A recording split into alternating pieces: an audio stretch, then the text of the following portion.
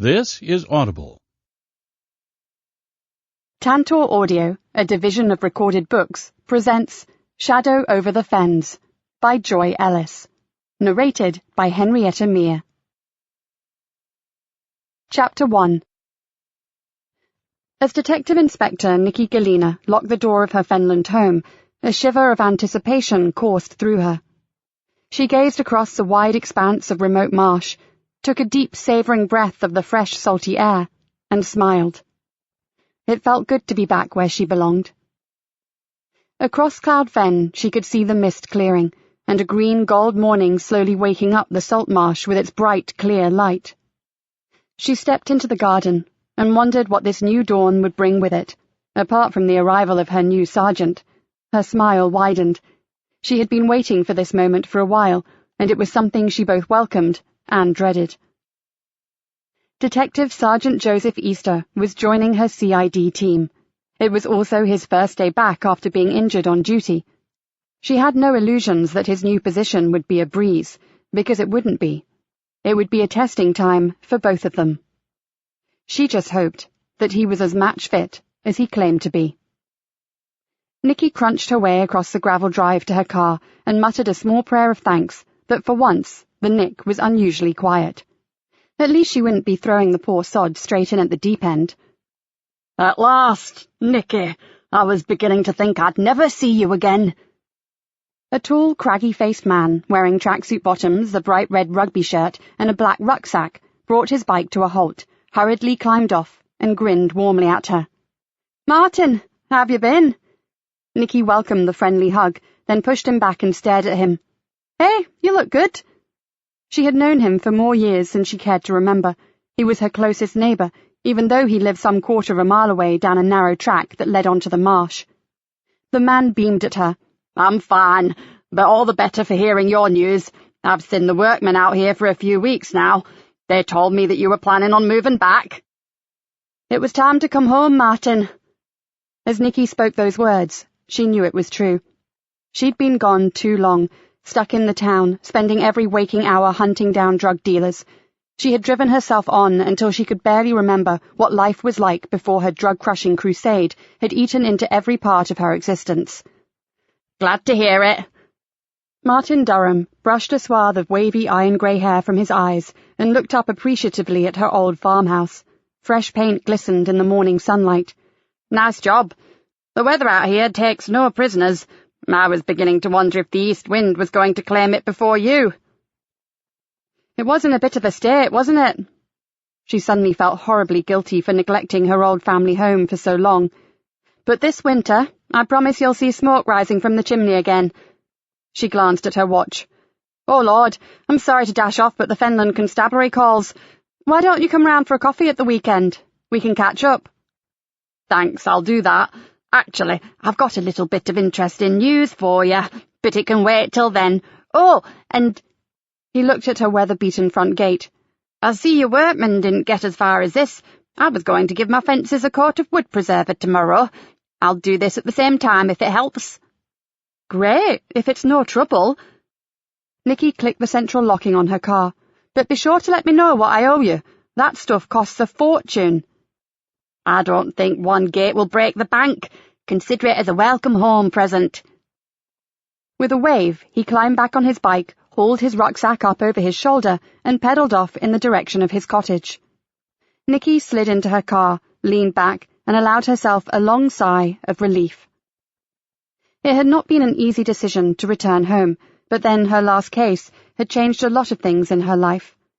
Now, having had some time to reflect, she knew it had thrown her a lifeline. Her vigilante-style one-woman mission to clean Greenborough of drugs had nearly cost her her career, and was beginning to turn her into the most blinkered and disliked officer in the area. And that was not the kind of woman she wanted to be. Just meeting Martin again made her realize just how thoughtful people could be. Maybe the whole world was not populated by evil shits after all. As the tall figure in the scarlet shirt slowly disappeared from view, she felt a kind of peace wash over her. It was really good to be back. She belonged here in this strange and remote water world, with its great stretches of marshland teeming with wildlife, and with a big, big sky hanging over everything. With one final glance up at the old house, she turned the key in the ignition and pulled out onto the lane. At last, she was ready and willing to take on whatever Greenborough Nick decided to chuck at her. It was going to be a good day. As Nikki began her drive from Cloud Fen, Joseph Easter touched his fingertips on the turquoise-tiled wall of the pool and burst through the surface of the sparkling water. 50 lengths, nowhere near the distance he used to do, but he was getting there. He stood for a moment getting his breath back. Every day showed improvement. He could now do a pretty impressive 10 miles on the hardest program on the exercise bike without too much pain. He lay on his back and floated for a while, and it wasn't even pain anymore, well, nothing like what he had suffered just after the operation. He glanced at the clock. He didn't want to be late on his first day at his new station. He swam easily back to the steps and pulled himself reluctantly from the warm pool. Until today, he had spent almost 2 hours every morning in the club gym and the small pool, doing all he could to get strong enough to pass the medical that would let him return to work. Joseph padded into the changing room, collected his towel and toilet bag from his locker, and went for a shower. The FMO had grudgingly allowed him back, with a few reservations about what duties he should avoid for a while, but all in all, it had been a pretty good outcome. His only worry was that although his body was recovering, he had no way of knowing how his mind would react to an unexpected situation. And he wouldn't know that until the next time the shit hit the fan. He could test his muscles and his physical endurance, but as far as he knew, there was no simple test for his mental state, which meant there was little point in worrying about it. He was finally free to join D.I. Galena's team, so he'd better just get on with it. He grinned to himself as the soapy water cascaded down his back. Into the lion's den. As he rubbed shampoo into his mop of light brown hair, he remembered his first meeting with his new boss. Instead of welcoming him to his temporary assignment, she had been acid-tongued, short-tempered, and bloody rude. Joseph laughed aloud, then stuck his head under the stream of hot water. Because despite all of that, he had liked her. Well, maybe like was not the right word, but he had recognized a dedicated, honest copper beneath the hard-as-nails exterior. He could not have been more delighted when she asked him to leave his old Nick and work with her permanently at Greenborough. He towed himself down and dressed. Somewhere during that last case that they had worked together, they had forged some sort of unspoken bond. He had felt it, and he was pretty sure that she had too. Why else would she have requested that he transfer from Fenchester? Joseph dried his hair and stared at himself in the mirror. He didn't look different, but he knew that deep down he had changed. He looked at his reflection. In his eyes he saw the same old intensity, although maybe there was something else there now. He forced a grin to banish the gloomy mood that was threatening to wash over him. Maybe it was just that the locker room mirror needed cleaning. Joseph gathered up his kit, pushed it in his gym bag, and walked down the corridor to the foyer, thinking as he went about his new position. He wasn't daft enough to believe that working with D.I. Galena would be easy. As individuals, they were complete opposites, but somehow their varied approaches brought them, by different avenues, to the same conclusions, and that would catch them villains. As the automatic doors sighed back, he smiled to himself. They had all the right ingredients to make a damn good team. His expression darkened, just as long as they both allowed the past to stay where it belonged and not creep into the present. Sunshine warmed Joseph's face as he stepped outside, and his smile returned. This was not the time for raking up old garbage. Today was all about fresh starts, and if he didn't get a wriggle on, his first words from his new governor would be a rollicking for being late. He loped across the car park, unlocked his boot, and threw his bag inside. As he closed it again, he noticed someone give him a friendly wave. He lifted his hand automatically, then walked around and got into the driver's seat. The other early morning swimmer was a dark-haired woman who he had seen briefly a few times before. She was thin, but not in a skinny way. She looked lean and core-fit like an athlete. He paused and watched her make her way towards the club entrance. Her stride was confident, and her limbs moved with a graceful fluidity. Joseph found himself staring unashamedly through the windscreen at her, and for a man who had always believed that looks were not the only thing that mattered, it came as something of a shock. There was definitely something very attractive about the woman's appearance. Joseph shook himself. He'd never been late for work in his entire life, and he didn't intend to start today. With an annoyed snort, he started the engine, released the handbrake, and sped noisily from the car park, but not before one last glance in his mirror to watch the dark-haired woman disappear into the building. He had not been sure what to expect from the team, but Joseph's entrance into the CID room was accompanied by a rowdy chorus of cheers and an assortment of handshakes and backslapping. "Great to see you again, Sarge." DC Cat Cullen's grin almost sliced her face in two. "Love the hair." Joseph stared wide-eyed at the short blonde spikes and the emerald-green Mohican-style strip that ran from her forehead to the nape of her neck. "Yeah, cool, isn't it? The governor's had me getting down and dirty with some of Greenborough's youth, on a covert surveillance case, you understand." "I'm never quite sure with you, Cat. Your disguises suit you a bit too well." "Sarge, how are you?" The big form of Dave Harris muscled in and grasped his hand, pumping it up and down with ferocious delight. "Doing well, my friend, and happy to be here, I can tell you. There are only so many old movies you want to watch." "So, you really have decided to join us at last, Detective Sergeant." Nikki Galena's voice instantly quelled the chit-chat. Joseph had not even noticed her come in. "Yes, Ma'am, but only on the condition that our next case is considerably less injurious than the last one." A pained look passed swiftly across her face, then the inspector shrugged her shoulders. "There are no guarantees in this line of work, Joseph. Let's just hope that lightning doesn't strike twice, shall we?" She threw him a rare smile and held out her hand. "Welcome to the team. We are glad to have you on board." The room rippled with comments of agreement, and as Joseph gripped her hand in his, he felt a lump form in his throat. He'd worked with this small group of people for such a short time on his assignment, but they were already his trusted comrades. That was what that kind of case did to you, brought you close together, and tied you with the tightest bonds. With difficulty, he tried to formulate a reply, but the words would not come. "Okay, you lot," the governor saved him. "Fun and games over, bugger off and catch me some criminals." She studied him carefully, and he wondered what she was thinking. "Coffee and a chat in my office sounds good to me. You're buying." D.I. Galena turned and marched out of the CID room, and Joseph smiled to himself. He'd heard that she had mellowed, and wondered how such a metamorphosis could have been achieved. Now he knew. It was subtle. She still yelled at everyone, but there was just the hint of a twinkle in her eye now. The Ice Maiden was still very much in charge, but there was the slightest melting, a softening around the edges, and it suited her. As he scurried obediently off to the coffee machine, the smile remained on his face. Behind the closed doors of her office, Nikki allowed the facade to fall away. "Good to have you back, Joseph. There were a few moments back there when I wondered—" The rest went unsaid. "You and me both, Mom." Joseph took a deep breath and held it for a while. Then he slowly exhaled and said, "But here we are again. And this time as a fully paid-up member of the team." Nikki sipped her coffee. "Are you going to move into the town?" "Not sure yet, Mom. I want to get it right, not just grab the first thing that comes along." He pushed his hand through his hair and leaned back in his chair. "I feel kind of different since I came out of hospital. I think I'll stick it out at the B&B for a while. My room's not too bad, and I'm actually getting sort of attached to Mrs. Blakely's 1960s retro style of decoration." Nikki nodded. "Probably a wise move not to rush things." "Yes, I think I'll get my flat in Fenchester on the market, then when it sells, sit on the money until I'm ready to make a move." "Well, if you get stuck, you can store whatever you want out at Cloud Cottage Farm.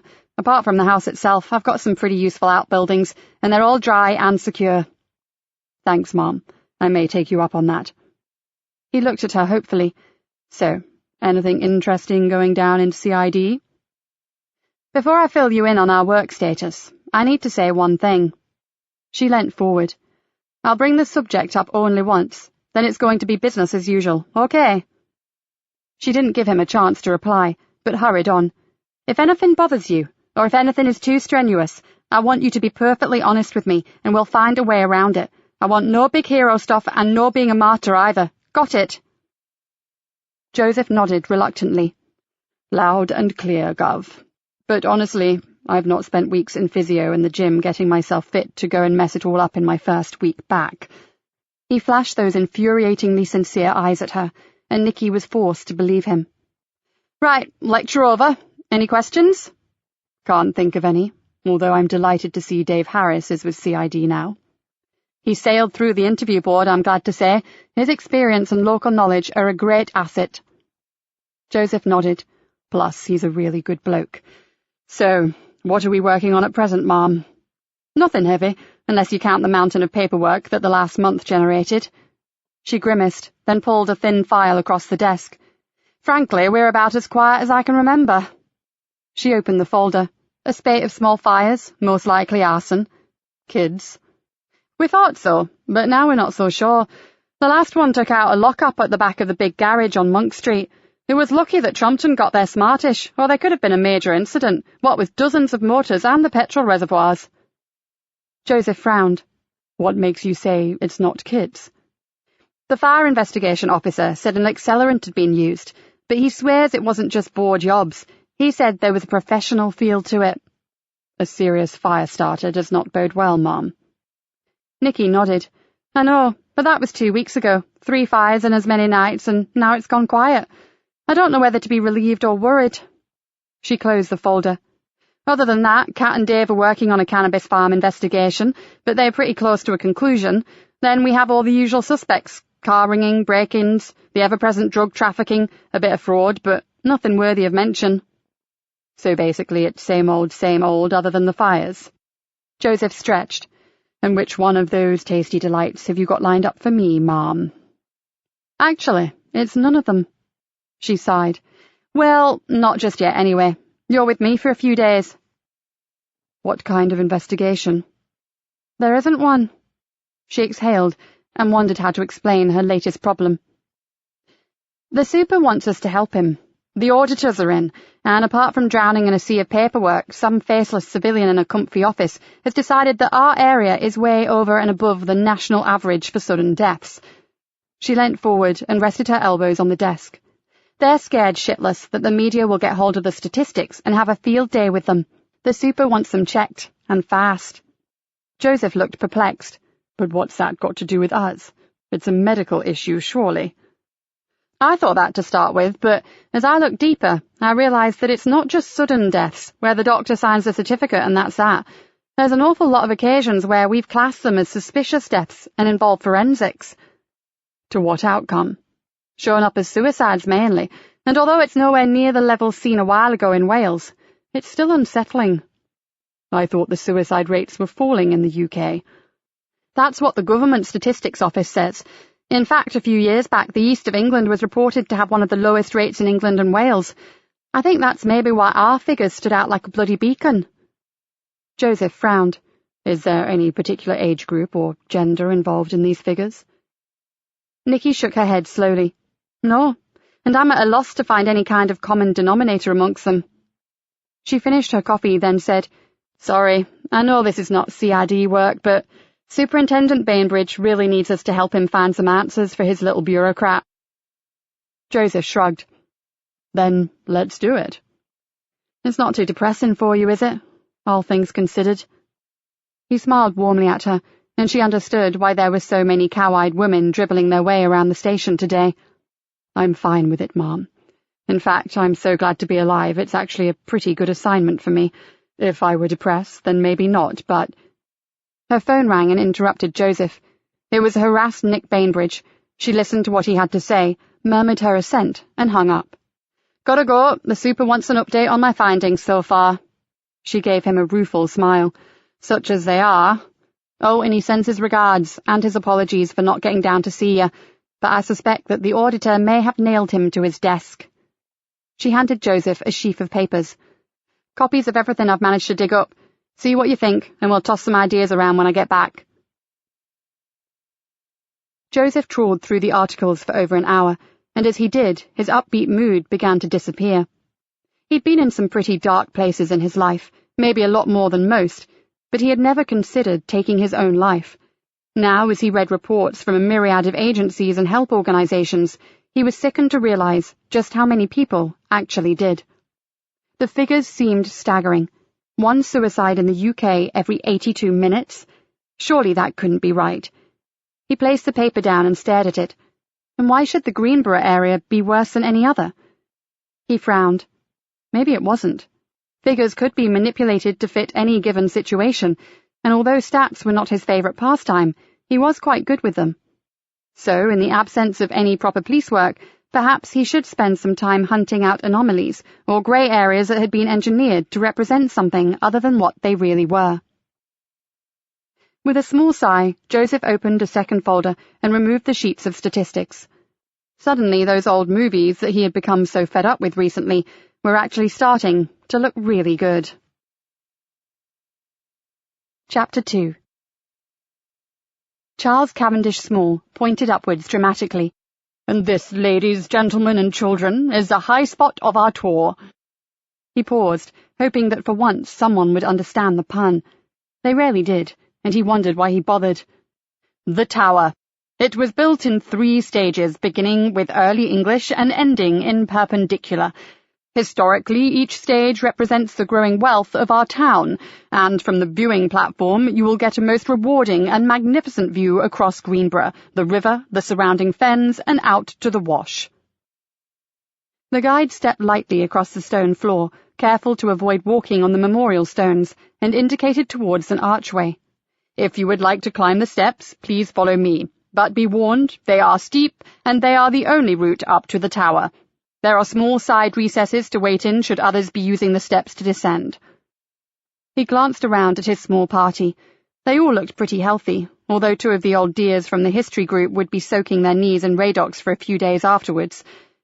Nothing too awful had ever happened on his tours, but his fellow guide Arthur had had to cope with 2 panic attacks and a severely twisted ankle in just 1 weekend last summer. "If anyone is in any doubt about their ability to climb or has blood pressure or heart problems, please wait here, or feel free to go to the church cafe for a drink. We should be approximately half an hour. Thank you."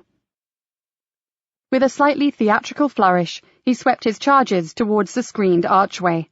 "Follow me, and take great care. We don't want any accidents." There had been the usual gasps of amazement when the group stepped into the viewing area and looked out across the great tapestry of the flatlands, and today the visibility was particularly good. Clear, bright blue sky, white fluffy clouds, and a golden sun. Charles sometimes looked at his visitors with less than delight, but he loved his beautiful parish church, and he loved this magical view across the county. On days like today, you could see as far as the North Norfolk coast. He did a quick head count, assured himself that no one had been left gasping on the stairs, and began to identify various landmarks. "Please, what is that?" asked a foreign tourist with a heavy Germanic accent. Charles followed the pointing finger and smiled. "That is the ruin of the Fenland Abbey of St. Cecilia. Little is left except that wonderful high arch and the remains of the chapel." "And is that the docks?" asked one of a small party of schoolchildren, pointing to a series of cranes. "Absolutely, young man. This end for the fishing boats, and the new part is the port for Greenborough. And oh yes, if you look towards the estuary, you can just see the masts of a cargo ship making her way towards the Wayland River." People pointed, took photographs, and generally chatted amongst themselves, all agreeing it was certainly worth the climb. Charles let them enjoy the view for a while, then began to organize their descent. "Right, if we are all ready, I'll—" He paused at the top of the stone stairwell and looked down pensively. It should be clear. There were no more tours today. He listened again, but someone was definitely on their way up, and pretty quickly at that. "Sorry, folks, can you all just stand back for a moment? There's someone—" Before he could finish, he was elbowed firmly in the solar plexus and found himself doubled over on the floor, gasping for breath. "Hey, you can't—" A face, contorted beyond anything that Charles had ever seen, hung over him. The man had burst through the opening from the stairs and scattered the little group like ninepins. Now he was suspended over Charles like a hideous gargoyle from the ancient architecture that had somehow come to life and was bent on devouring him. Pure, mind-numbing fear kept Charles a prisoner, then a terrified scream from one of the youngsters broke the spell. This had to be a panic attack, but if it was, it had to be the very worst kind, and if he didn't calm the man, and damned quickly, someone was going to get hurt. The last thing Charles needed was a frenzied dash for the stairs. "Keep calm, everyone. It's okay. Really?" he gasped. "Let me help you." He held out his hand to the man. "Please, sit down here with me. Come on. You can do it." For a second, Charles thought he had got through. Then, with a strangled scream, a sound that Charles would hear every night for years to come, the man turned and ran to the high stone balustrade, climbed up onto the ledge, and without a moment's hesitation, threw himself over. Silence engulfed them all. Then one of the children began to whimper, and Charles scrambled to his feet and rushed to look over the wall. A couple of the group appeared at his shoulder, while others took the children and tried to calm them. All Charles could do was stare down at the broken figure below them. The man had fallen the equivalent of 9 floors before hitting the wall that flanked the waterway. To Charles's horror, as they looked on helplessly, the lifeless body slid slowly from the wall and dropped like a sack of unwanted rubbish into the sluggish tidal waters of the Wayland River. Chapter 3. "Mom?" Nikki closed the superintendent's door and looked up to see Joseph hurrying down the corridor towards her. "Sergeant Conway has just asked me to tell you that there's been an incident. I'm afraid we have a jumper." Nikki's heart sank. "Not the multi-story car park again." Joseph shook his head. "St. Saviour's Tower." "Hellfire! When did this happen?" "Uniform have only just had the shout, Gov. The duty sergeant said if you wanted to attend, he wouldn't deploy another senior officer." "Tell him we're on our way, then meet me in the yard. I'll go pick up my keys from the office." A blue and white cordon had been put across the entrance to the church grounds, and Nikki could see uniformed police officers posted at the entrances and footpaths. A cluster of people were gathered by the main church door. Some sat on the steps, and others paced nervously up and down the path. A WPC was talking with them and had her arm tightly around a child of about 8 or 9. 3 more youngsters sat huddled close together on a low wall, close to where the policewoman stood. Nikki took in the pale faces, slack mouths and wide, frightened eyes, and to her distress, realized that the children must have witnessed the fall. "Over here, Mom." Joseph indicated towards a small group of figures leaning over the river wall. "The doctor's there, and it looks like Yvonne and Niall must have been first on scene." Nikki felt relief to see WPC Yvonne Collins and PC Niall Farrow in attendance. They were a crew that she had something of a liking for. They had worked with her on several occasions, and she thought that the older woman and the younger man made a good combination. "What have we got here?" she asked. "White male, Ma'am. Jumped from the viewing platform." Niall stared up at the tower almost disbelievingly. "Into the river?" "No, Inspector." The doctor, a usually jovial man, who carried a little too much weight around his girth and was healthy for him, turned and approached them. "Hit the wall first, I'm afraid. Snapped his back like a dry twig. You can tell by the way he's lying." "He's out of the water, then?" asked Joseph. The doctor nodded. "Sort of. It's a bit difficult to see him from here. He went in but immediately drifted into the mud around a submerged derelict boat. The tide's on its way out, so he'll be going nowhere." "Have you been down there, Doctor?"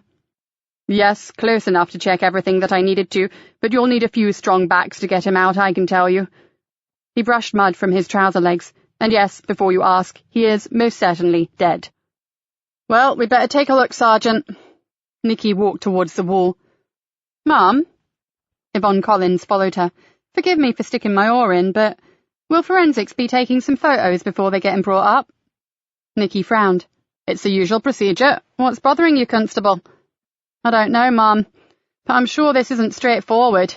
Yes, he jumped. There are 15 witnesses to testify to that, but—" She paused, then looked directly at Nikki. "They all say he was either scared to death of something or someone, or he was completely off his head. Saying rational people don't often throw themselves from high buildings, Yvonne." "But the children, Mom. I keep thinking about the children." Yvonne held her stare. Determined suicides, those who plan to jump, are usually very deliberate and very organised. They would never pick a time when the platform was full of tourists and little kids now, would they? Nikki groaned inwardly to think of children witnessing such a horrible thing. Then he had to be high on something. Oh, hell, poor choice of words. But he must have been wasted to do a thing like that. Probably was, but When you talk to the witnesses, I think you'll agree that there is a very odd feel about this, Mom. Okay, I hear what you say and I trust your intuition, but before I do anything, I need to go see this poor sod for myself. Niall will help you down, Mom. There's some slippery steps, and believe me, they're lethal. Then you have to hang over a narrow ledge, an old walkway of some kind. Our man is in the mud that's dredged into the bottom of that old boat. It took a few minutes to get down to the water level, and Niall steadied her as she leaned around the slimy brickwork of the ledge. I can see her— Nikki's words froze in her throat, and her mouth dried to chaff. Lying in the reddish-brown river mud, his body impossibly twisted, and his face half submerged in a brackish puddle of water, was a man she knew. Her mind flashed up a picture from earlier that day, a man in a scarlet rugger shirt and dark jog pants, a man waving happily as he rode off home, the man who had just offered to paint her gate. Martin? Her voice crackled with emotion. Oh, no! You know him? Joseph moved to her side, his hand on her shoulder. Gov.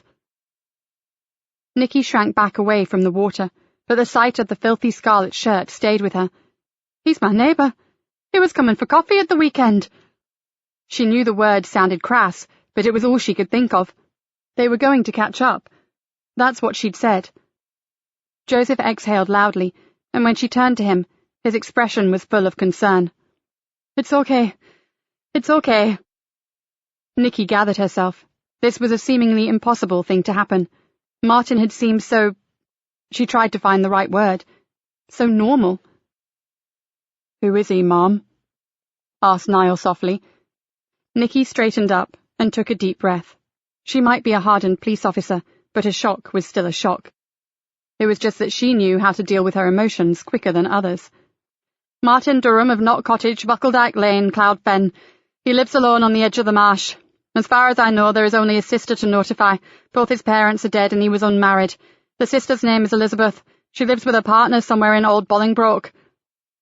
She turned to the police constable. And I want to be the one to go out to his cottage. Sergeant Easter and I will go directly after we've finished here. Yes, Mom. I'll radio it in straight away. Niall Farrow scrambled back up the wet steps to where his crewmate waited. Nikki stared from the greenish waters of the River Wayland up to where WPC Yvonne Collins was leaning over the wall, her hand outstretched to Niall. Yvonne's keen policeman's nose had been right. Maybe something terrible in Martin's life had driven him to kill himself, but he would never have done it in such a manner to cause suffering to others, especially children. She might not know him intimately, but she knew him better than most. Right, well, we'd better get Soko down here, then let uniform to sort out recovery. She looked intently at Joseph. I am going to be so interested in what the post-mortem shows, especially the toxicology report. Chapter 4. As Nikki drove the familiar marsh lanes towards Cloud Fen, she knew that something had changed forever. Knott Cottage had always been simply Martin's place. That was what the local villagers called it. Half of them would be hard-pressed to tell you its postal address. So what was this guy like? Asked Joseph. Dependable. Help anyone. Loved the marshes. Nikki saw a picture in her mind of her peeling and weather-beaten garden gate, and wasn't sure if she'd ever have the heart to get it painted again. But a bit of a loner. She frowned. Not really. Yes, he lived alone and he didn't talk about himself much, but he joined in with village stuff, and he was a regular at the Wild Goose. Forgive me for saying, but where exactly is this village you keep mentioning? Nikki smiled and slowed down as a long-eared hare bounded out into the lane ahead of her. Ah, well, Cloud Fen village is kind of scattered, and there's not much of it anyway. It's like so many of these outlying communities. The cottages are few and far between. The post office that doubled for the corner shop was closed years ago, and all that's left is the chapel, with a service every third Sunday in the month, and the Wild Goose. She watched as the hare dashed off into one of the great potato fields that edged the road. Frankly, we are lucky to still have the pub, the way things are going. It is kind of yokelish, isn't it? Careful, town boy. You're talking about the place where I was born. Sorry. Joseph hung his head in mock shame. Do we go past your place? Cloud Cottage Farm? No, we turn off just before it. But you can see it from Martin's. It's only a short way back across the marsh. I wonder what will happen to the cottage. Nikki wondered too, but before she could answer, her radio call sign blared out. A silver Suzuki Grand Vitara 4x4 registered to Martin Durham has been found abandoned not far from the church, ma'am. Abandoned? Seems that way, ma'am. We've had reports of the same car being driven erratically a few minutes prior to Durham entering the church. One witness says it looked as though he were having some kind of seizure, contorted face and all that. Nikki slowed to negotiate a corner, then said, OK, just get the car to the pound and secure it. I may need a Soko to check it out for me. Thanks, over and out. Nikki relayed what had been said to Joseph, and for the next 5 minutes they drove in silence, until she pulled the car into Buckledyke Lane. Wow, what a place to live, exclaimed Joseph, then added quickly, and I mean that in a good, if somewhat remote sort of way. He stared across the vast expanse of marshland to the distant horizon that shimmered and sparkled like a strip of silver foil. You should see it at sunrise, said Nikki softly. My childhood bedroom looked in this direction, and my father told me I was truly blessed to wake to this sight every day. I never really appreciated it when I was 5, but now I know he was right. The cottage looks very neat, Gov. Are we going to have to force an entry? Nikki threw him a withering look. This is Cloud Fen, 2 up, 2 down cottage, Sergeant. We turn the handle and open the door, and if he's actually locked it for some reason, the key will be under the doormat. You don't lock your doors? Asked Joseph in amazement. She began to walk slowly up the path to the front door. I do these days, but then a farmhouse may be considered fair game for rich pickings. Not that there are any, but the thieves wouldn't know that until they got in. I think it's being a copper. I feel it my duty to think about security. And the flak would be pretty heavy if your colleagues knew you went out and left the place wide open. There is that, of course. She arrived at the door, then veered off right along a narrow path and went round to the back. No one uses front doors out here. She smiled. If you're going to tread mud in, do it in the kitchen, not the best room. She moved slowly across the backyard, then paused. She'd been in here so many times that she knew exactly what she would find, even before she opened the door. Shall I? Asked Joseph. This can't be very pleasant for you. No, I'm fine. It just seems so odd. I'm having trouble getting my head round it. Maybe he will have left a note. That may explain things better. Nikki shrugged. Somehow, she knew there would be no note, just a mystery, and even if it never became a police matter, it would be one she would have to solve. The door was unlocked.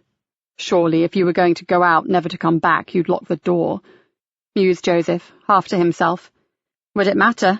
If things meant so little and you wanted to die, would you care? They stepped into the quarry-tiled floor of the kitchen, and a feeling of warmth greeted them, partly because the place was a little time warp of old country living, clean, fresh and welcoming, and partly because a heavy iron pot was simmering gently on the solid fuel stove. Joseph looked at Nikki and bit his lip. I don't think we are going to reason our way out of that one, do you, Gov? She didn't answer. Something had happened to Martin Durham between the time that he had spoken to her and his fateful trip to St. Saviour's Tower. Something devastating. You take the ground floor, Joseph. I'll check upstairs. Are you looking for anything in particular, Gov? Just a good reason for a sane, happy man to top himself? Oh, simple then. Nikki climbed the stairs. She had only been to the upper floor once before. It must have been many years ago, because her daughter Hannah was still coming home on the school bus, and she'd been keeping an eye open for the familiar blue and white coach that stopped at the end of Buckledyke Lane. Martin had picked up some kind of bug, but had been too proud to ask for help. She had had a bad feeling that all was not well, and called in. Lucky she had. An hour later, an ambulance was tearing towards Greenborough General with a blue light flashing. The main bedroom was like the rest of the cottage, well cared for, and although a little basic, with old wood floors and heavy plain wood furniture, it was clear that the man loved his tiny home. There was just one photograph on his bedside table, 2 smiling women, arms around each other's shoulders, one very much like him, and the other considerably younger, with a cheeky grin. Elizabeth and Jana. Nikki picked it up and shook her head. She'd better look for his address book and get Elizabeth's number. Even if uniform had already traced her, Nikki knew her well enough to want to offer her condolences. She replaced the frame exactly where it had sat and stared at the woman's face. I have a feeling that you aren't going to know any more about this than I do, she thought. This death was not planned. Gov, Joseph called up the stairs. "There are an awful lot of prescription drugs in a cabinet down here. I think you should take a look at them." "On my way." Nikki slid open the drawer in the bedside table. Neat lines of tablet boxes filled the space. "Oh, shit." She closed the drawer and went to see what Joseph had found. "I'd say this guy was very ill, wouldn't you, Mum?" Joseph was standing in a small shower room that Martin had obviously had built onto the back of the cottage and was pointing to the interior of a large glass-fronted cabinet. Without even looking closely, Nikki knew that the stacks of boxes were from a pharmaceutical company. "Are they all legitimately his?" "The labels are all marked up Martin Durham." "Then you're right. He must have been very poorly. But he never said a thing." "Which could explain a lot. Maybe he just went into town for a hospital appointment and got really bad news. News that he just couldn't handle." Why couldn't she believe that? It was a perfectly logical suggestion. "Check it out, Joseph, and go out to the car and get some evidence bags. We'll need these." She pointed to the boxes. "Do any of the drugs mean anything to you?" "There are a lot of antibiotics, Mom. Penicillin and amoxicillin, but I'm afraid the others mean nothing." Joseph knelt down and studied them. This man was clearly reliant on medication big style. "We'll have to talk to his GP and get his hospital notes released." Nikki watched Joseph go out and looked around the familiar old sitting room.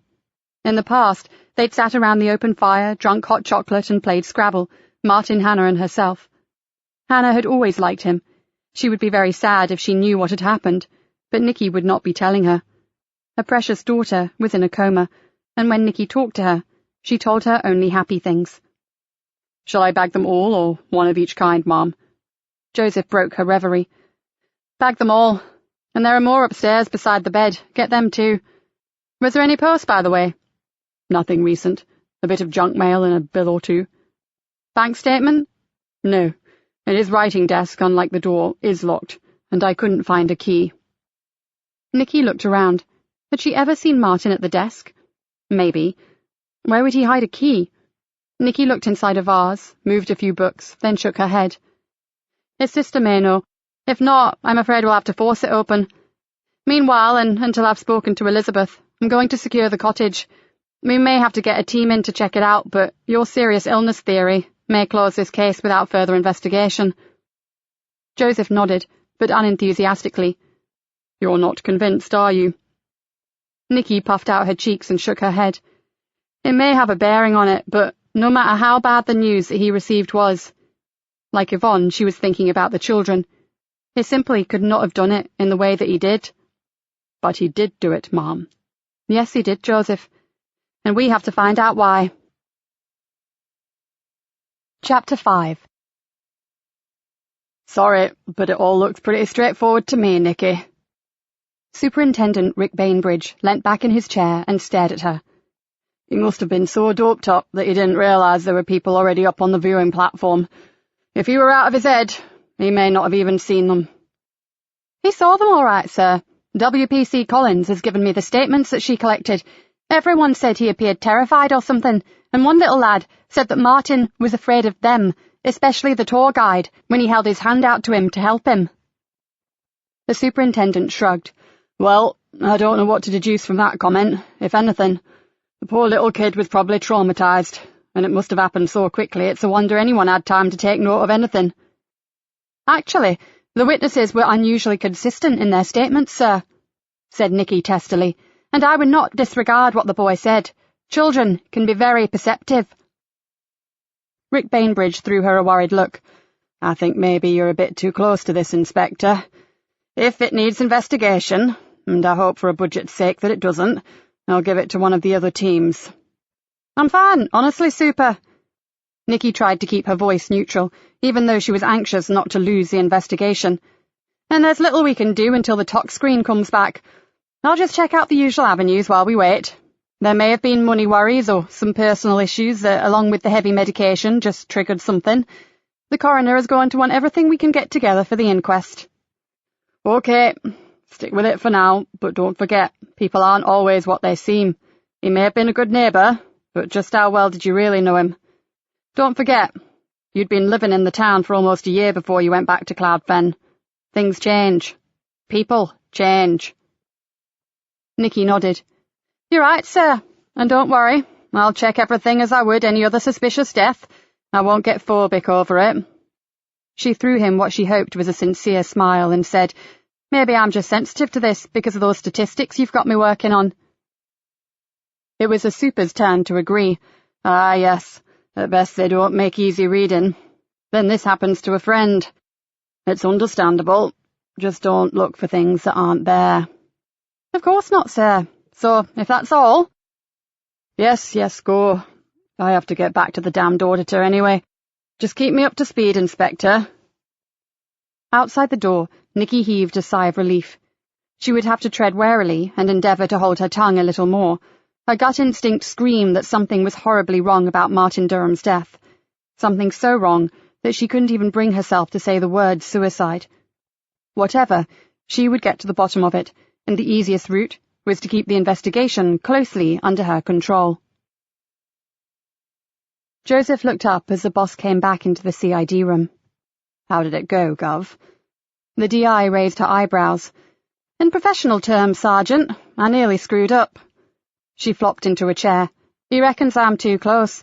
I only just managed to convince him to leave it with me, but I'm going to play things closer to my chest in future." Joseph nodded. "Well, you've just had a call from Elizabeth Durham. She is devastated, but she wants to talk to you. I said we'd call on her first thing tomorrow morning, if that's okay." "Absolutely. Did you get the full address?" Joseph glanced at his notebook. "Yes, Mom.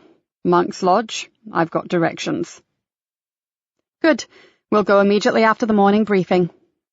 "So, what can I do now?" asked Joseph. "I've got some paperwork that won't wait another day, so perhaps you would ring Martin's GP and go have a word with her. I'm pretty sure he saw Dr. Helen Latimer. Her practice covers most of Cloud Fen. Her surgery is in Churchgate. The number is in the book." "I'm on to it, Mom." Helen Latimer confirmed that she was Martin's doctor, and she reluctantly consented to see him before her 4 p.m. surgery began, as long as he could get there in time. He checked his watch, quickly calculated how long their earlier trip to Cloud Fen had taken, and decided it should give him at least 20 minutes with the GP. Just enough time if he got a move on. As he grabbed his jacket and car keys and hurried from the office, Joseph felt a surge of what he could only call happiness. The case might be a sad one, but it felt so good to be back at work again.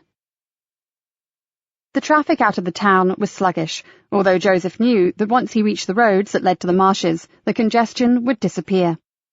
But right now, he was stationary, not something that his tight timetable had allowed for. As he tapped his fingers impatiently on the steering wheel and waited for his lane to start moving again, he caught sight of a group of men running along the curb. From their clothes, he thought they might be land workers, and they were trying to cross the busy road by dodging in and out of the slow-moving vehicles. Several of them were laughing and shouting in an Eastern European language. Suddenly, one of them ran around his car, then leaned across and slapped his palm loudly against the windscreen, then stared through it. Joseph automatically recoiled at seeing the man's eyes only inches away from his own. Then he almost leapt backwards in his seat, his heart hammering in his chest.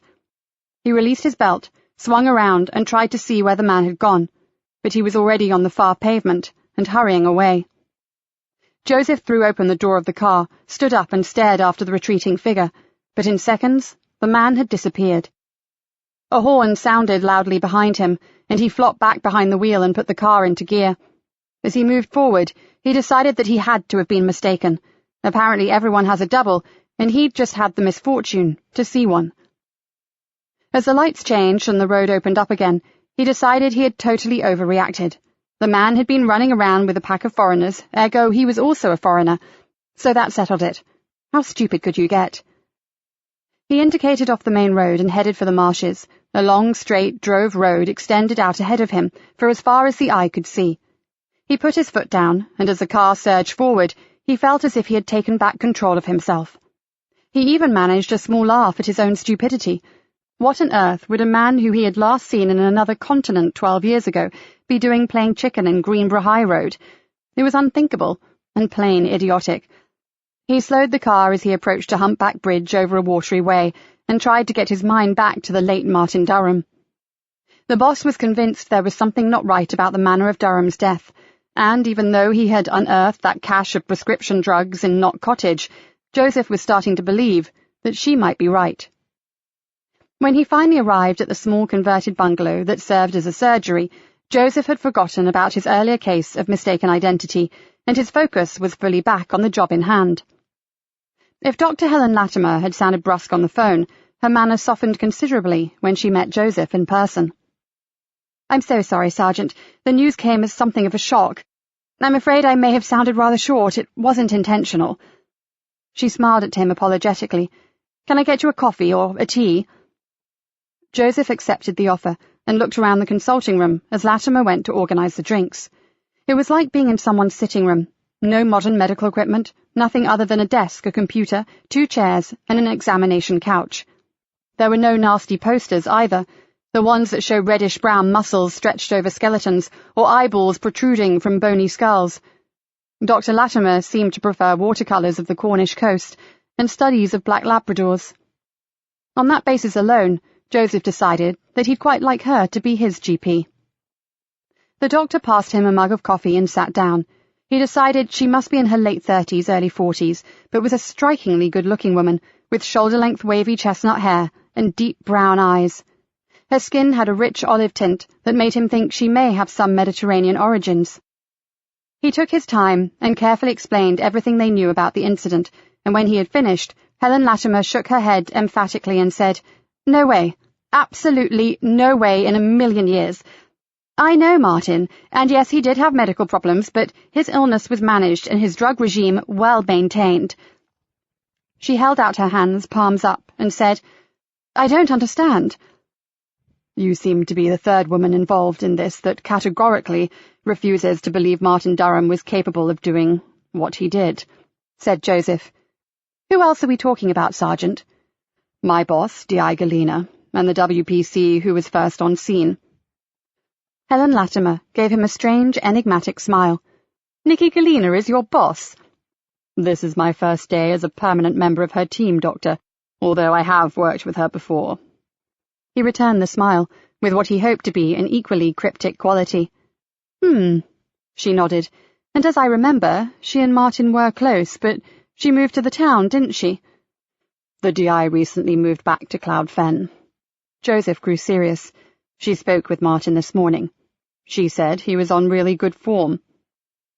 "Then what in heaven's name happened?" mused the doctor. "We rather hoped that you may be able to help us there." Helen Latimer shook her head. "Sorry, but all I can do is release his medical records to you. The coroner's going to need them anyway." "Why did Martin need so many drugs?" "His immune system was damaged by illness and cancer treatment that he suffered in his early 20s. "What sort of cancer?" asked Joseph. "Cancer of the spleen." "Was there a chance that it had returned?" "Definitely not. They performed a splenectomy, and he had had yearly reassessments. I have always been kept well informed by the oncology clinic." She sat back and gave Joseph a rather sad smile. "Regarding his immune deficiency problems, I have only been his doctor for just over a year, so frankly I was maintaining an already carefully planned drug regime. It's actually quite ironic, but we had been discussing a complete review. New drugs are being developed all the time, and I was anxious that he have the most efficient medication for his needs." "And was he happy about that?" The doctor frowned. "Not initially, I have to admit. He seemed very reticent to alter anything, but last week he turned up for an appointment, all chirpy and bright, and said he'd like to go ahead." "And did you?" "Heavens, no. I needed to do a lot of research into his past history and prior medication before I'd even consider making changes, Sergeant." She gave Joseph a mildly reproachful look. "I would have needed to run all my suggestions past his consultant. This is complex and not a thing that I would undertake lightly. I hadn't even begun the process." "I see. And there was nothing else that you felt may be bothering him?" asked Joseph. She shook her head. "As your boss said, the last time I saw Martin Durham, he was in fine form. In fact, he seemed so well, I wondered if I should be even considering changing his medication." "If it ain't broke, don't fix it." "Exactly. But this time it was Martin who said we should explore new therapies. He was really enthusiastic. Considering his earlier reluctance, I was quite surprised." I wonder what prompted the change of heart. I guess we'll never know now, Sergeant, and I'm afraid you will have to excuse me. I have patients waiting, and I still need to organize those medical records for you. Joseph stood up and held out his hand. I appreciate your time, Dr. Latimer. You're welcome, and do ring me if you need anything else. She paused. Or if you discover anything that you think I should know about. I will. Thank you. Joseph turned to leave. Oh, and good luck working with D.I. Galena, Sergeant Easter. There was a slight chill to the words. As Joseph approached the reception desk, he wondered what the history was between Helen Latimer and his boss, because the undercurrent was practically pulling his feet from under him. Half an hour later, Joseph left, with a large sheaf of notes and a thick brown envelope under his arm. He was sure it would mean very little to him, but it would certainly be of great use to the pathologist. As he climbed into the driving seat and did up his safety belt, he was suddenly shocked by a vivid flashback to the face in the windscreen. Just for a second, it was there again.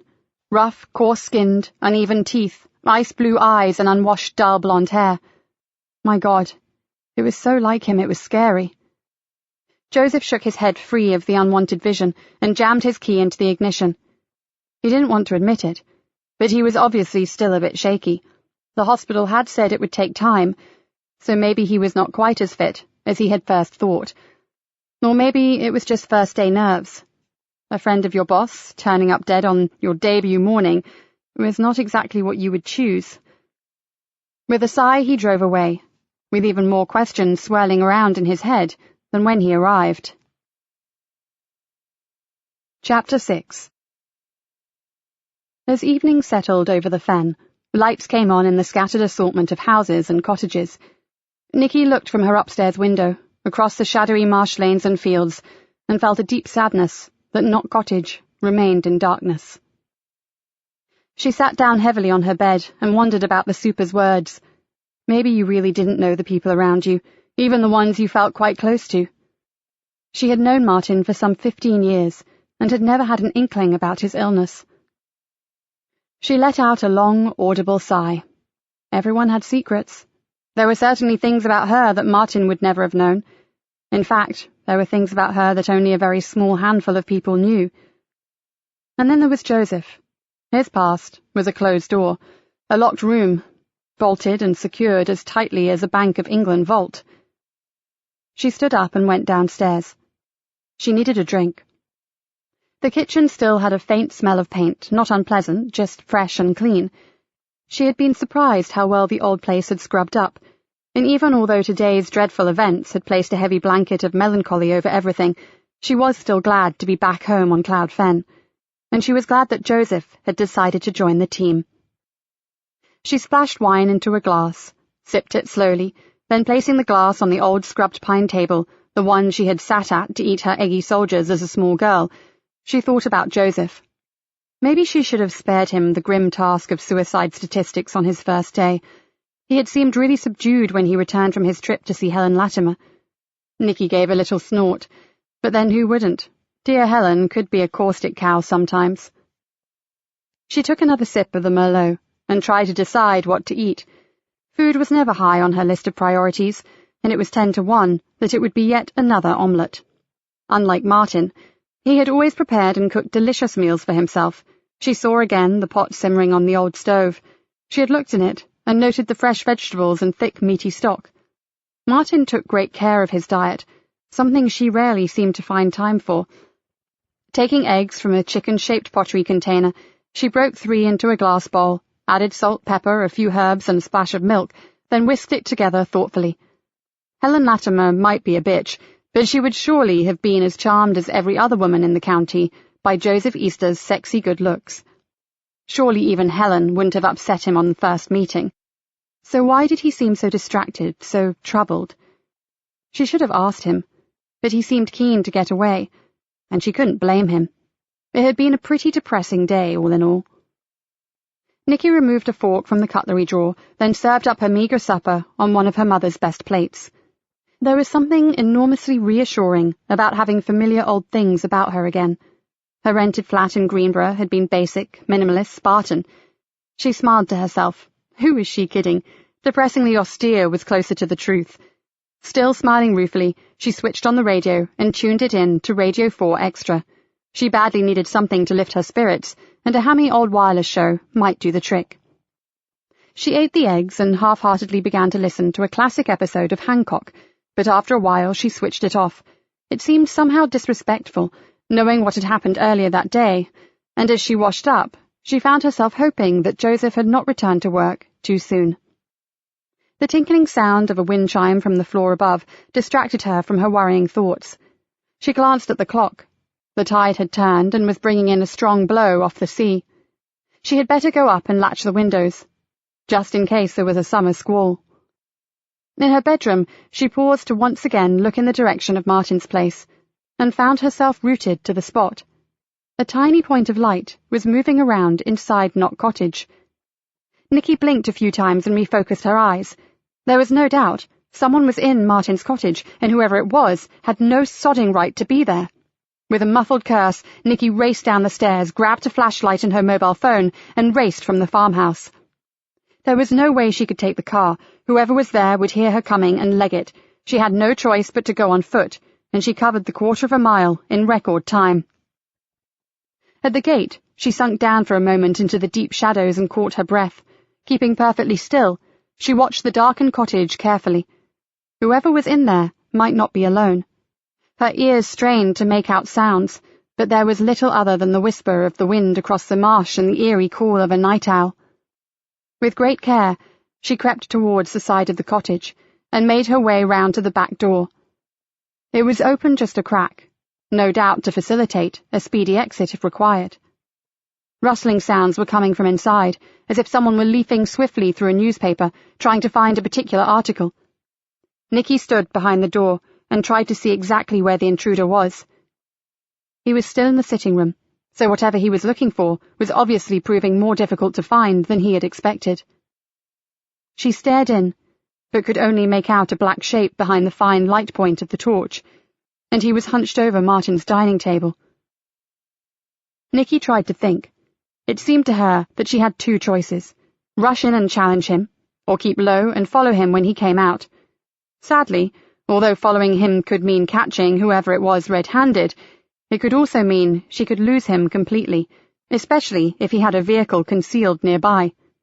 Which left little choice. Nikki swung a hefty kick at the door, reached inside, and with a loud shout, flicked on the light switch. It had been a pretty good idea, and it would have worked, if the intruder had not tripped the fuses on the electric meter when he broke in. By the time she realized what had happened and switched on her flashlight, the man was upon her. Nikki fought back. She had never backed off from a fight and rarely came off second best in a tussle, but circumstances were not in her favor. Her assailant caught her a crushing blow in the ribs, one that totally winded her, and by the time she had regained her breath, he was gone. She staggered out after him, but heard the sound of a powerful motorcycle engine roar into the night, and realized that there would be no chasing him. Cursing and swearing her way to the meter, Nikki flipped up the switches and squinted as the light came on. "Shit, shit!" she shouted out loud.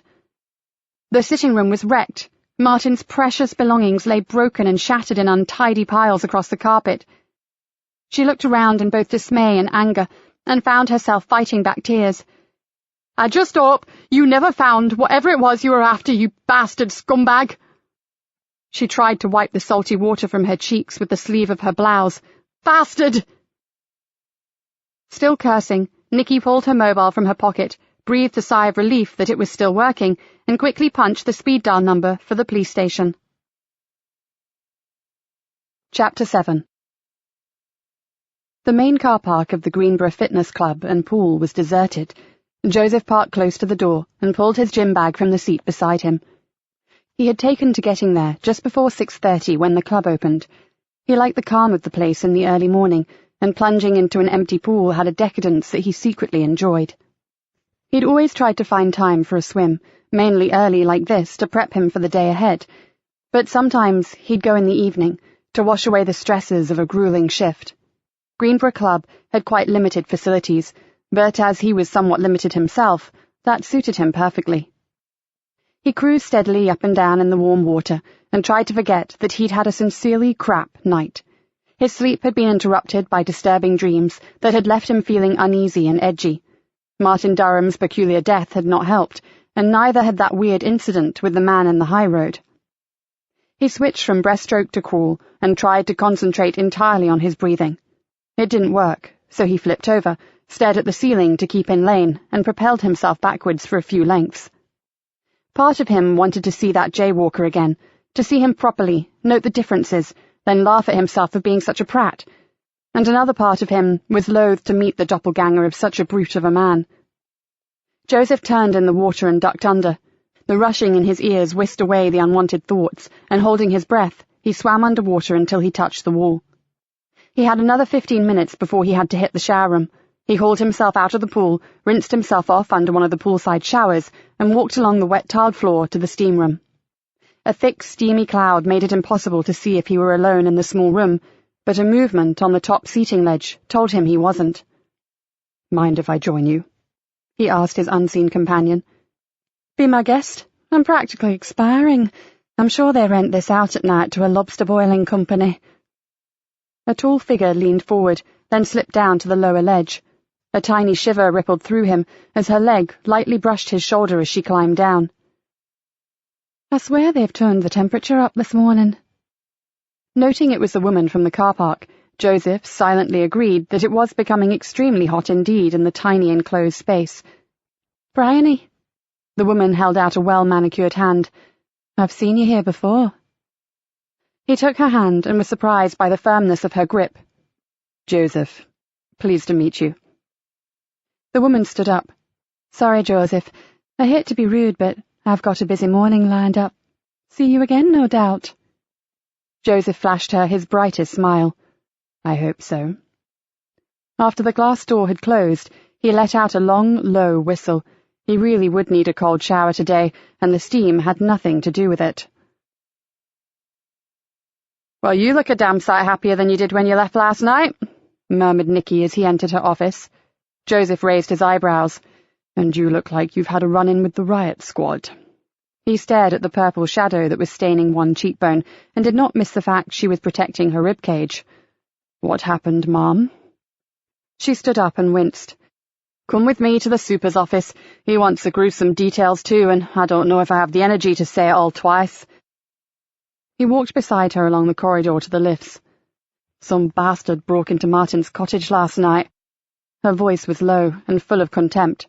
"You're joking." "Do I look like I'm joking, Sergeant?" She growled. "Sorry, it was only an expression of incredulity. I wasn't questioning you." He shook his head in disbelief. "Are you okay?" "I'll live." She pressed the button for the lift, "but I cannot tell you how much I'd like to meet that intruder again. Preferably in the custody suite. I'm not too worried where it is, Sergeant. I just want the opportunity to even the score." Joseph couldn't ignore the dark shade of the old Nikki Galena in those words, but chose to hold his tongue. The lift sighed to a halt, and they made their way to Rick Bainbridge's office, where Nikki filled them in on what had occurred. "Sounds like an opportunist to me," speculated the super. "Bad news travels fast. Maybe someone got to hear of Durham's death, knew the place would be empty and ransacked it." "Sorry, sir, but whoever that was looking for something specific." "And what the devil would that be?" "Initially a key, sir." Nikki bit the inside of her cheek. "Joseph and I looked for it earlier, only we replaced the vases and the ornaments that we searched. We didn't smash them to pieces." "The key to what?" asked the super. "Martin's desk. It was locked when we were there." Her expression hardened. "It's matchwood now." The super's brow knitted into a wrinkled frown. "But what was he looking for?" Nikki shrugged. "I've no idea." "Whatever it was very important to him," added Joseph. "After all, you called out that you were the police, and he still thought it was worth knocking 7 bales out of you." "Thank you for reminding me of that, Sergeant," said Nikki, nursing her side. "And another thing, it wasn't a lucky wallop either. The intruder knew exactly where to hit me to incapacitate me." "So what are you saying, Nikki? That Durham was involved in something dodgy?" "I don't know what the hell I'm saying." Her face was a mask of confusion. "I just know that kind and generous man, someone I thought I knew, has committed a terrible act, and I have the horrible feeling that nothing is quite as it seems at Knott Cottage." The super allowed her outburst to abate, then said, "Have you had your injuries checked out?" She nodded. "The FMO was treating a prisoner when I came here last night. It's only bruising. It'll pass." "So, where do you want to go from here?" Joseph threw her a warning glance. She needed to cool down, or the super would give the case to another team. He saw her close her eyes for a moment, and he knew that she had understood his meaning. "We'll just continue gathering evidence for the inquest, sir." Her voice was calmer, "and as soon as the sergeant and I have spoken to Martin Durham's sister, we'll make a careful search of Knott Cottage." She took a deep breath. "I know that I disturbed him, and I'm still not entirely sure that he found what he was looking for." The super nodded. "Then you'd better get a man out there to keep an eye on the place, and we should watch your home too, but finances probably won't stretch." "There's been an officer at Martin's since last night, and I can take care of myself, thank you, sir," said Nikki. Then she gave him a half grin. "It may have been pitch black, but the intruder didn't get away scot-free. In the scuffle, I managed to grab a few strands of his hair. It's gone to the lab for DNA testing." Joseph smiled broadly. "Good on you, Mom. If he's on the database, we've got him. And if he isn't, if we get a suspect, we can place him at the scene of the crime. Good work." The super stood up and pulled a face. "Now, I've got an appointment with the auditor from hell, so if that's all—" "Right, sir. We'll get out to Old Bolingbroke." "Just remember to report in later, Inspector." "Wilco, sir." "I'll drive, Mom," said Joseph tactfully. "Help me to get a feel for the area." Nikki agreed, knowing full well that he was thinking only of her, which was great because her side was killing her. "We take the main road north out of Greenborough and pick up the A16. I'll direct you in as we get closer." Joseph pulled out of the station yard and slipped easily into the light traffic flow. "So, you know Elizabeth Durham?" "Not well. I've met her a few times. She came over as being a very genuine, friendly person. She and Martin were close. He told me they were inseparable during their college days." Joseph slowed down at a pedestrian crossing and waved a small group of children across. "Students together? What did they study?" "I'm not sure, really, although Elizabeth is some sort of tree person," said Nikki, trying to remember the full title of her chosen profession. "Well respected, apparently." "I guess you're not talking about a lumberjack or a tree hugger." Nikki smiled.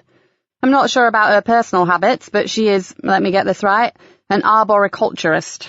Martin called her a landscape architect." "Funny that. There aren't too many trees here on the Fens." "There are where we're going. It may only be a 20-minute drive, but you'll notice a big difference in the countryside. It's less agricultural closer to the wolds. Lots more trees." "And you say she lives with her partner. What does he do?" Her partner is Jana Hepburn Lowe." Joseph threw her a swift glance, then returned his eyes to the road. "From the Hepburn Lowe family?" "Yep, they've been together for years." Nikki groaned and tried to ease herself into a more comfortable position. "Do try to avoid bloody manhole covers, Joseph. My ribs feel like they've been kicked by a horse." "Sorry. Go on." "Jana's another nature lover. She owns a massive garden centre quite close to where they live." She tilted her head to one side. "And it wasn't Daddy's millions that provided it either. Jana actually worked there as a kid, Saturday job or something. Loved it so much she finished up buying it when the original owners retired." "Good for her," said Joseph. Then his face clouded over. "But I guess that rules out financial worries on Martin's part. If he was in debt, and his sister loved him, she'd hardly let him get suicidal over money troubles. Not when your partner is loaded." "Exactly." She pointed to a large sign. "Get in the right-hand lane, right at the roundabout, and you're on the road to the A16, okay?" "Roger, Mom." Nikki shifted again, trying to keep the seatbelt away from her bruised side. "You know, I have a really bad feeling about all this, Joseph, and it has nothing to do with knowing Martin." She stared out of the car window. "That man who trashed Knott Cottage. He was a pro, I'm sure of it." "Then it's good that we have uniform watching the place until we get there. It shouldn't be too difficult to spot your man's modus operandi for his search, even if he tried to make it look like the super's opportunist burglar." "Did he get what he was after, I wonder?" sighed Nikki. "And what could be that important?" countered Joseph. Nikki sat back and felt a steely determination creep over her. "I don't know yet, Joseph. but I'm damn sure that I won't rest until I find out what the hell's going on." Joseph nodded emphatically. "I don't doubt you for 1 minute, Ma'am, and for what it's worth, I'm with you all the way." Elizabeth Durham opened the door to them herself, and although it was a very long time since they'd last met, Nikki recognized her immediately. On the surface, the woman covered her grief well, but the dark-rimmed eyes, the slight tremors of the hands, and the occasional lapses in concentration gave her sorrow away as clearly as if she were wearing widow's weeds. She invited them into the lounge, a large, airy, high-ceilinged room that opened into a splendid, well-stocked garden room. "I still can't believe it," she said after the introductions had been made, "and I don't understand." "No one does," said Nikki simply. "We are all at a loss to know what could have caused him to do such a thing. And Elizabeth, I am so very sorry. Martin was such a good friend and neighbour." She wordlessly shrugged her acceptance of the condolences, then suddenly looked exhausted and lowered herself down onto the deep cushions of the sofa. With a flourish of one hand, she indicated for them to do the same, and she watched them as they chose 2 chairs opposite her. "Can I get you some refreshments?" Nikki and Joseph both declined. It seemed almost too much to ask, as if that one small act of boiling a kettle might cause the floodgates to break. "When will I be able to have him back? To organise his funeral?" Nikki swallowed. "I'm afraid that depends on the coroner, Elizabeth. The inquest opens the day after tomorrow, but it will be adjourned, awaiting all the reports." She gave her an apologetic smile. "It's a complicated case, with both witness statements and a lot of forensic reports. It will take time to prepare, and there will be a lot for him to consider." "So it may be held up for some time." Nikki chose her words carefully. "Maybe, or he may allow you to bury him." "But my brother wanted to be cremated." "Oh, it will be a cremation, definitely." This was not going well. Elizabeth was a highly intelligent woman, but shock had blurred her normally sharp mind. "The thing is," Joseph's soft voice had taken over. "The thing is, Miss Durham, that we are all very worried about Martin's sudden decision to end his life. We need to explore every avenue to understand what happened, and until we are satisfied with our findings and a satisfactory explanation has been reached, we cannot allow Martin's body to be cremated." He paused. "For your sake, and for your brother, we need to provide you with answers." "The coroner may feel that you need some sort of closure," added Nikki gently, "so he could grant you permission for a burial, then later, when a verdict has been reached, Martin's wishes could be followed." Elizabeth's eyes filled with tears. "Dig him up?" "I know it sounds awful, but it's done very discreetly, with the utmost care and compassion," added Joseph, "and please, don't concern yourself. It may never come to that." "Where is Jana?" asked Nikki, concerned that Elizabeth was alone. A small smile spread across her face. "She slipped over to the garden centre while you were here with me. She needs to tie up a few things with her manager. She's taking some time off so that I don't have to deal with this alone." "That's good." "She's a good person," said Elizabeth, "and she's worried sick over me." Would it be too soon to ask a few questions? Nikki did not want to cause any more distress, but she still needed to tell Elizabeth about the break-in at Knott Cottage. "Oh, I'll do all I can to help." She visibly rallied. "And I'm sorry about just now. I don't know what came over me." She looked at them in turn, then abruptly stood up. "First some coffee. Why don't you both go down to the garden room? There's a lovely view over the gardens, and you can just see Jana's pride and joy in the distance. I'll fetch the drinks, and then I'll do my best to answer your questions." Nikki followed Joseph down 3 shallow steps and into the big conservatory. The scent of jasmine and some other sweet oriental flower hit her immediately. "This is beautiful," she whispered. "This is expensive," returned Joseph. "Very, very expensive." He pointed to a panel on the wall.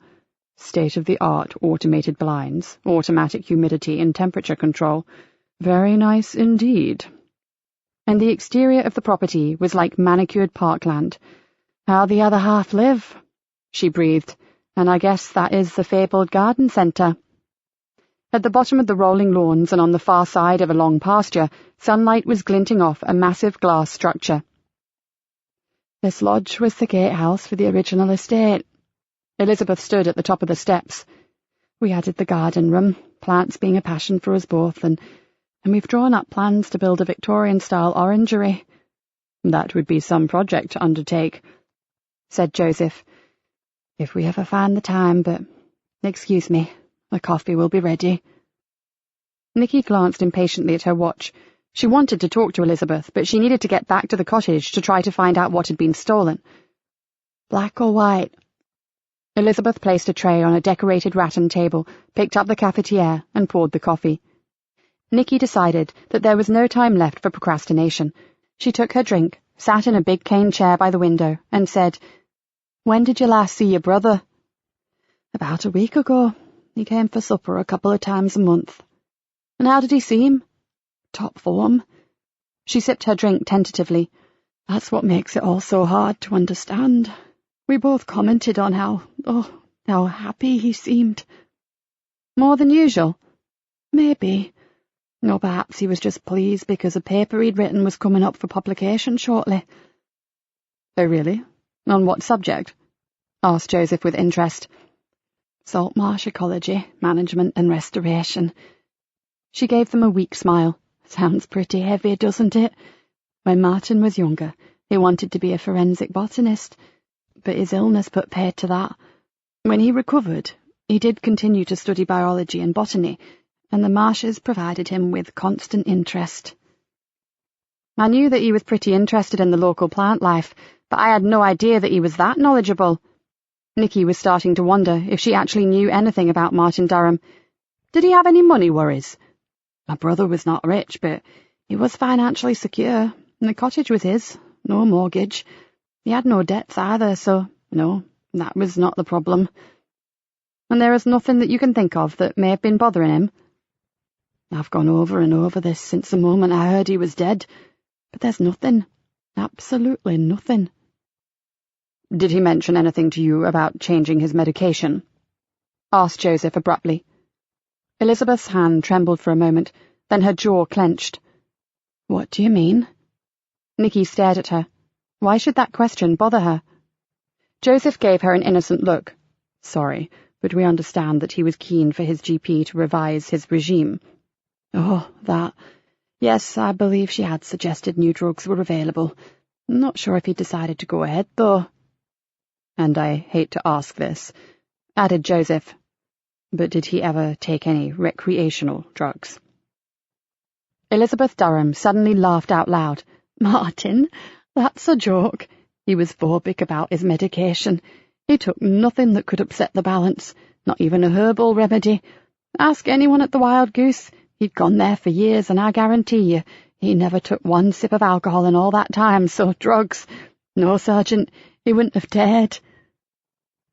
"I'm sorry, but I had to ask," said Joseph quietly, "because he was not acting rationally when he went to St. Saviour's Church." "I should say not. He killed himself, didn't he?" said Elizabeth icily.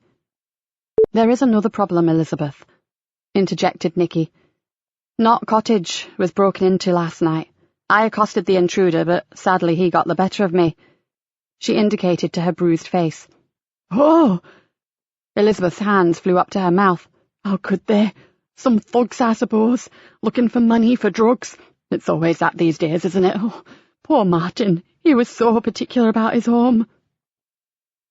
"Please, don't worry about me," thought Nikki, but said, "I believe the intruder was after something in particular. Would you have any idea what that could be?" Elizabeth's eyes narrowed slightly. "No, he had nothing of great value." "What about his papers? Maybe the one about the salt marsh. Would it have any monetary significance?" She shook her head. "No, years of work, yes, but it's not about making money." Nikki felt a mild sense of discomfort surrounding Martin's sister, but pressed on. So there would have been nothing of importance inside his locked desk then? "Nothing that I know of," replied Elizabeth shortly. "Well, thank you for your help." Nikki stood up. "I'm sorry if we distressed you." Will you keep me notified of any developments? Nikki nodded. Of course, and we may need to speak to you again. Right now, we're going back to Knott Cottage. You know, Martin thought a lot of you and Hannah, Elizabeth said suddenly. He was very upset when Robert left you, although he never liked the man, I'm afraid. No one in their right mind liked my ex-husband, Elizabeth, said Nikki with a grimace. The only good thing about him was his daughter. And how is Hannah now? No change, although they are talking about sending her to a clinic in Belgium and Liège. Nikki didn't want to talk about Hannah and stepped a little closer to the door. They offer no promises, but they understand her problem better than most. Elizabeth seemed to sense her discomfort, nodded sadly, and changed the subject. When do you think I'll be able to go over and clean up? I'd like to go soon. Martin would hate it to be in a mess. Nikki understood what she meant. His place was always immaculate. Too immaculate, she wondered. We'll ring you. She took a card from her bag and handed it to Elizabeth. My mobile number and direct line is on that. If you think of anything, no matter how insignificant, contact me, okay? Joseph drove carefully through the gate, making sure to avoid a large uneven manhole and onto the main road. What was that all about? Pass. She was fine, although naturally distraught about her brother, until you mentioned the drugs, then she nearly disappeared up her own bottom. But why? Not sure, but I got the distinct impression that she knew exactly what was in that locked desk. Which is more than we bloody do, muttered Nikki, and I've been wondering about his obsession for cleanliness. He's always been that way, and I never really thought much about it. Now I'm wondering if he was scared of infections, what with having to take all those tablets to keep healthy. Probably was. Joseph nodded. I'm sure I would be. Nikki clutched at her waist as they approached a level crossing. Shit, that's tender. Then I suggest we find somewhere to grab a hot drink, a sandwich, and you take some very strong painkillers before we go on to Knott Cottage. I agree, and I know where we can get all that for free. She grimaced through the pain. My kitchen. Chapter 8. Knott Cottage had thrown up nothing of interest. The only papers left in a small stationery drawer in the broken desk were some diet sheets and lists of vitamin and mineral supplements. Only one thing had claimed Nikki's attention, and that was an old photograph. One of Martin, Hannah, and herself collecting samphire out of the marsh.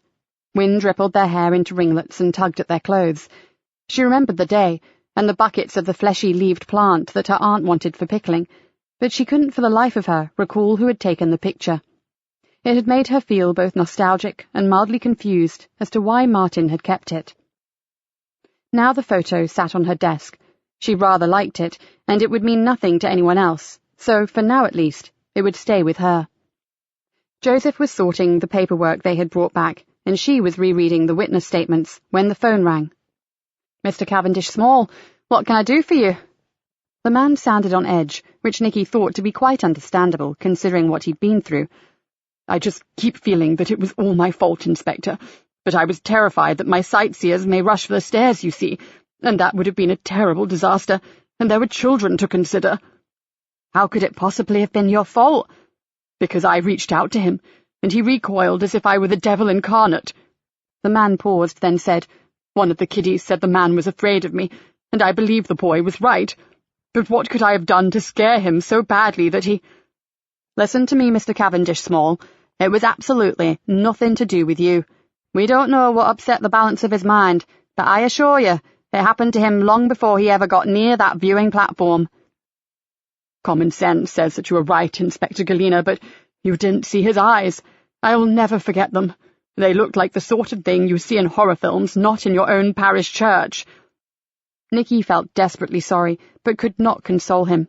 How could she? It must have been quite horrific. All I can say is that it wasn't your fault, sir. That poor man was just very sick, beyond anyone's help. The most important thing is that no one else was hurt, and that was down to you. You did very well under dreadful circumstances, sir. The man's voice seemed to lack all power, and he said, Thank you, Inspector. It's kind of you to say that, but I still believe I may have been to blame.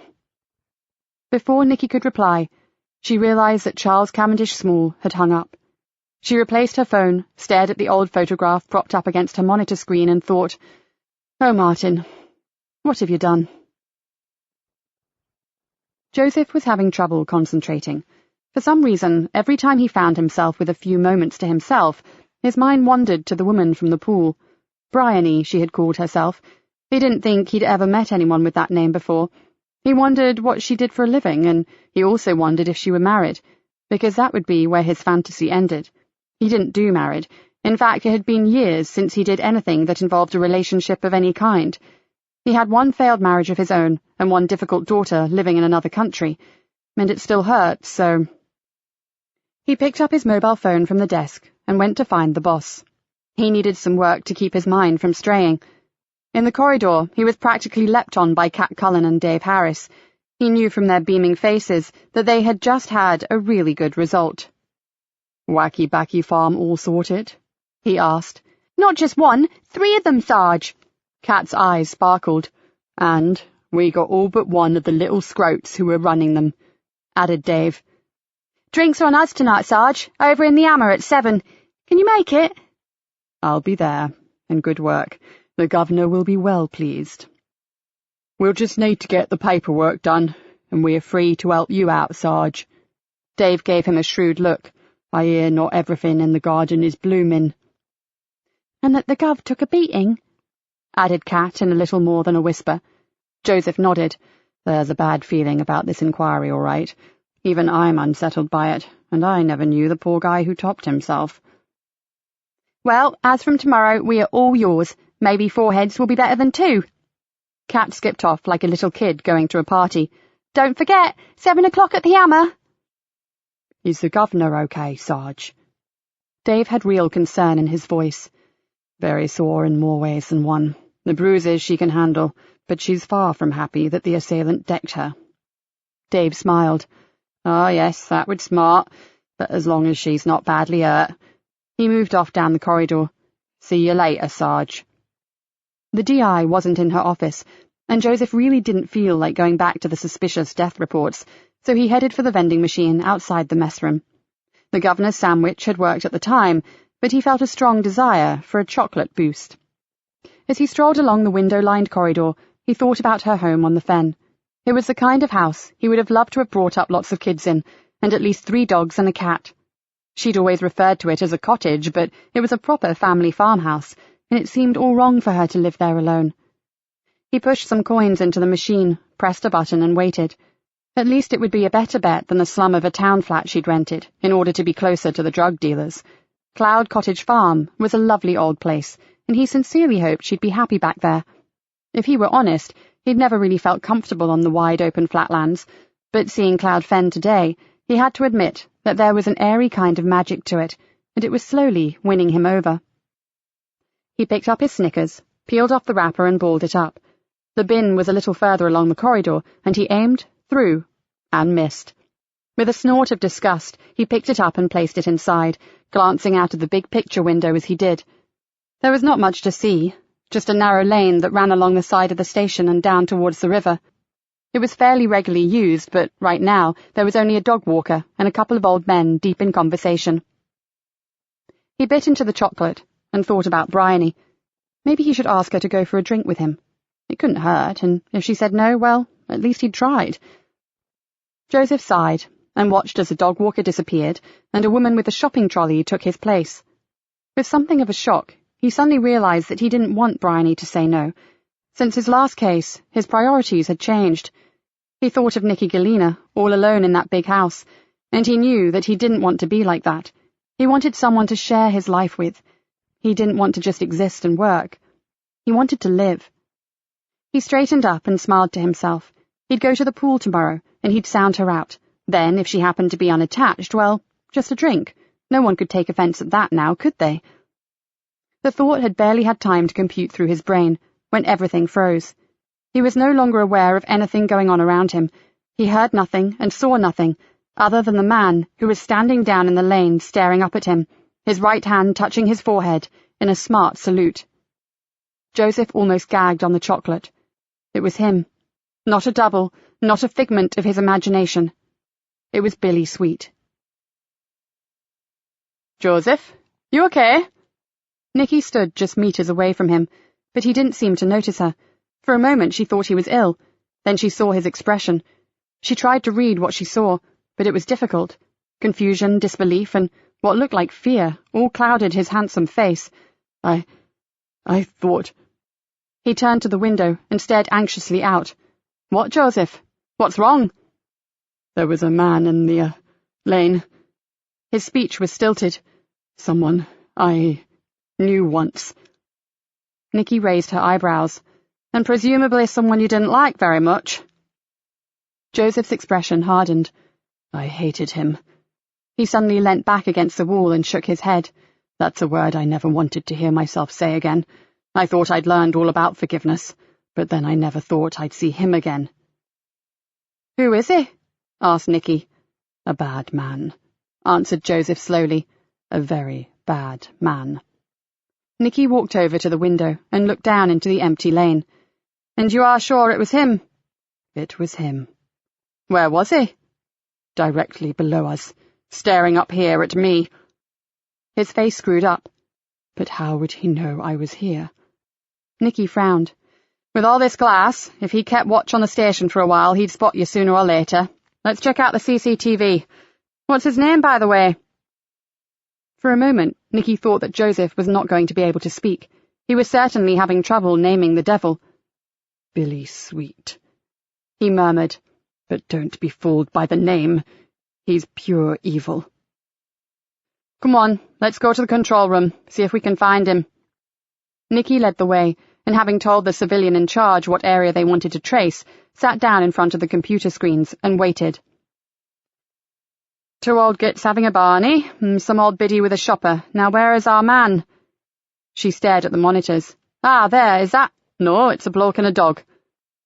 Where did you say he stood? Asked the CCTV operator. Nikki looked at Joseph, who explained again. Then he must have got into the blind spot, Sergeant. There's one area where the cameras aren't aligned properly. I've been asking maintenance to sort it for weeks. But surely we'd see him walking into the lane, asked Nikki. Not if he came up our glass alley. It converges into the area with no coverage. Fat lot of bloody good that is, growled Nikki. These are really sodding useless. When you need one, they're either vandalised or there's no one available to watch them. She turned to Joseph. Sorry, Sergeant, but your man got lucky. Joseph exhaled. Maybe, or... Nikki observed him carefully. Whatever this Sweet character had done in the past, it was having one hell of an impact right now, and she didn't like it. She had never seen him so rattled, and the last thing Joseph needed was some creepy blast from the past ruining the life he was just getting back together. She stood up and walked to the door. Coffee? In my office? We need to talk. In the short time that Nikki had known Joseph Easter, he had demonstrated incredible self-control.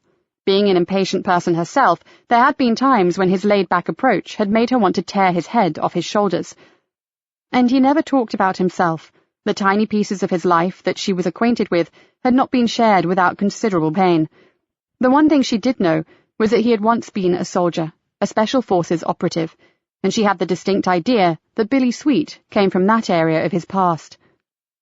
She stirred her coffee thoughtfully and contemplated the word eggshells. Right, before you tell me to put out, my friend, I'm going to play devil's advocate here. What I say may not be my true opinion, but hear me out. Joseph looked at her over the top of his coffee mug and nodded silently. Clearly, you haven't seen this person for years. Could you possibly be mistaken? He looked exactly the same as I remember him, and his face is etched on my memory for reasons that I'd prefer not to discuss, Mom, said Joseph stonily. Well, that's odd for starters. He should have aged. Maybe he had. I didn't see him for more than a second or two. Nikki decided not to press the point, that if he'd only seen him fleetingly, he could well have been wrong. Moving on, is it probable that this man should turn up in Greenborough?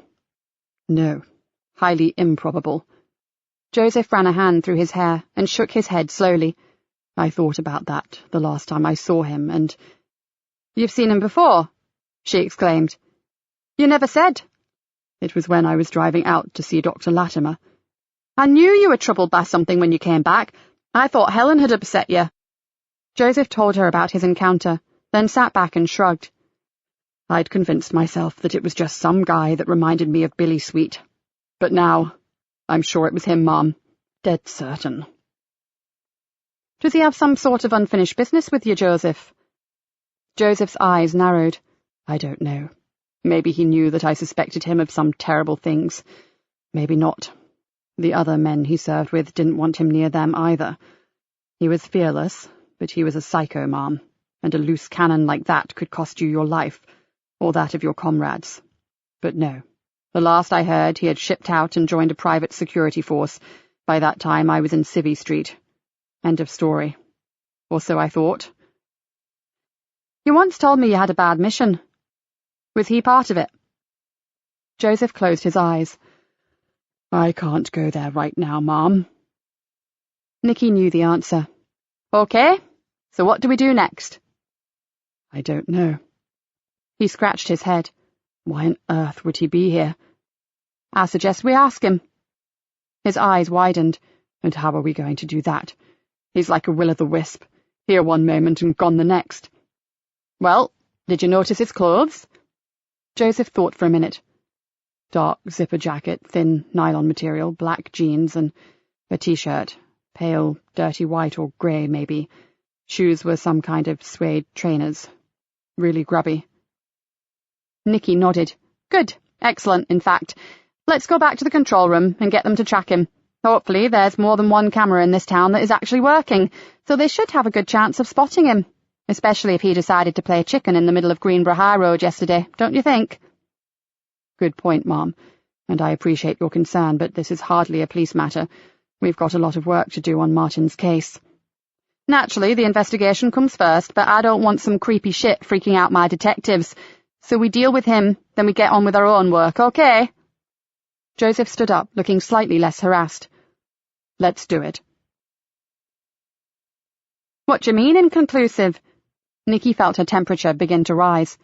Sorry, ma'am. We found the incident that Sergeant Easter described, but the footage is too grainy to identify anyone specific. It's certainly not clear enough to lift an image. Oh, great. Okay, let me have a tape of it anyway. Thanks for trying. The woman left, and Nikki sank down in her chair. If they had managed to get a mugshot of the man, she could circulate it and get him brought in.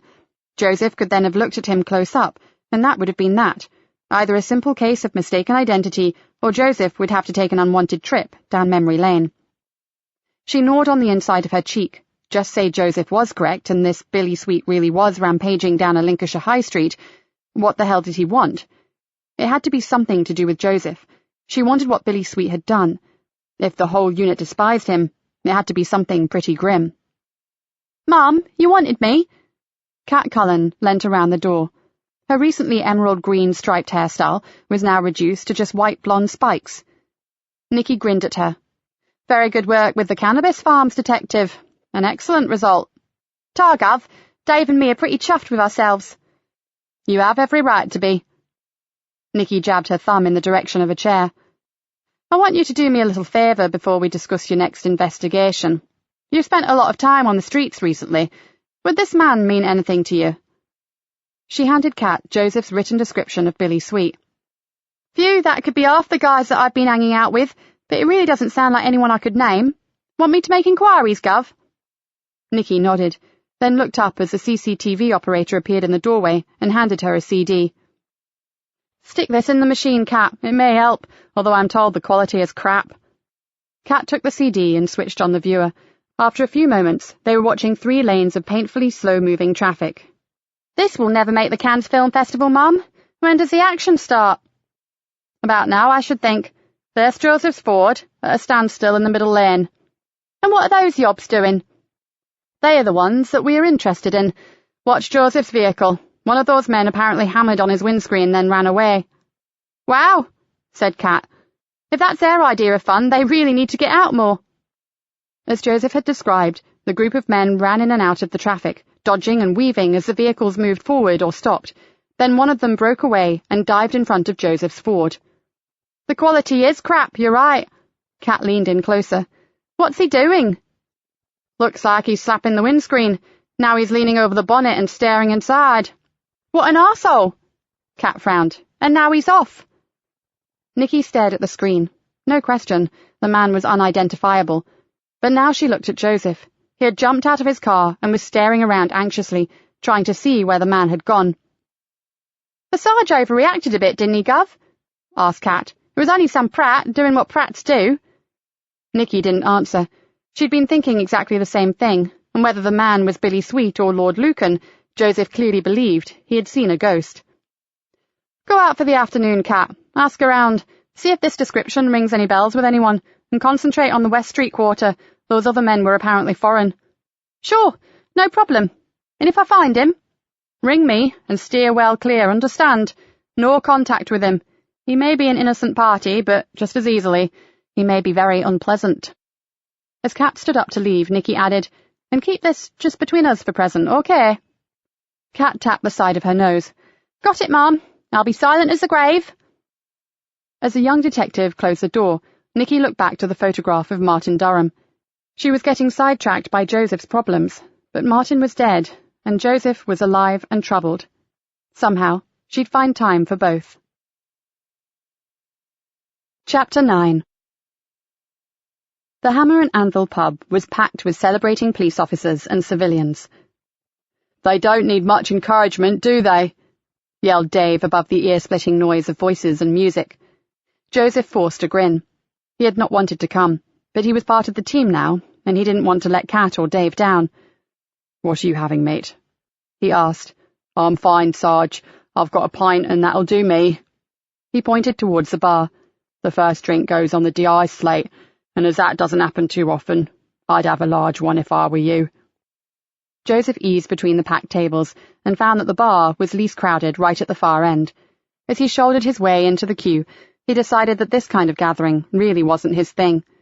He'd do the rounds, smile, speak to everyone he knew, then quietly disappear. "As I stand no chance of ever reaching the bar, would you be kind enough to get me a G&T while you're there, Joseph?" He spun around and saw Bryony standing behind him. "My pleasure, although I could be some time by the look of this lot." "I'll be over by the door to the restaurant. It's quieter there. Do you need a ball of string to find your way back to me?" she asked with a smile. "Don't worry, I came first in orienteering."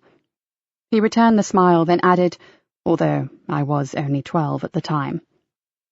She melted into the crowd, and when Joseph had recovered from the surprise at seeing her, he wondered if she were alone, or maybe waiting for someone. Did women go to rowdy pubs alone these days? Maybe they did. He was pretty out of touch with the social scene. Finally, with their drinks firmly grasped in both hands, he found her. "What on earth is going on?" "The old bill is celebrating slinging a few more villains in the slammer." Her brow wrinkled, and he thought it made her look even more attractive. "What?" "Arrests. We've made some good arrests today." "Ah, so you are a policeman." Joseph smiled sheepishly and hoped that she wouldn't throw up her hands and run screaming from the pub. "Afraid so." "Ah, I was wondering what you did for a living." Relief swept over him, so she'd been thinking about him too. "Actually, we've met before the fitness club, I mean, but I don't think you'd remember me. You were pretty poorly." It was Joseph's turn to frown. "I must have been half dead not to remember you." Bryony laughed. "You probably were. I was at the hospital a few months ago. I was visiting my brother. It was curlew ward, wasn't it?" He nodded. "But I'm really sorry. You see, I don't remember much about the first few days there. I was pretty out of it." "It's all right. Are you fully recovered?" She laughed again. "Silly question. You'd hardly be slinging villains in the slammer if you were still incapacitated now, would you?" "Probably not, although I am very passionate about my job." "I like passion." Bryony grinned broadly, picked up her drink and raised it in salute. "Cheers, Joseph." "Indeed." He clinked his glass against hers. "This is too weird. You know, I'd fully intended to accost you at the pool tomorrow and ask you if you'd like to go for a drink, and voila, here we are." "Funny that. I had the same plan, although I was going to give you one chance to get in first, for the sake of your male pride." Joseph felt his stomach give a little lurch. "So, I assume you would have said yes." "Assume nothing, Joseph. It doesn't pay." She looked him full in the eyes. "Except on this occasion." "I'm glad to hear that, Bryony. So, how come you're here tonight?" Don't ask. She gave him a mock frown. Today has been a catalogue of disasters, although this seems to be making up for it somewhat. She sipped her drink. For my sins, my boss has organised myself and a work colleague to arrange a charity event. We're supposed to be scouting out suitable pubs for a scavenger hunt. My boss never gives me jobs like that. Some might say that was a very enjoyable task. And it might have been, if we hadn't picked one that was evacuated because a fire alarm went off, another that was full of hairy bikers, and in the one before this, my friend had a pint of lager tipped all over her and went home in a huff. This was the last one, so I thought I'd check it out and get it over with, and found all this going on. She pulled her face. I was just on my way out, when I saw you. Detective Sergeant Joseph Easter to the rescue, madam. He held out his hand. Bryony Barton, ex-damsel in distress. Thank you. She took his hand and bowed her head, then laughed out loud. Can we go somewhere quieter, or is it obligatory to stay until you're asked? Not in the slightest, but tradition demands that I must just congratulate the arresting officers. Then I'm all yours. He stood up. Excuse me. I'll be back in 5. Niall leant on the bar and dug Yvonne sharply in the ribs. Gossip alert! Gossip alert! For God's sake, Niall, mind my drink. You know, for a trendy young geezer, you were the biggest old woman on the force. Shut up and look. The Sarge is chatting up that super cool bird in the blue dress. Are you sure she's not chatting him up? He is probably the best-looking bloke in Greenborough. Niall snorted. I'm devastated. I thought you loved me, Vonnie. Of course I do, in a motherly kind of way. Yvonne placed her glass on the bar and tried not to stare across to where Joseph Easter sat talking animatedly to the striking-looking woman. Good luck to you, she thought. After all you've been through, you deserve a bit of fun. Niall was still talking. Well, I don't know what the DI will make of that. Dear me, whatever is he thinking of? Yvonne threw him a puzzled look. What are you rambling on about? Half a shandy and you're practically incoherent. You can't be suggesting that Holy Joe and old Nick are an item, are you? Are you quite mad? Oh, Vonnie, don't be naive. They're meant for each other. Huh? The sergeant and the DI? I've never heard anything so balmy. 5 quid says she's going to be pissed off as hell when she finds out about this. You're on, honey child, although I'm going to hate to take your pocket money quite so easily. Where is DI Galena, anyway? Yvonne took a big gulp of her wine. I saw her going into the super's office just before we left, but she'll be along soon. She glanced back and raised her eyebrows. Uh-oh, looks like the good sergeant is tired of our company already, and who could blame him? That woman has one heck of a good figure. I'll second that, whispered Niall. Put your eyeballs back in, Niall, and try to stop drooling. Sorry, Mother. Fancy another? My turn. Yvonne took her purse from her bag and watched with a smile as the sergeant escorted the woman to the door, and they both disappeared into the street.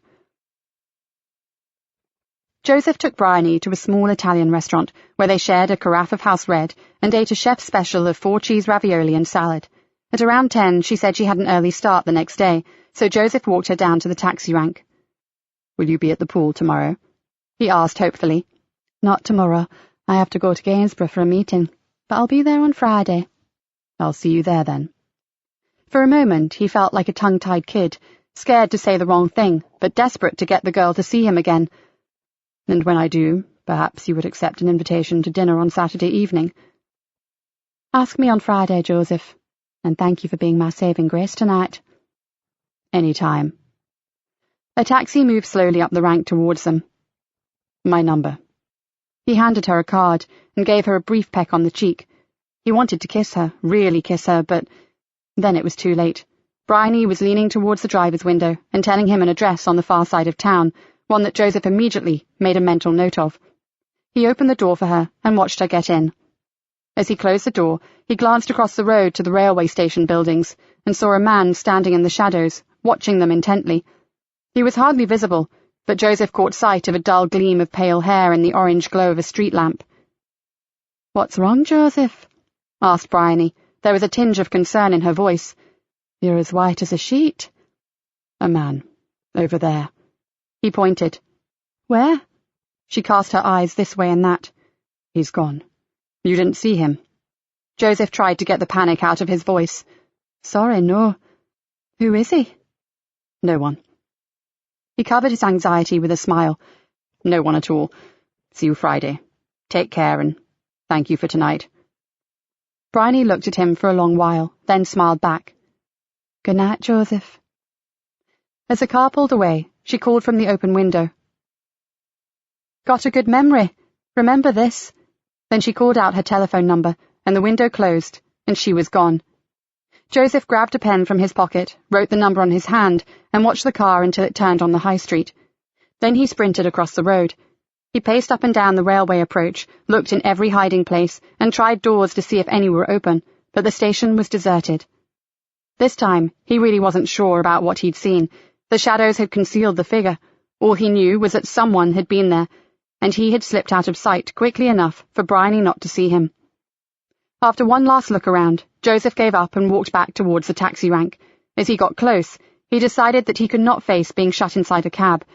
It was a fair distance, but he'd walk. He had so much on his mind he could do with the time alone to try to make sense of things.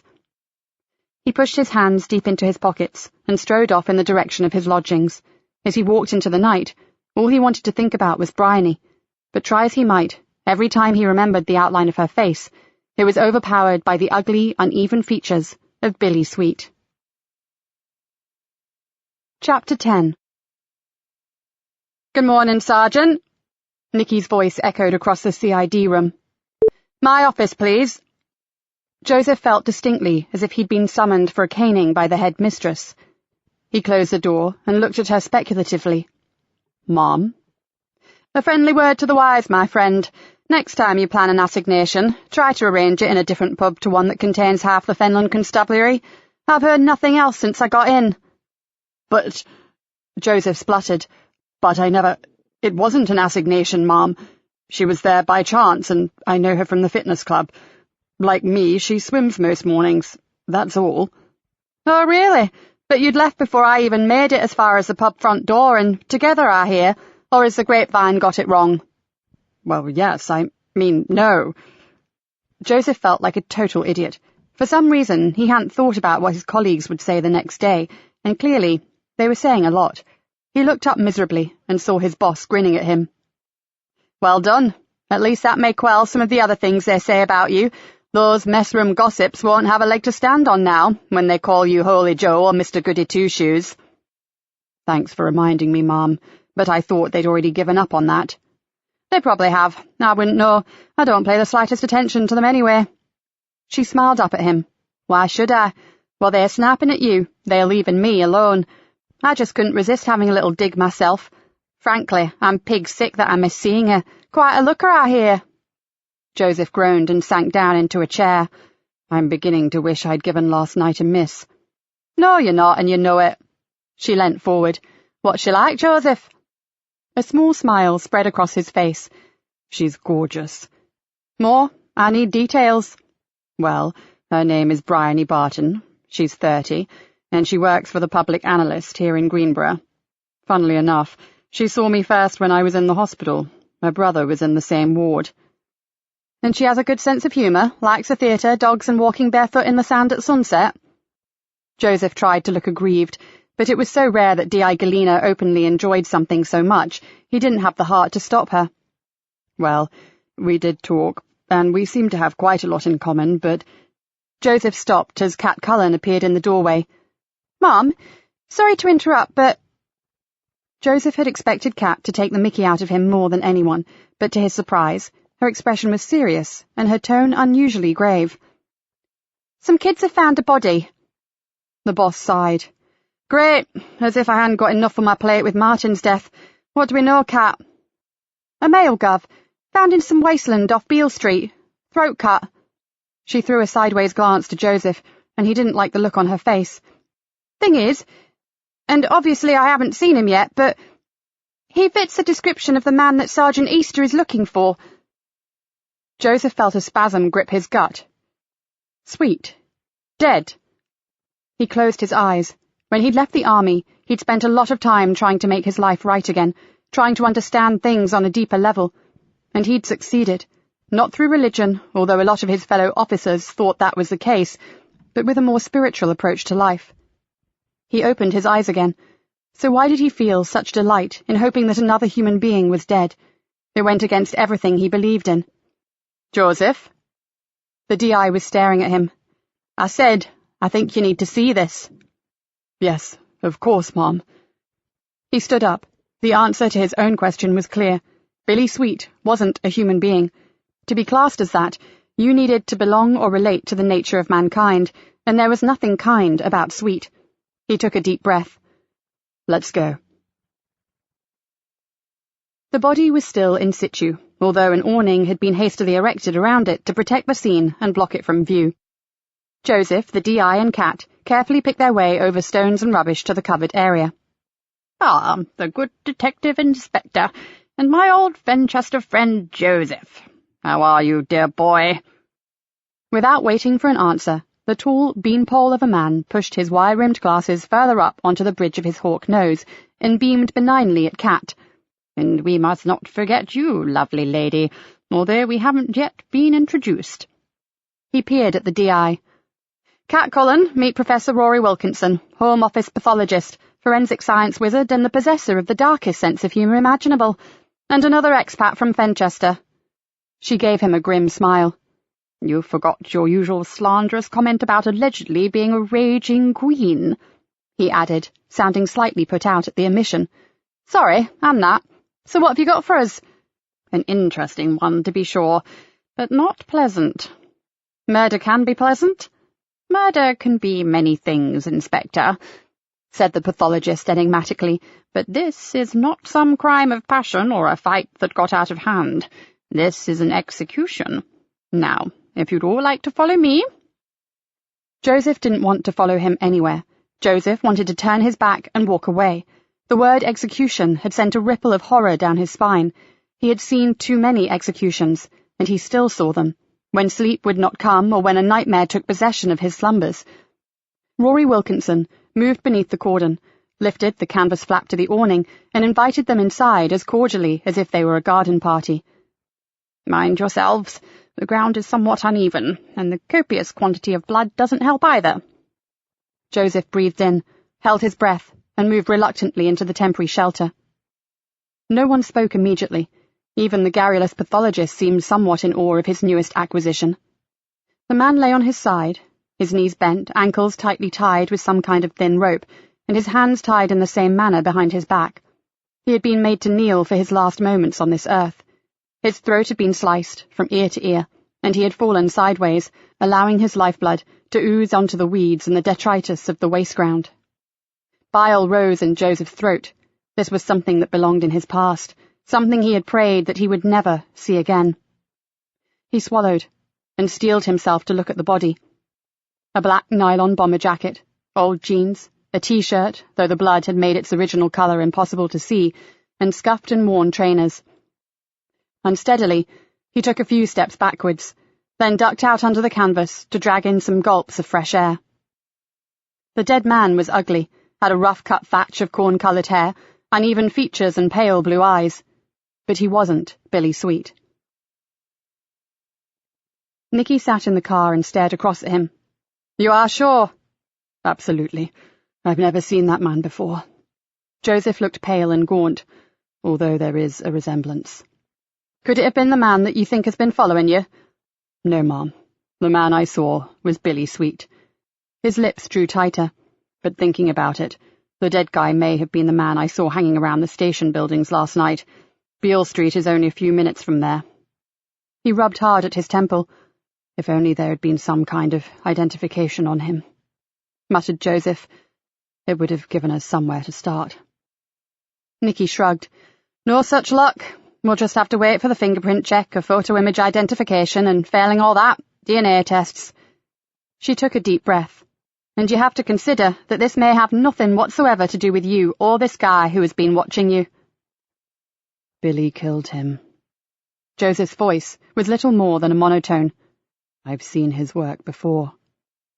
You mean this Billy Sweet is already killed in this manner? Asked Nikki incredulously. Oh, yes. Joseph gave a small, humourless laugh.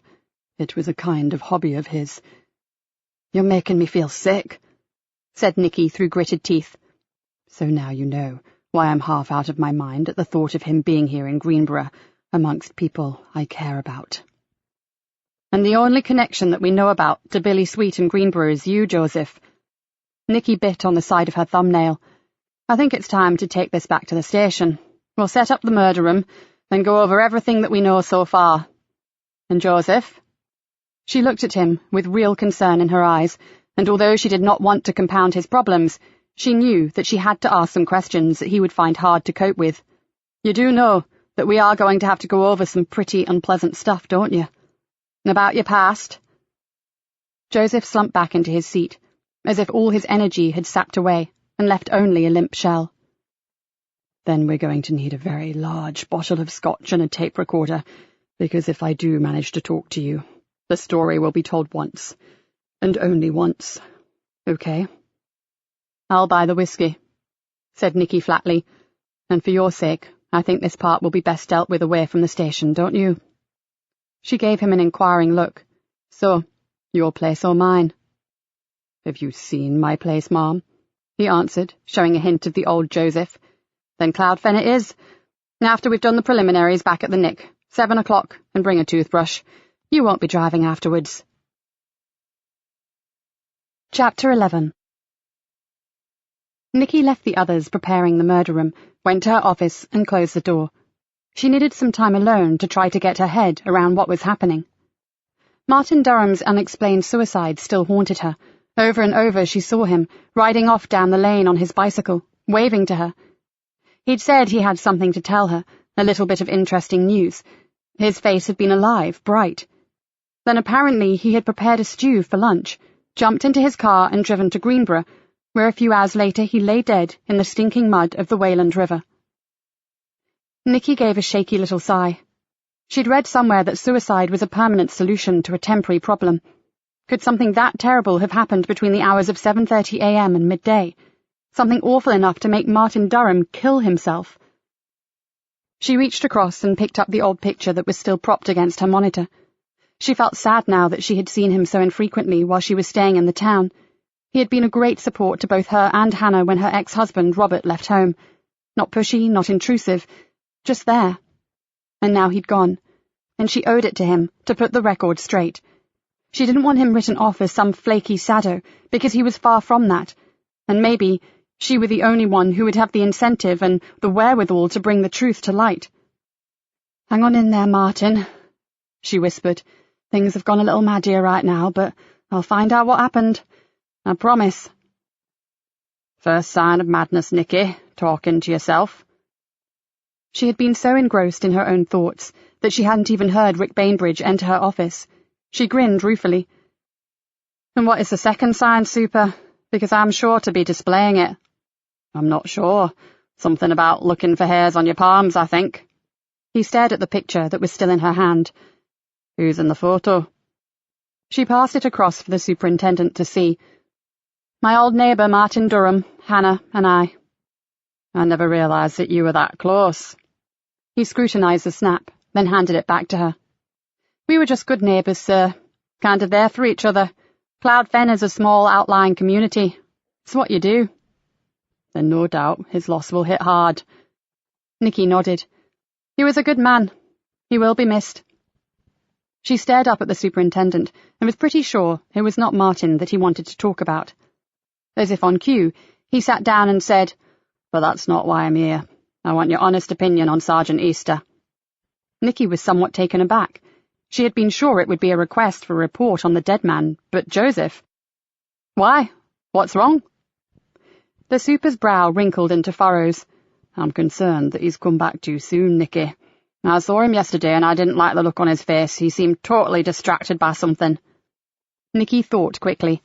If Joseph's possible involvement with the dead man came to light too soon, the superintendent would have them off the case before she could draw breath. "Ah, I see the grapevine hasn't stretched its sticky little tendrils in your direction yet, sir." She mustered a broad smile. Joseph has got a new flame, and if the rest of the station is right, he has every right to look preoccupied, sir.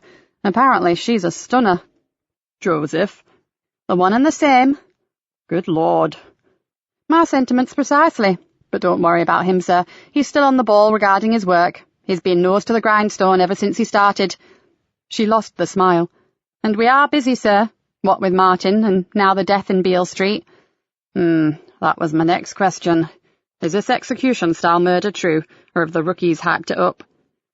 It's true, sir. Nikki decided to keep her information to the minimum for the time being. I've never seen anything like it before. Professor Wilkinson has said he will prioritise the post-mortem, so we should get his preliminary report pretty quickly.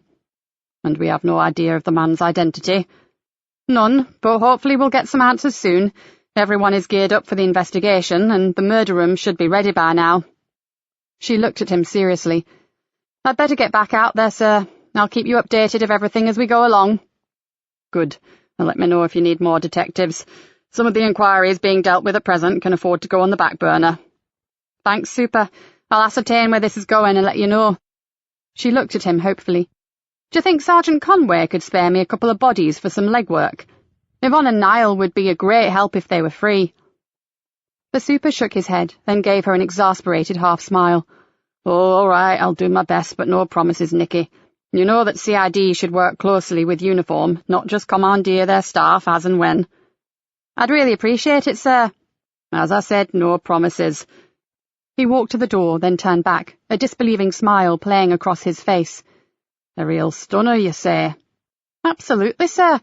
Haven't seen her myself, but the words that are being bandied around are pretty descriptive. Stunning was the mildest of several very colourful and graphic adjectives. Oh, I can imagine exactly what kind of words the messroom have come up with, and most of them quite unrepeatable, I should think. He shook his head again. Poor old Joseph. Nikki raised her eyebrows. Hardly, if what I hear is right. It's lucky old Joseph. Mom? Joseph looked at her, a puzzled expression on his face. What's with the Super? I could swear he winked at me. Oh, dear. You may have me to thank for that. Thank you for what? Just think about it, Sergeant. What have half the station been talking about? Until we had a murder land on our patch, that is. Just believe me, what I told the Super is all for the best. Joseph shook his head and remained totally bemused. Nikki turned to Dave. Are we all set up? Yes, Ma'am, and you've just received a note from Professor Wilkinson. He handed her an envelope. Okay, get everyone together and we'll take a look at what we've got so far.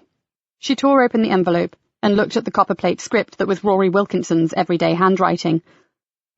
My dear Inspector, as you were tactful enough not to demand an immediate answer to that age-old question, can you give me a time of death, I have made it my business to provide you with a little gift, my closest guesstimate, pre-post-mortem findings, of course.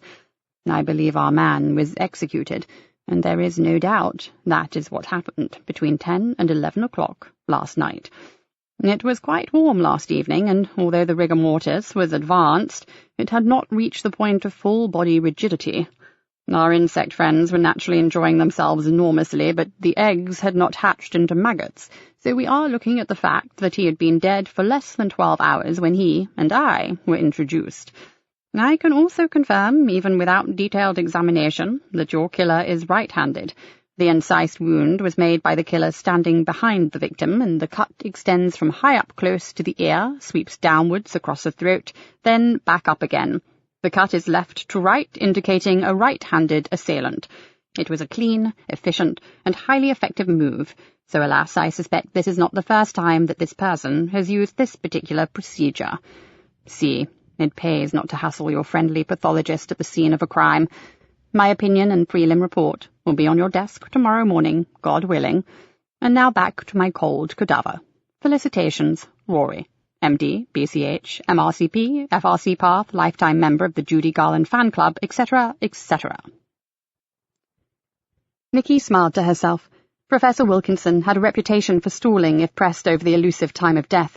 Although it hadn't been easy, she had purposely refused to ask him his opinion. She now had her answer, and more.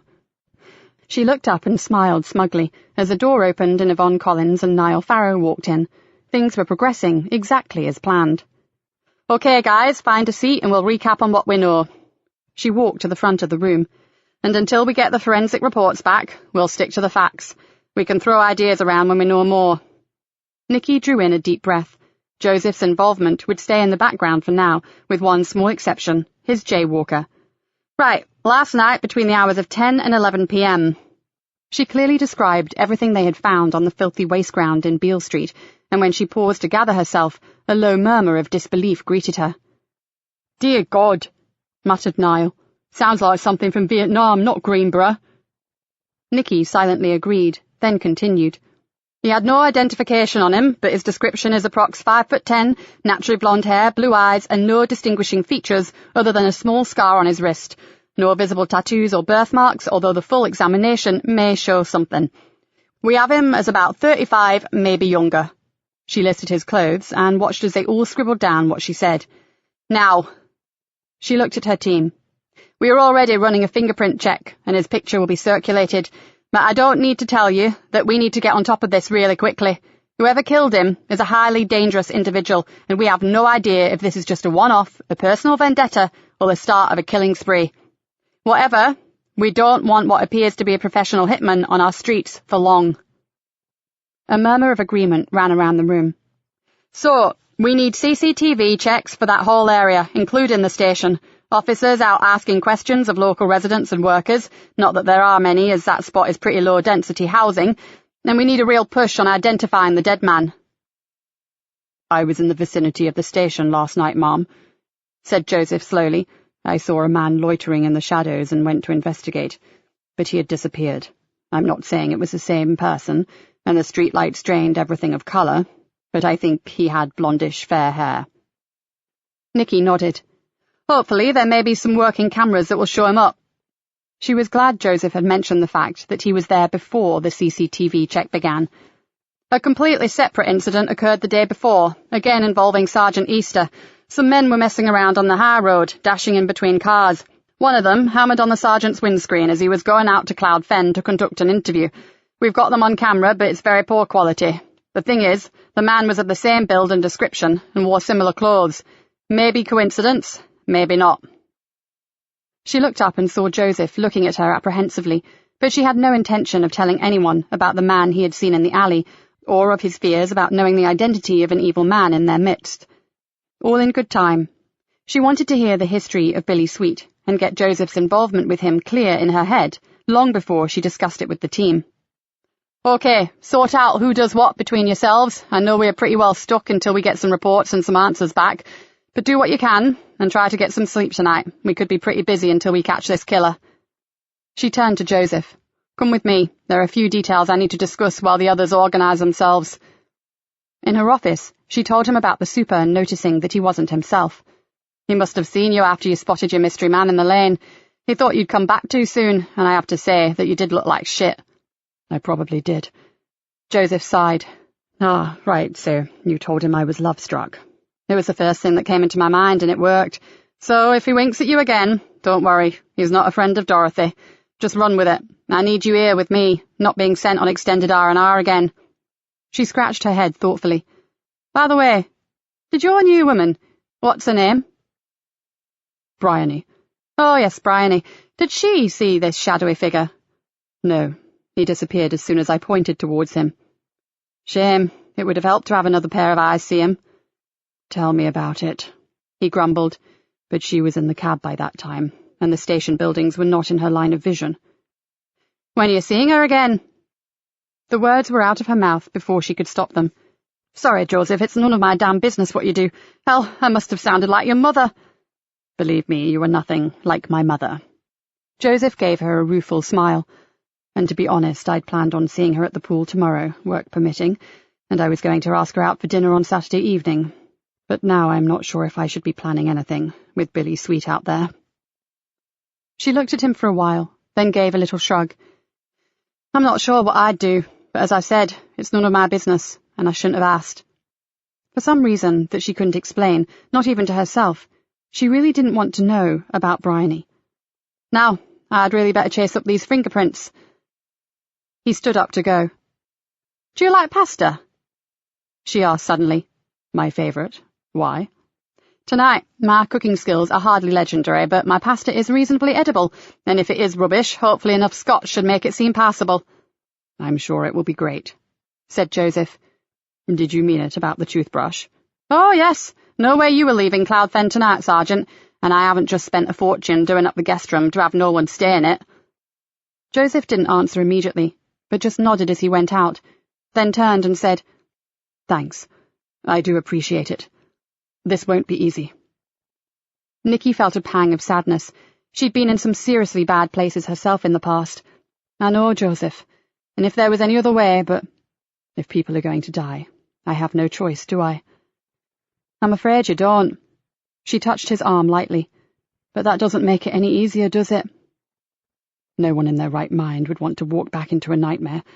Let's just hope it turns out to be a cathartic experience, shall we?" Nikki watched him leave and shivered, because she knew that whatever kind of experience Joseph was going to have, it was going to be far from cathartic. Chapter 12. Joseph crunched the gears and uncharacteristically swore out loud. He should take more care on these lethal marsh lanes. They concealed insidious little bends that sneaked out of nowhere, and with the tall, reedy marsh grass on the boggy verges and the deep ditches either side. He shivered. If you finished up in a ditch, you could be there for a week before someone found you. With an effort, he pulled himself together and tried to relax. Pretend it's just supper with a good friend, a few drinks, then a few more, and let the alcohol loosen the tongue. Share some deep secrets, have another drink, and crash out. Simple. He laughed bitterly. He hadn't done that for many a year, not since. He abruptly brought his thoughts to a halt. It was far too soon to be going there. Joseph slowed down and made himself take in the view over this weird water world. It certainly was a strange place, and he wasn't sure if he loved it or hated it. For one thing, it was rare to find a place that completely wrecked your sense of perspective. You could go up on the sea bank, and if the wind would allow you to stand upright and see clearly, you could stare into infinity. Or so the long, straight paths that disappeared into the horizon would have you believe. The marshes, the rivers, the great endless fields, and the ever-present 360 degrees of sky could reflect and magnify your moods like no other place he had ever seen, and he had travelled more than most. If you were sad, the remoteness echoed your misery, but if you were happy, the sheer magnitude of the sky above, the clouds forming new landscapes every moment, could lift you to unimaginable heights.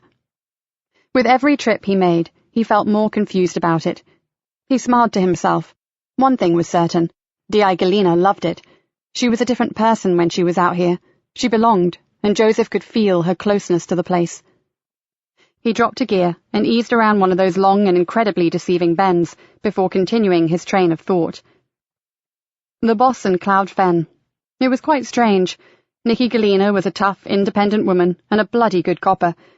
She might have tempered down her tunnel-visioned obsession for ridding the streets of drug dealers, but she was still steely and driven, someone who you would place in a city, or at very least a town like Greenborough, not out here in these misty groves of solitude.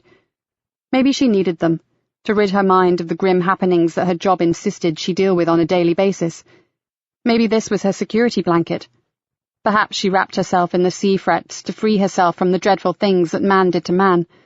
A place of escape. Joseph smiled and sighed. In the distance, he could see the outline of Cloud Cottage Farm, and he felt both relieved that he'd survived the marsh lanes and apprehensive about what the night may bring. The farmhouse looked welcoming. Evening sunlight glinted off the windows, and he thought that it would be good to arrive home each night and find something like this waiting for you. Good but not perfect, because, after years of being alone, he was coming to realize that alone wasn't what he wanted. It suited the boss, and until recently it would have suited him. He turned onto the lane that led to her home, and wondered why his change of heart. It had to be his brush with the Grim Reaper. Joseph slowed down and saw the gates were wide open for him. It was time to let the melancholy stuff go. Time to paint on another face. He swung in and parked around the back of the property, next to a big old red brick barn. He jumped out, took a deep breath of the ozone-laden air, then went round and retrieved a bulging plastic bag and a small overnighter from the boot. At least he had the first part of the evening planned, even though he knew it was purely a diversionary tactic. He would salvage the meal. If the boss was such a pants cook, she would relish his help, and he loved to cook. Chopping and dicing, blending and sautéing was his way to unwind, to escape. He walked around to the back door, recalling what she had told him about no one using the front, and vaguely wondered why he had bothered to lock the car. As he waited for her to answer his knock, he decided that some therapeutic cooking would definitely serve him well, because if there were ever a time he needed to relax, it was now. Okay, so where did you learn to do all that? Asked the boss, clearly impressed. And so quickly, I'd still be reading the instructions on the pasta packet. Joseph glanced down at the old pine table, now colourful with bowls of steaming pasta and sauce, green salad, tomatoes and olives, and richly aromatic garlic and herb bread. College. I'd seen some of my fellow students' pasty faces and pimples, and decided that I was going to pass out with diplomas and degrees, not malnutrition and scurvy. He picked up a bottle of Merlot that had been left to breathe while he cooked. Red okay for you, Mom? Red, pink, white, all okay for me, thank you. The boss sighed happily and took 2 glasses down from a Welsh dresser. And we're off duty tonight, Joseph, so on this occasion, Nikki is fine. He poured the wine into the glasses and held his up to hers. Cheers, Nikki. To you, Joseph. The crystal made a small ringing sound. You have no idea how much better this meal is than the one I had planned. I doubt it, Nikki. I'm sure you are a perfectly good cook. It's just not your thing, that's all. Not quite what my daughter used to tell me, but hey, let's eat. Halfway through the meal, Joseph lay down his napkin. I just wanted to say thank you for not making me fess up to my past in front of the team. He sipped his wine. Frankly, I don't think I could have done it. That would have been incredibly insensitive, said Nikki. I may be a hard-ass cow at times, and I want to catch the killer, but not at the expense of my sergeant. Joseph nodded. There was something about the atmosphere in the old kitchen. They were sitting, talking, as dozens of others must have done over several generations, and it felt warm and intimate. You do know that you are probably the only person I could share this with, don't you? Nikki looked at him across the top of her glass. Well, I guess we've been through a couple of pretty emotive situations in the short time we've known each other. She smiled at him. And you were the one to accompany me down where it's twisted and dark when I needed to offload. So I guess it's just a reversal of roles this time. Joseph decided that he felt very comfortable in this old room with the pine furniture, the butler sink, the pottery chickens, and the ancestral memories. He poured some more wine, and they finished their supper. Does cognac keep? She asked as he stacked plates into the dishwasher. Not in my house, but that's just due to my propensity for fine brandy. Why? When the builders were clearing the attic to work on the wiring and the installation, they found some old boxes belonging to my father. I brought them down to sort out and found an unopened bottle of cognac. She raised an eyebrow at him. Worth a try, do you think? Is it ever? What's on the label? Several layers of dust, I should think. She opened the larder and removed a tall, straight bottle with 2 rather scuffed and faded off-white labels on the front. Joseph carefully took it from her, and his eyes widened. We can't drink this. Oh, gone off, has it? Then we'll revert back to the whiskey, and I'll pour that down the sink. No! Joseph almost choked at the threat of tipping the spirit away. This is Croisette 1961. It's rare, Nikki, and would probably cost you over £300 to buy. God, my father is a sneaky old devil. What on earth was he squirreling that away for? She stared at the bottle in disbelief, then grinned and said, Oh well, at least it's drinkable. I'll get a couple of balloon glasses and we can do it properly. Joseph touched the bottle with something like reverence, then laughed out loud at his boss's total disregard for the heritage of such a fine spirit. But who was he to complain? He'd tasted some fine brandy before, but this would be a first. Nikki returned from the lounge, glasses in hand. You do the honours, Joseph. The way I look at it is this. I never even knew it was there. My poor father doesn't know what year it is anymore. Sadly, he doesn't even know his only daughter, so he won't be objecting. And if I'd never returned to live here, then that bottle would either have been left in the attic for some other bugger to lift, or taken to the dump, so... Let's say the house is welcoming you home, shall we? I like that. Want to go through to the sitting room, or would you rather stay here? Stay here. He replied without even thinking. I love the feel to this room. That's what my mother always said. She said it felt safe, and even if she was on her own, she felt as if the family were around her. As Joseph carefully unsealed the bottle, he knew exactly what the perceptive woman had meant. Okay, here goes nothing. He poured the amber liquid into the brandy balloons and gently sniffed one of them. Oh my, that is something else. Let's hope its anesthetic properties are as good as its bouquet. Nikki took hers from him and sipped it tentatively. No way would I pay 300 quid for it, but it is very nice. Thank you, Daddy. Joseph was lost for words. He just sat there smiling inanely and wishing he had been born to an indecently wealthy French family. The silence that engulfed them was as comfy as a pair of old slippers, and Joseph suddenly knew that he had run out of excuses. There was nothing left to come between him and the horrors of the past. You said that when you go through a difficult time with someone, you feel very close to them afterwards, or words to that effect. He stared into the glinting crystal goblet. So I think you'll understand when I say that it was like that with my army comrades. They say you're brothers in arms, but that doesn't even get close. Those men are everything to you. You love them in a way that... He paused, looking for the right words, but not truly finding them. You've got to have been part of something like that to know just how much your mates mean to you. He took another sip of the cognac and looked across at his boss. He had the feeling that she was going to be a good listener. It took a very special person just to listen and not butt in, criticize, or compare your story to something from their own past. It was never my intended career, but I loved being a soldier, Nikki, and I was a good one. A sigh slipped from between his lips. A natural. I can believe that, said Nikki softly. I've seen how you react under pressure. He nodded, and wondered how long he could make one sip of that rare cognac last. You already knew that I was with UK Special Forces, but I was actually part of an elite team that dealt with very delicate special ops. And I thrived on it, Nikki, until Billy Sweet poisoned everything. He gripped his glass tightly, and his next drink was more of a slug than a sip. He knew that Nikki's company, his relaxed surroundings, and the brandy were making the telling of this story as easy as it would ever be, but he still wanted to run away before he had to fully enter that dreadful pit of memory. Nikki seemed to sense his difficulty and reached across to refill his glass.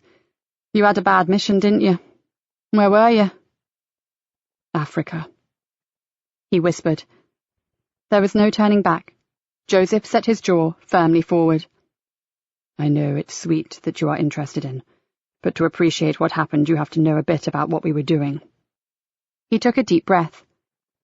4 of us were sent out to the Democratic Republic of Congo to look for a small unit of men who had disappeared without trace. He swallowed hard as the filthy smells and the stinking heat rushed back at him. The country was a living nightmare. Hell on earth. Massacres, child soldiers, systematic rape, and a refugee crisis that helped to destabilize the whole of the eastern Congo.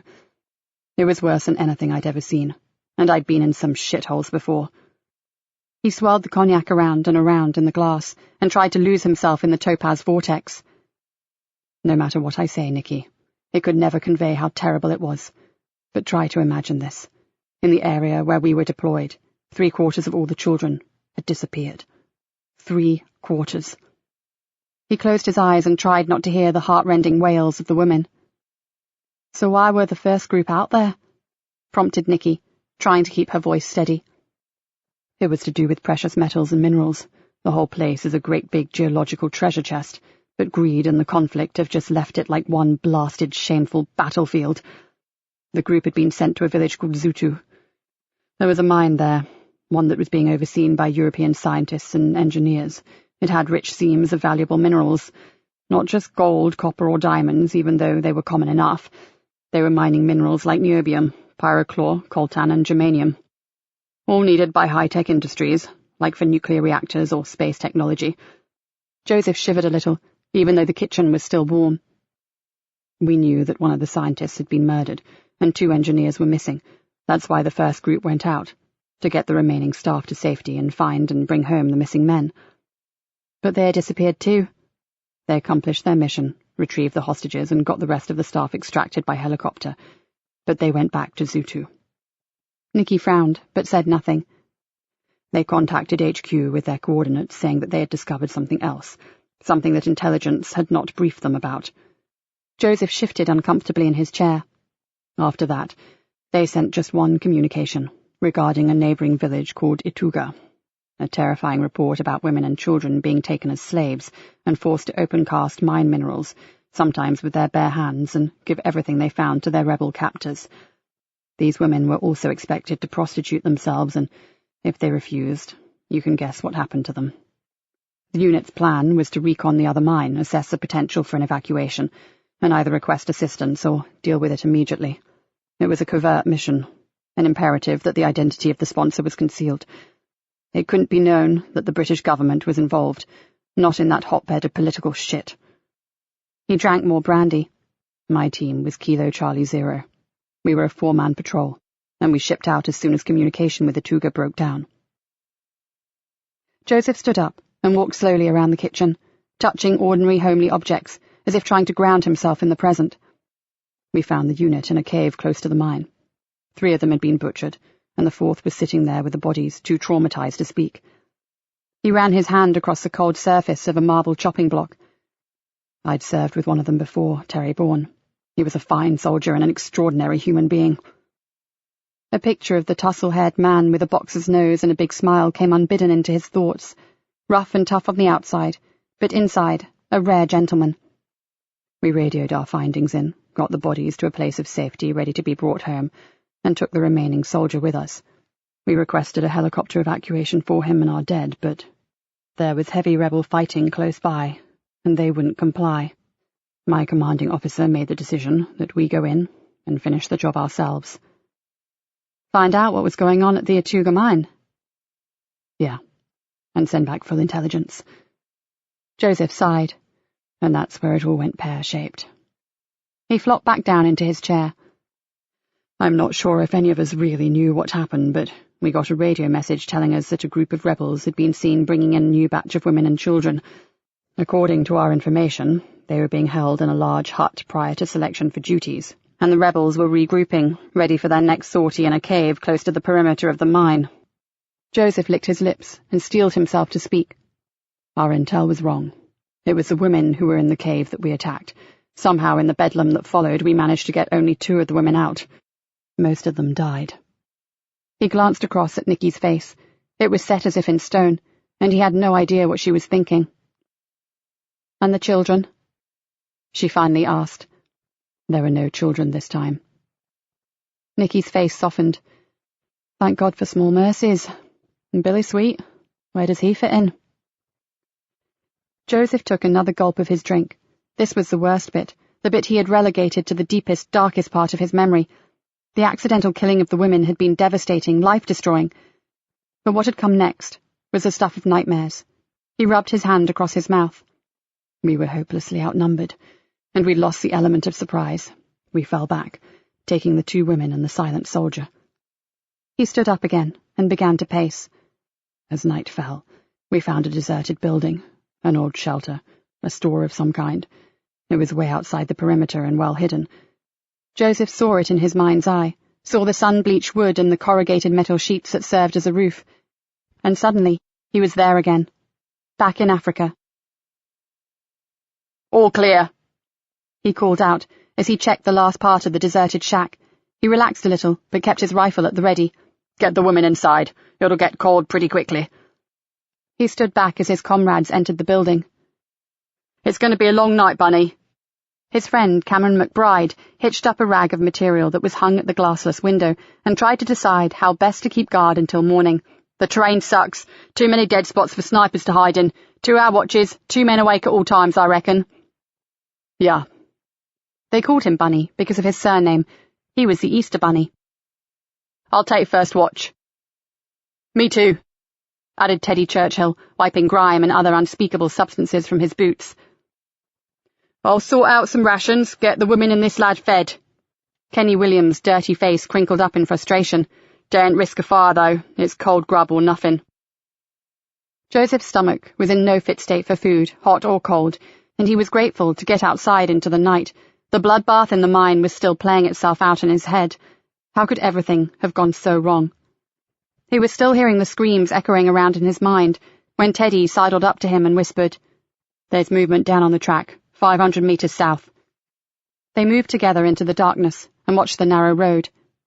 Joseph flipped down his night vision sights and saw figures huddled in the scrubby trees that flanked the track. Go get Cam and Kenny. Moments later, the 4 soldiers eased themselves further down the incline to get a better look at their ghostly intruders. They watched for a while, then Cam tapped his arm and gestured towards the shadows. They are women, thank God. Some of them must have escaped. Are they alone? Whispered Kenny. Can't see. Bait, murmured Teddy grimly. It's a trap. Joseph suddenly froze. Or a lure, to get us away from the shack. Cam inhaled sharply, then said, No, the squaddie's with them. The girls will be all right. He's a mess, but he's still a soldier. His confidence faded. Surely they wouldn't. I'm going back. Joseph knew something was terribly wrong. One of you come with me. As he began to climb back up towards the shack, he felt Cam move in behind him. Bad vibes, man. Joseph didn't answer. Like wraiths in the night, they drifted up to the door and slipped inside. The coppery, metallic smell hit them instantly, and it was something they were both horribly familiar with. Then they heard the sound, a weird sing-song keening, like nothing Joseph had ever heard, either before or since. Oh God, whispered Cam. The women were dead. They had been hog-tied and their throats neatly slit, and sitting on his haunches in front of them, rocking backwards and forwards, was the young soldier. When he realized that he was no longer alone, the horrible noise that was issuing from his throat ceased, and for the first time since they arrived in Atuga, he spoke. Actually, he screamed. They made me watch! The bastards made me watch! Joseph stared at him. They were waiting. They came in. They came in as soon as you'd gone. And you let them do this? Cam's voice was even louder. I couldn't do anything, blubbered the young man. And they left you alone, did they? I don't fucking think so. Cam sneered at the soldier. You ran away, didn't you? You shitty little coward. You left these women to be slaughtered and you hid. Until then, Joseph had said nothing. Then he asked, What's your name, soldier? Sweet, sir. Billy Sweet. And I didn't run. They held me and made me watch, I swear. Then something scared them. They pushed me to the floor and ran off. Joseph's powerful flashlight lit up the man's eyes, and he shivered. It might have been the trauma he had suffered, or it might have been the light. Joseph was never sure, but the soldier had the unblinking pale eyes of a fish. Cold, dead eyes. Suddenly, Joseph was back in the kitchen. His breathing laboured, and Nikki was beside him, pressing the glass into his shaking hands. Take a sip, Joseph, go on. It's okay. You're okay, honestly. He took a long, shuddery breath. Yes, I am, aren't I? Are you up to finishing the story, or... I've come this far. Let's get it done with. He fought to control the shaking. When it was light, I searched for signs of intruders. There were none. I looked for a knife, but the terrain was too difficult. You see, the others believed he was a coward. I believed he was a murderer. He stretched, trying to unknot his cramped muscles. A week later, I went back to that area to help mop up the rebels, and I heard talk about a baby-faced white soldier who had killed his own comrades. Joseph looked at Nikki. I knew then I'd been right about Billy Sweet. He butchered his friends. Nikki's voice rose several octaves. And the women? I believe so, but no witnesses came forward and there was no proof. He was sent for psychological evaluation, given a long holiday somewhere nice, and allowed back on active duty 2 months later. My God, how come they didn't see through him?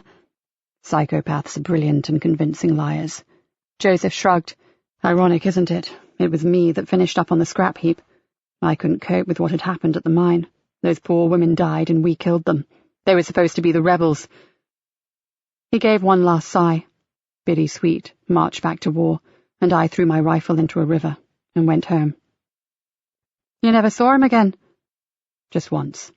A week or so before I got my honourable discharge. I was helping out at a training camp in the Brecon Beacons, and I heard a group of soldiers complaining about one of the men. I heard them mention the name, and I had to go take a look at him. That's how come I know his face. He'd changed, of course. I don't think he was ever as young as he seemed. He got older, got tougher, and uglier. But his eyes were just the same. Did he see you? And did he recognize you? Oh, yes. From the derisory smile on his evil face, I'd say, most definitely.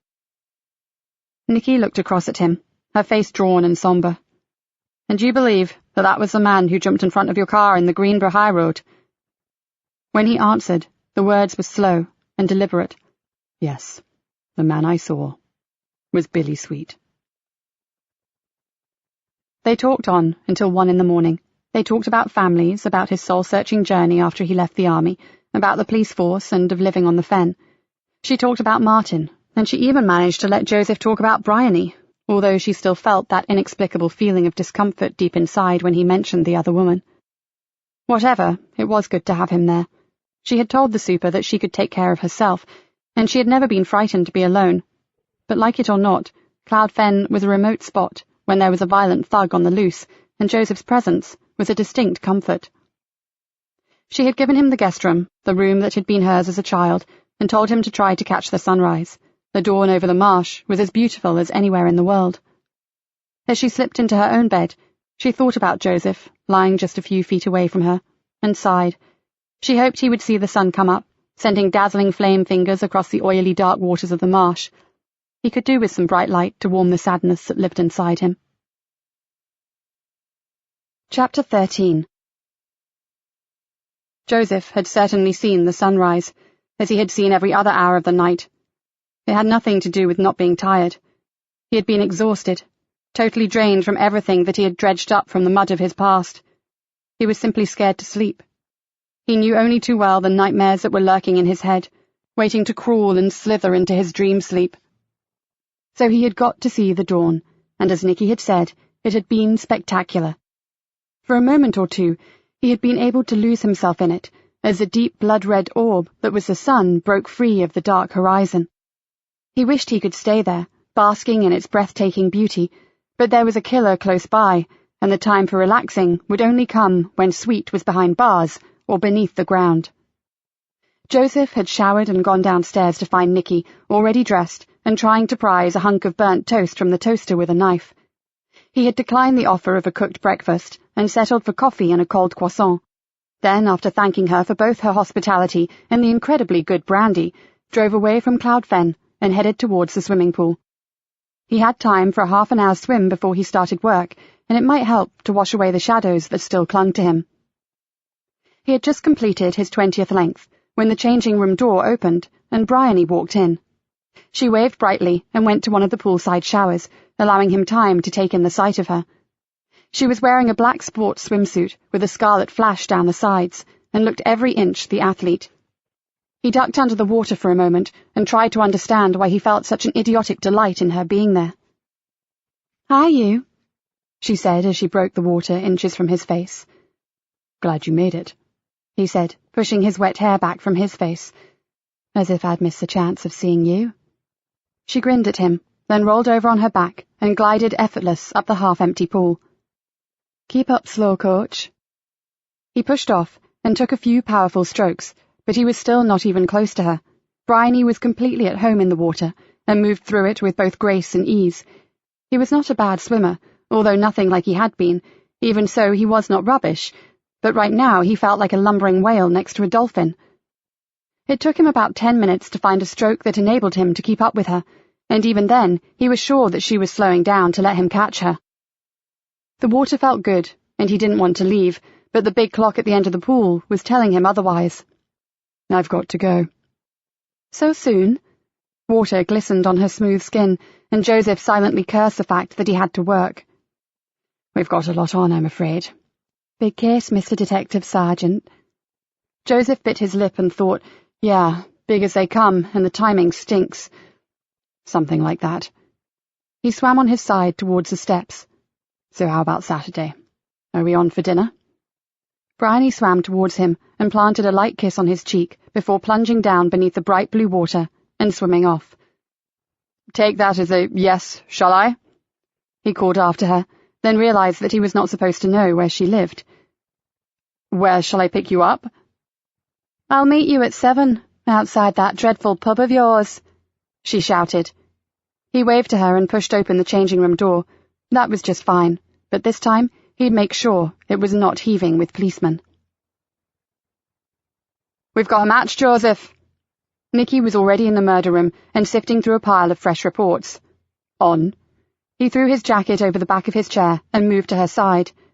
"Our execution victim. His name is Chris Forbes. His fingerprints turned up on the police computer. Nothing heavy, just some trouble overtaking a car without the owner's consent." "Was he a local, Mom?" asked Joseph. "Yes, he's from the Carrborough estate. Bit of a rough family, but other than that one incident, he seems to have been clean." She paused, then added, "So why did he finish up dead?" "I would think wrong place, wrong time. He simply had the misfortune to bump into something nasty in the night. Joseph's eyes narrowed. None of Billy's other victims had done anything wrong either. Maybe. The family's been informed and there's a liaison officer with them. Dave was in early, so he went straight over. We'll talk to them later. Nikki looked at him pensively. And Joseph, I suggest we keep everything that we discussed last night just between us for the time being, and you need to try to keep your emotions under tight control, even if you see this man again. She shook her head. Otherwise, everything will have to come out in the open, and I don't want you to have to face all that, not officially, unless there is absolutely no other way. Joseph nodded. If we catch him, it will be a different ballgame, but until then I'll do my best to keep a lid on my reactions. He gave her a relieved smile. I really appreciate that. Thank you. No problem. Now grab a pile of these reports and help me check them, and a very strong coffee may help. She held out a sheaf of paperwork. Joseph took them and grinned. Can you believe that brandy? I can't believe we drank half a bottle of the stuff, that's for sure. She grimaced. Or maybe I can. She flopped into a chair and looked up at him with a pained expression. You didn't actually go swimming earlier, did you? Yep. He felt a thrill run through him as he recalled those soft lips touch his cheek. And I'm glad I did. Ah, Bryony. Joseph smiled and nodded, although he wondered if he had imagined a slight hint of disapproval. Then just keep your wits about you, Sergeant. Don't get too distracted. Her old tone was back, so he just grinned and went to get the coffee. As he placed the cups under the dispenser and waited, he glanced through the reports. Nothing leapt out, other than a memo from the Soko, who had checked Knott Cottage. He returned to the murder room and put the drinks on the desk. You were right about whoever turned over Martin Durham's drum. The Soko says it was a pro. I said he was. His boss frowned angrily. Your average blagger would never have disabled me that easily. She scanned the memo and made a snorting noise. No trace evidence found at scene, no fingerprints, footprints, stray hairs, no blood in nothing. Are we surprised? No, not at all. I just half hoped that we wouldn't have to wait for the DNA on that hair that I managed to yank from his scalp. Makes it even more important that you did. I suppose. I just wish things happened as fast as they do in CSI or NCIS.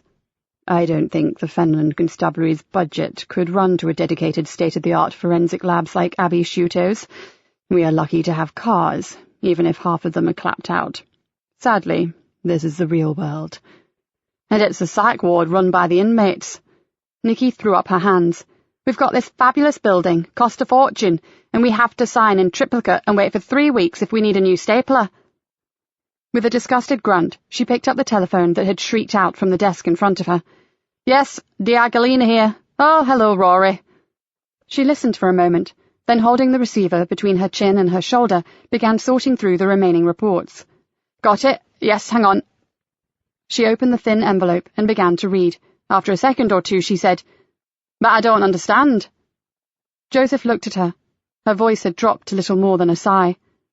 That seems impossible, Professor. After a while, she thanked him and hung up. The tox report on Martin. His bloodstream was flowing with doxapin hydrochloride, in the form of a drug called sinapin. The professor thought he should draw my attention to it prior to delivering his full opinion. Joseph frowned. I don't remember seeing any drugs of that name at Knott Cottage. There weren't any. I have a list of all the medication that he was legitimately taking, and all bar one were present in the report. And Rory is very concerned. What kind of drug is this sinapin? He asked. No idea. The professor is bringing his preliminary findings over at lunchtime, and he'll give us the details then. Nikki picked up her coffee cup and stared into it. They couldn't have been recreational. Martin never took drugs. Hell, I've spent half my life with drug users. I'd have spotted signs. They sound like prescription drugs, said Joseph. So how did he get hold of them? The boss shrugged. This is getting more shitty by the hour. She looked worried. Then we should be getting our heads around Chris Forbes' murder. I've been thinking about that. The type of rope that was used may be of help to us. He sucked in air, then lowered his voice so that only she could hear him. Soldiers always have string or twine in their kit. I'll be interested to hear what kind it is. The boss said nothing, but just nodded. And the knots the killer used. I should have been more attentive, but the shock of seeing the body in that position, I just had to get out of there. Don't be too hard on yourself, Joseph. It's hardly surprising, is it? There was compassion in her voice. But if you can, check the photographs as soon as we have them. I'm sure the report will pick up on the way the victim was bound. I'll certainly be able to tell you if it was a military-style attack. Let's just wait and see, shall we? Part of me is still hoping that this has nothing to do with you. The boss gave him an unenthusiastic look, although the other part is pretty sure that's not the case. She closed her file with a snap. But let's not jump the gun. Hard evidence is what we require. Joseph nodded, then looked up as the door opened and Dave Harris walked in. His face was drawn, and his eyes deep and sad. That's one side of police work that I hate. Don't we all? Said Nikki. So, anything helpful from the parents? Dave sat down heavily and shook his head. All but useless, Gov. Chris Forbes lived at home. He was 34, but he was not bright, if you catch my drift. Learning difficulties? Asked Joseph. Dave nodded. Not severe, but his younger brother said that the lift never went up to the top floor.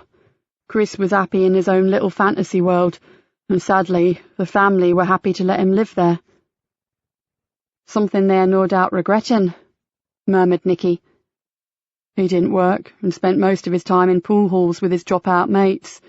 To be honest, I don't think he was bad, just highly impressionable and very trusting. And no one took him too seriously, I suppose. That's the point, Sarge. Who listens for long to a Walter Mitty? His brothers admitted that he'd been going on about some brilliant bloke who bought him drinks, but as none of them had actually met him, and as they didn't give a toss who Chris was drinking with, we have no description. Where did he drink? Or play pool? Maybe we can track this new friend that way, said Nikki.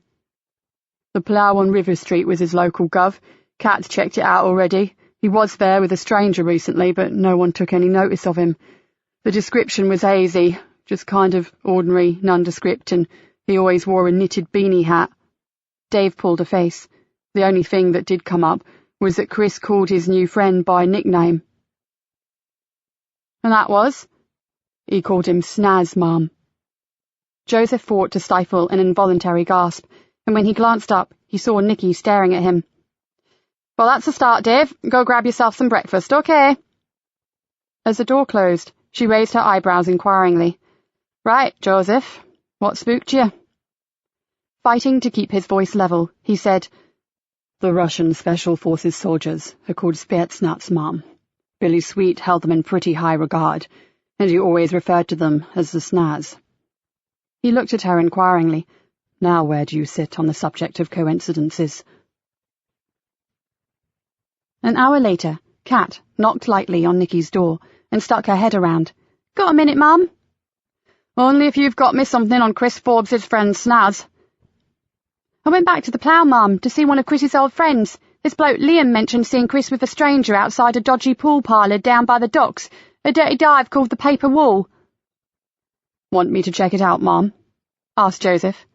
No offence, Sergeant, but I think we'll leave it to Kat. She has a knack of blending in rather well in dubious joints, don't you, Detective? She smiled at Joseph. Sorry, but she'll get more than you from their kind of clientele. You look a tad too wholesome for the Paper Wall. You make it sound as if I should be selling war cry, said Joseph huffily. If the cap fits, mate, laughed Kat. You leave this one to me. I have a rare talent for disguise when undercover. I know. I've seen you in action, remember? Joseph closed the report he'd been reading. So what am I trying to find out while I'm stamping on the cockroaches? If anyone can give us an ID on the man with the tag Snaz. You do know they won't have CCTV, and their security consists of an 18-stone tattooed woman who looks harder than Desperate Dan? You mean Gloria?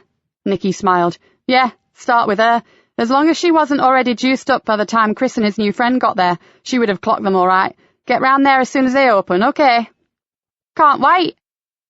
Well, if that's the case, why don't you rope in Yvonne and Niall and go around all the local pool halls and pubs to try to find someone who can finger this mystery man that Chris has been spending time with? We need a face, Kat. No problem, Mum. Kat gathered up her jacket and headed for the door. Time for a swift change of clothes, and then show is committed. Nikki glanced up at the clock. Professor Wilkinson should be with them shortly with the preliminary report on Martin's death, and it was a report that was worrying the life out of her. Strangely, even the execution of Chris Forbes couldn't rid her of the constant nagging anxiety about her old neighbour and his horrible death. "More coffee, Mom?" asked Joseph. "Make that 3. Rory has his black, no sugar." A few moments later, Rory Wilkinson stuck his head round the door and waved a large white paper bag. "I come bearing gifts, and I don't mean gruesome goodies from the Path Lab either." No matter how grim her thoughts had been, this unorthodox forensic genius always managed to bring a smile to her face. "Then welcome, Professor. Grab a seat. Joseph is already getting refreshments, which should go nicely with these." He tore open the bag and revealed 3 enormous chocolate eclairs. "Called in at the boulangerie en route. C'est magnifique, n'est-ce pas?" "Oh, Lord, I should say so. If Joseph doesn't get a move on, he'll be unlucky." As if on cue, Joseph shouldered the door open and entered carrying 3 large mugs of coffee. "Haven't missed anything, have I?" "Nearly, but not quite," said Nikki, looking longingly at the thick chocolate covering the cream-filled choux pastry. "Right, so are these to help sweeten the mood? Known about your other gift, the one in the giant brown manila folder." "Ah, so astute. Every inch the detective, Mom." He grinned. "But no, actually, I missed breakfast and I'm starving." His face became a little more serious, although I have to say, the tidings that I bring are by no means straightforward. "As if I thought there would be," sighed Nikki, taking a bite out of her eclair. "So, whenever you are ready." The pathologist put down his coffee mug, dabbed at the corners of his mouth with a white handkerchief, and sat back. "Well, Mr. Durham died as a result of his fall from the church tower. This we know. His injuries were a little different to those normally expected from a fall from such a great height, because of the fact that he hit the wall and not a flat, hard surface. He had shattered his spinal column at the areas of the 2nd, 3rd, and 4th lumbar vertebrae, severing the spinal cord and shearing through the arteries." Rory pointed to the folder. "There's much more, of course, it's all in there. Crushed ribs, massive head injury, and intracranial bleeds, caused as his head was swung down against the wall when his back broke. Liver damaged et al., but this is to be expected, wholly understandable, and it's none of this that worries me." Nikki was feeling a mild nausea sweep over her. This was an old friend that Rory was describing, and it didn't make pleasant listening. She tried not to think of broken, splintered bones and quickly said, "It's a toxicology report, isn't it?" Rory nibbled delicately on his eclair and nodded. Exactly." He removed a thick batch of papers from his file, skimmed through them, and laid them on the desk and looked up. "I'll try to simplify this for you, and please don't think that I'm insulting your intelligence, dear hearts. But forensic toxicology is complex, and it's still one of the most difficult tasks to prove death by poisoning." "He was poisoned?" asked Joseph, almost choking on his coffee. No, well, not in the way that you mean, but there again, one could say that." "Rory," Nikki bit her lip, "come to the point." "Sorry. What I mean is this. Martin Durham killed himself by leaping from the tower. Fact. He did this because he was under the effect of a powerful hallucinogen. Fact. But did he purposefully take the drug himself, or was it administered to him by person or persons unknown? Unproven." "Tell us about the drugs," said Joseph. He had a real cache of them at his home. "And thereby hangs another mystery," replied Rory. "But let's take this step at a time, shall we? We took samples from his blood, urine, stomach contents, liver, what was left of it, and his vitreous humour. You see, you are not just looking for the toxins, you are looking for their effects in the form of metabolites. So, using a combination of mass spectrometry and gas spectrometry, we isolated and identified samples of all his prescription drugs, bar one. Plus another substance, the one that turned out to be doxepin hydrochloride." Nikki stared across the desk at Rory. "You just said, bar one. Why would he take all his meds and leave one out? Is it something that he didn't need to take regularly?" "Oh, no, it's part of his daily regime." "And the other one, the hallucinogen, what would that be taken for?" It's used quite legitimately as an anti-anxiety drug, an antidepressant. It's similar to amitriptyline, but, as with a lot of chemicals, it's not the drug itself, it's the quantity that is taken. And this was a dose large enough to trigger an acid trip in an elephant. But Martin never used recreational drugs. He didn't smoke and he didn't drink. Then that could have made its effect on him even more severe. Joseph placed his mug on the desk and stared at it. There were no pharmaceutical company boxes or bottles in Martin's home that were antidepressants, of that I am sure. And as his GP never mentioned them, how did he get hold of them? And why take it anyway? By accident? That's possible, of course, said Rory, but frankly, I doubt it. It's the missing tablet that has me foxed. He pushed his glasses further up onto the bridge of his nose and peered at Nikki. From what I understand, Martin Durham was a meticulous man and very careful with his medication. You knew him, so am I right? Bear in mind, I never knew he took medication, but otherwise, most certainly. His house was spotless. He cooked wholesome food and exercised regularly. I deduce that much from the state of his body and the contents of his stomach. He puffed out his cheeks and made a low whistling sound. So, why miss one tablet? Anyone who takes pills regularly has a specific routine, and if those tablets are life-sustaining, you are very particular indeed. Common sense would dictate that somehow he took the Sinapin accidentally, believing it to be his other tablet, said Joseph thoughtfully. Do they look alike, Professor? Not at all. The antidepressant is a brightly coloured gelatin capsule, the colour varying as to the strength of the dose, and his own drug was a small yellow tablet.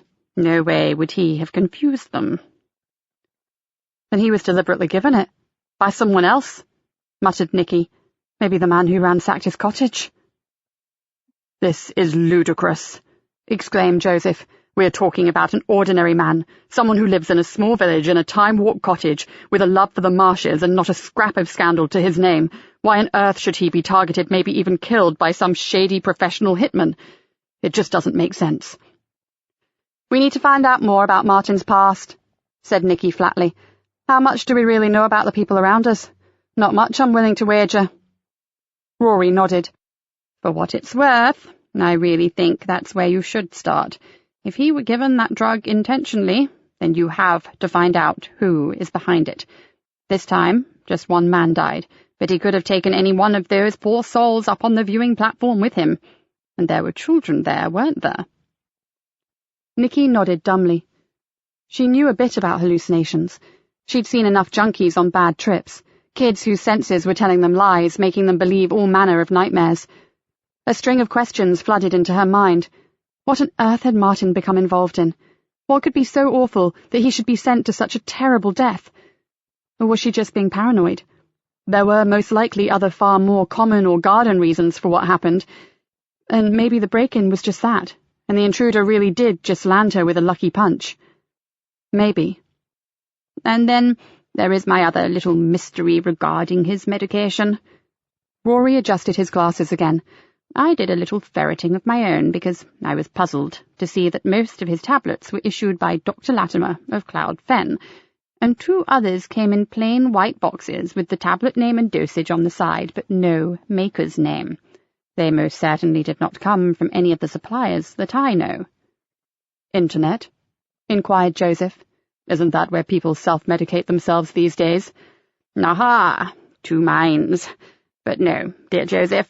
Sadly, my mini-investigation has proved us wrong. I've no idea where these drugs come from. Nikki looked towards Joseph. Time for you to take another trip to Dr. Latimer's surgery, I think.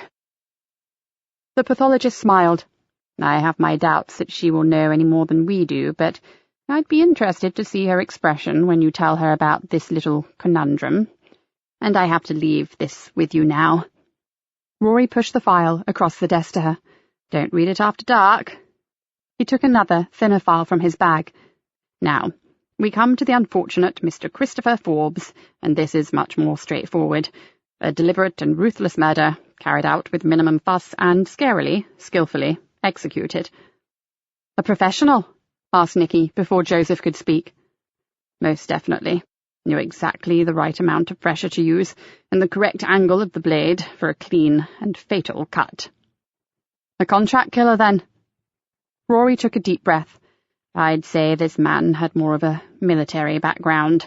Hitmen prefer guns. It's impersonal. A gun distances the killer from the victim. You have to be very sure of yourself and very cool to use a knife.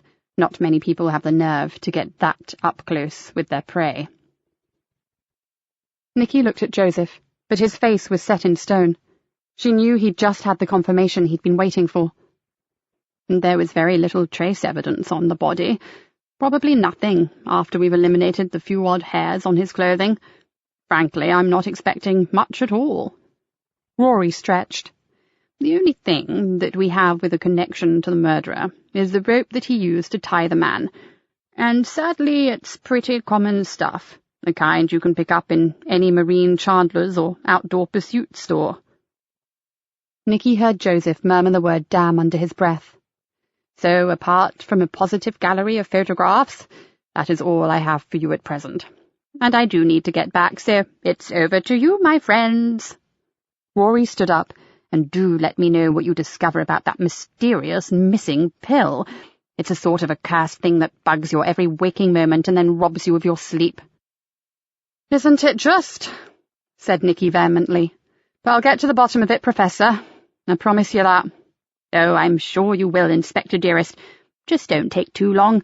I shall be positively haggard with worry, and you've no idea just how much I value my beauty sleep. With a curt bow and a flourish of his hand, he was gone, and Nikki and Joseph were left in the silent office. Rory's exit had taken with it every ounce of humour and life from the room. Suddenly, Joseph stood up. I should go and see Dr. Latimer. Nikki frowned at him. In a moment, but don't you have anything to say about Chris Forbes' death? What's to say, Mom? He was killed by a military-trained operative. I knew that. We'll find him, Joseph. Someone at the paper wall will give us an ID. Then we can look for him in earnest. I can give you an ID, Mom, but if he doesn't want us to find him, we won't find him. End of. This isn't the jungle, Sergeant. It's a market town in the Fens. You can't sneeze here without half the town offering you a hanky. She looked at him long and hard. And we still have no absolute proof that it is Billy Sweet. This could be some nasty scam. Have you considered that there may be someone out there who wants to get at you for putting their nearest and dearest in the scrubs, or somewhere equally as salubrious? An old case. Someone has decided it's payback time. It does happen, Joseph. Joseph didn't answer, but just stared down at his feet. We have to be objective, you know that. Nikki reasoned. It's like Martin's death. I knew him, and my gut tells me that someone engineered his demise deliberately, but I have to consider that it may have just been a terrible accident. Maybe some half-brain in the Wild Goose thought he looked a bit down and stuck a little helper in his orange juice. Who knows? Maybe something went wrong in the pharmaceutical factory. Perhaps a rogue tablet got mixed in with others, and he'd taken it before he realised. I don't want to, Joseph, but I have to look down all the avenues. I guess you're right. His voice was low and almost husky. I'm sorry, Mom, but it's hard to think about any other scenario when it all seems so clear, so vividly clear. I know. Nikki did know, but right now it wasn't helping. Look, maybe you should concentrate on Martin for a bit, and I head up the hunt for our assassin. I don't mean permanently, just until we've gathered a bit more information. Keep each other up to date with everything, and back each other up as and when required. How does that sound? Sure. He gave her a weak smile. Maybe it's for the best. Okay, so bugger off to dear Helen Latimer, and the best of the British. What is it with you two? Asked Joseph, a hint of his usual humour creeping back into his voice. Old history, Joseph, very old history. Probably neither of us can honestly remember why we finished up as such eye-gouging adversaries, but... She gave a little laugh. We're so used to bitching about each other that it comes as second nature. Joseph looked at her shrewdly. I'm willing to bet the good doctor knows exactly why you two don't get on. Maybe I should ask her about it. Do that, sonny boy, and you'll be back in Fenchester before you can blink. Ah. His grin widened. Caught you there. But when these two cases are over, I want to know all the sordid gossip. Okay? Sort this mess, and I'll be glad to sit down with the rest of that brandy and bare my very soul, sordid bits and all. Now sod off, Sergeant, and find me some answers, some I can believe in. Chapter 14. As Joseph drove towards Cloud Fen, Nikki delivered a diluted version of her report to the superintendent. She had decided not to dwell on the suggestion that Martin Durham may have met with his maker by design. It would not take much for Rick Bainbridge to remove her from the case, and any suggestion by her of foul play could be misconstrued as being emotionally too close. So as far as she could, she concentrated on the death of Chris Forbes. Sir, we have a well-liked, although highly impressionable man, not retarded, but certainly not the brightest light on the Christmas tree, murdered by a trained killer, and we have unearthed nothing so far to indicate a motive for the killing. The super thought about it for a moment, then said, Well, it seems that he frequented public houses and pool halls. Maybe he overheard something he shouldn't, and the killer didn't trust him not to shoot his mouth off.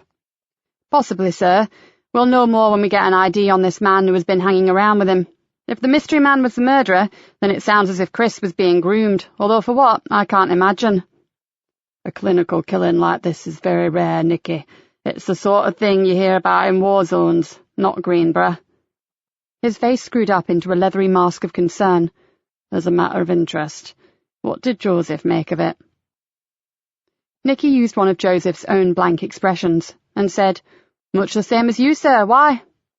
Just wondered.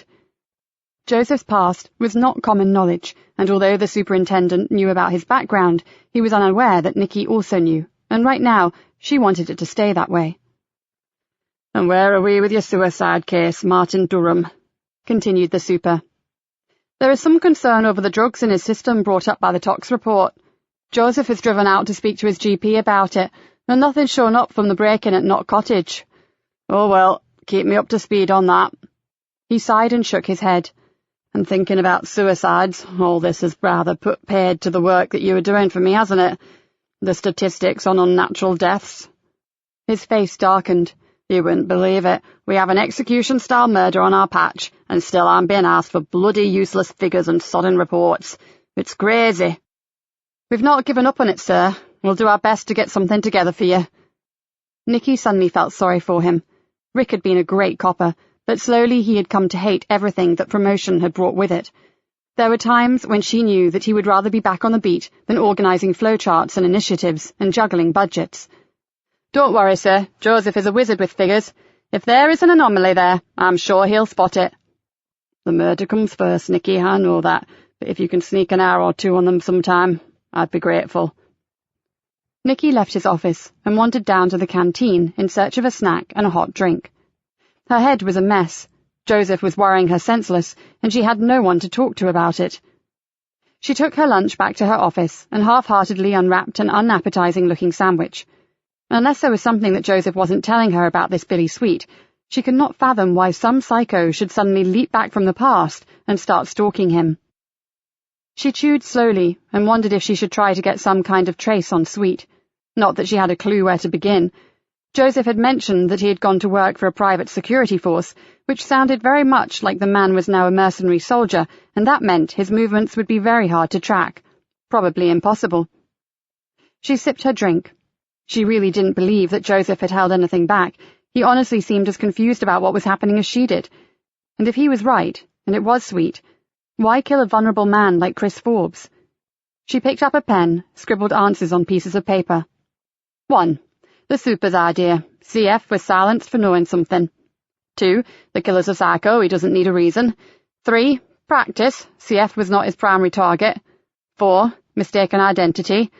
5. CF could have been anyone. He was killed purely to get Joseph's attention.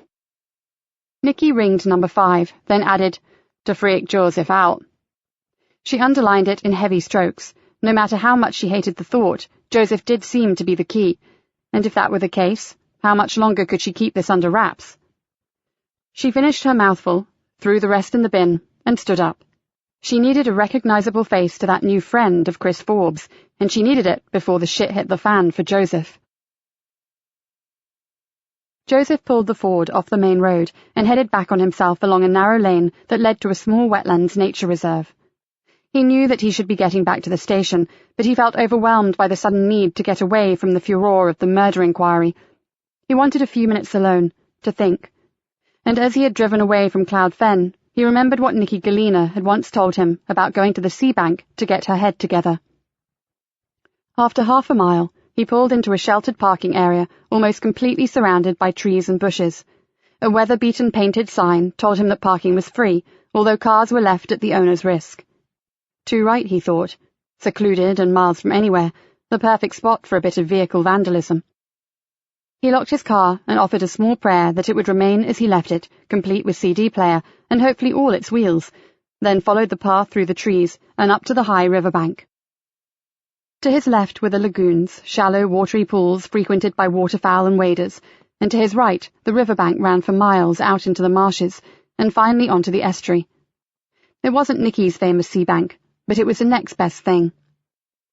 He looked both ways, then chose the lagoons, and seeing no one else around, wandered along the track to one of the dilapidated bird hides.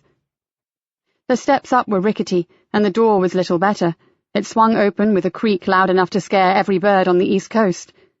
Inside there was a weird smell of salt-damp wood and a mustiness that was less than pleasant. He opened the observation flap, hooked it up, and sat on the wooden bench to look out. At first he saw only sedge-grass, reeds, and the oily dark waters of the lagoons, but after a while he realized that there was movement all around him. Tiny warblers clung to the reeds, their harsh, repetitive song echoing across the pools. A heron stood seemingly motionless in the shallow water, and above him a skylark's song rose and fell continuously. He knew he didn't have long, but this was what he needed right now, a place of solitude, somewhere to put his thoughts in order. He took a deep breath, held it, then allowed his mind to go over what had just occurred at the Cloud Fen surgery. Predictably, Dr. Latimer had been furious. She had never prescribed any form of antidepressants for Martin Durham and flatly denied any knowledge of the other 2 types of tablets that he had been taking. She had stared at the photo of the plain white boxes in complete amazement and demanded to know where he had got them from. She had then proceeded to blame Joseph and his team for not comparing Martin's medical notes with the drugs they had found at the house. It had taken a while to placate her, and even then, Joseph had finally left, feeling ill at ease. Either Martin had been seeing 2 doctors, or he had been obtaining drugs illegally, and that just didn't gel with the kind of person that his sister and the DI had described. He had made a mental note to ring the oncology clinic that conducted Martin's yearly follow-up. Maybe they could throw some light on his mixture of medication. He stretched his aching back and watched as a curlew probed its long, down-curved beak into the edge of the water, searching for food. And Martin Durham was not the only problem. There was the other matter, the one he could hardly bear to think about, the fact that poor, trusting Chris Forbes might have died because of him. He chewed on a rough nail and tried to relax the turmoil in his head. He cursed softly. It really wasn't fair. Until the moment when he had seen that horrible face peering through his windscreen, things had been good, really good. He had come to terms with himself, accepted that he couldn't change the horrors of his past, but that he must not let them ruin the present or his future. He had let the bitterness of his divorce go, and made inroads to some kind of peace with his daughter. He had taken a new job with a boss that he had learnt to respect, and he'd survived an attack. Yes, things were good, until Billy Sweet's ugly face had appeared and tainted everything. Joseph looked down and saw deep indentations in the palms of his hands. He had clenched his fists so tight that his nails had almost broken the skin. How could things swing around so quickly? How? His mobile broke the silence, and for a second made his heart race. He flipped it open expecting to see the governor's name, but to his surprise, it was Bryony. He stared at it, but didn't answer it. Apart from his job, she was the only happy thing in his life at present, and he was scared to get involved with her. If Sweet was after him, there would be no better way to get to him than through a girlfriend. So for her sake, he should keep his distance.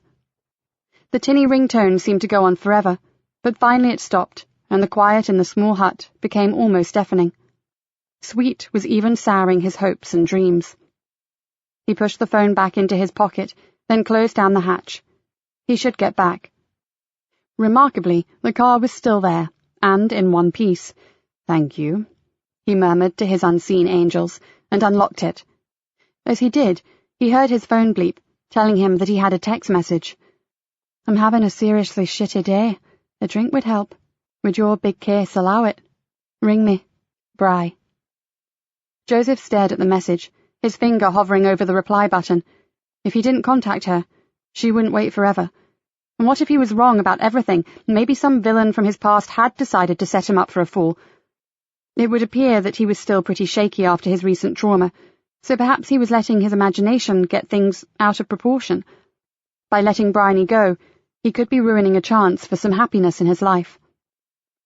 He stared at his mobile phone and felt like Don Camillo talking to JC, weighing up his worldly options against his moral conscience. With a sigh, he closed his phone and pushed his key into the ignition. JC wins. The risk was too great. The murder room was now alive with CID officers.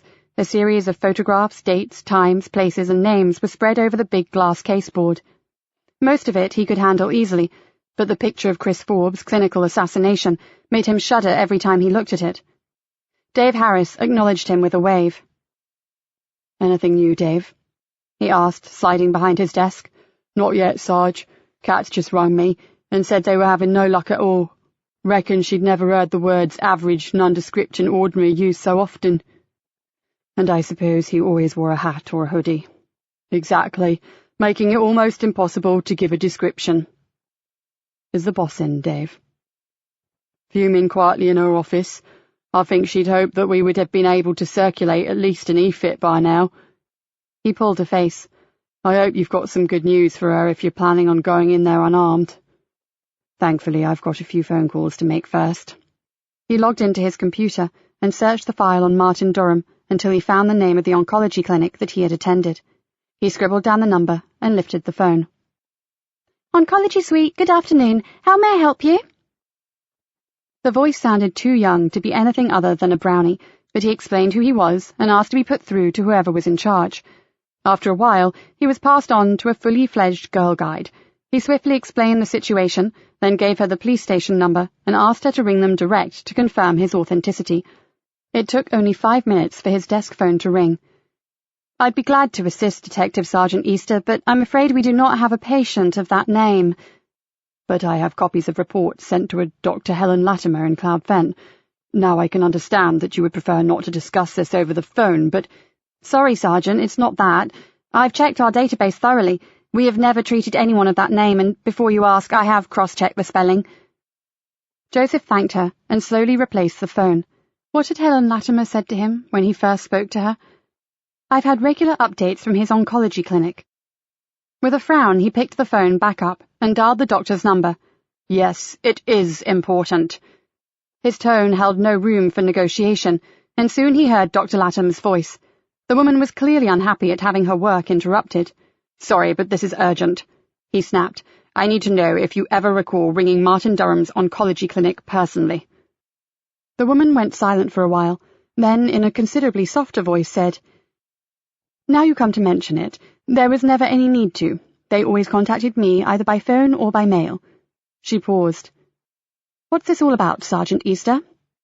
"I wish I knew, Doctor. Really, I do." He thanked her and hung up. Bad mood or not, it was time to see the DI. "Never heard of him.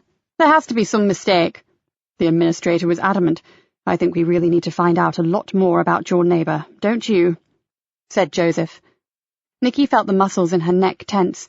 It seemed as if her fears about Martin were about to be realized. For a while she said nothing, as thoughts madly careered about her head. Then she looked down at the heap of paperwork on her desk. "This isn't going to help either." She tapped her finger on the files.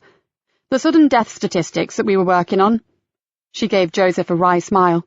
"It's all right, I'm not scarving off the murder investigation. It's just that the super is still being hounded for bloody figures, and I needed something to occupy my mind while I was waiting for Kat and her crew to get back." She sorted out 2 reports and handed them across to Joseph. "I was getting them into some form of order, and I saw a name I recognized. When I looked further, I started to feel twitchy. Look at these and tell me what you think." She sat back and observed him while he studied the papers. This was not the Joseph who had first come to Greenborough. That man had been calm, quietly sure of himself, and completely in control. The Joseph who sat opposite her now looked drawn and preoccupied. He seemed as if his mind was in constant debate over something, and if she didn't know him better, she would have said he was frightened. After a while he looked up. "I see what you mean, Mom, but 2 other cases of suicide and very stable, apparently happy people doesn't mean much, does it?" Nikki shrugged. "These are just basic summaries, no autopsies or any other reports. I think we should check them out. Both caused something of a stir at the time, I do remember that." She rubbed her eyes. "I'd hate to think we missed something, and that bad things were happening to good people." She took the paper from him, stared at it, then dredged what she could remember from her memory. Amelia Reed, age 51. Bit of a local hero in as much as she rescued and cared for stray and ill-treated animals. She drowned in her bath. No history of mental illness.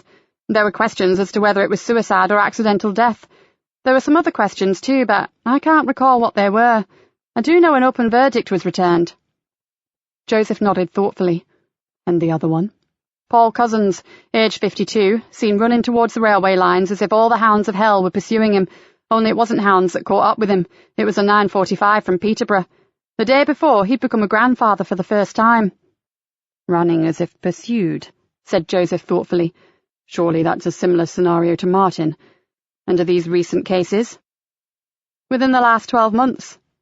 Maybe I should get someone to pull the full reports, just in case there are any more factors that could connect them." Joseph rubbed hard on his chin. "Although, frankly, I think we may be wasting precious time." "Maybe, but this still has to be done." She jabbed her finger at the statistics. "I have no intentions of leaving the super in the brown and sticky stuff." Nikki exhaled loudly. "And I know we have a violent killer out there, and he has to be caught. But there is something very wrong with Martin's death too, and if someone is inducing innocent people to kill themselves, then this other assassin is just as bad and equally as deadly." "Maybe we should hand it over to another team," said Joseph dubiously. "In which case would you hand over, Joseph?" Nikki looked at him steadily. "One seems to be connected to you, and the other to me." Joseph looked directly into her eyes, but did not answer. "Not easy, is it?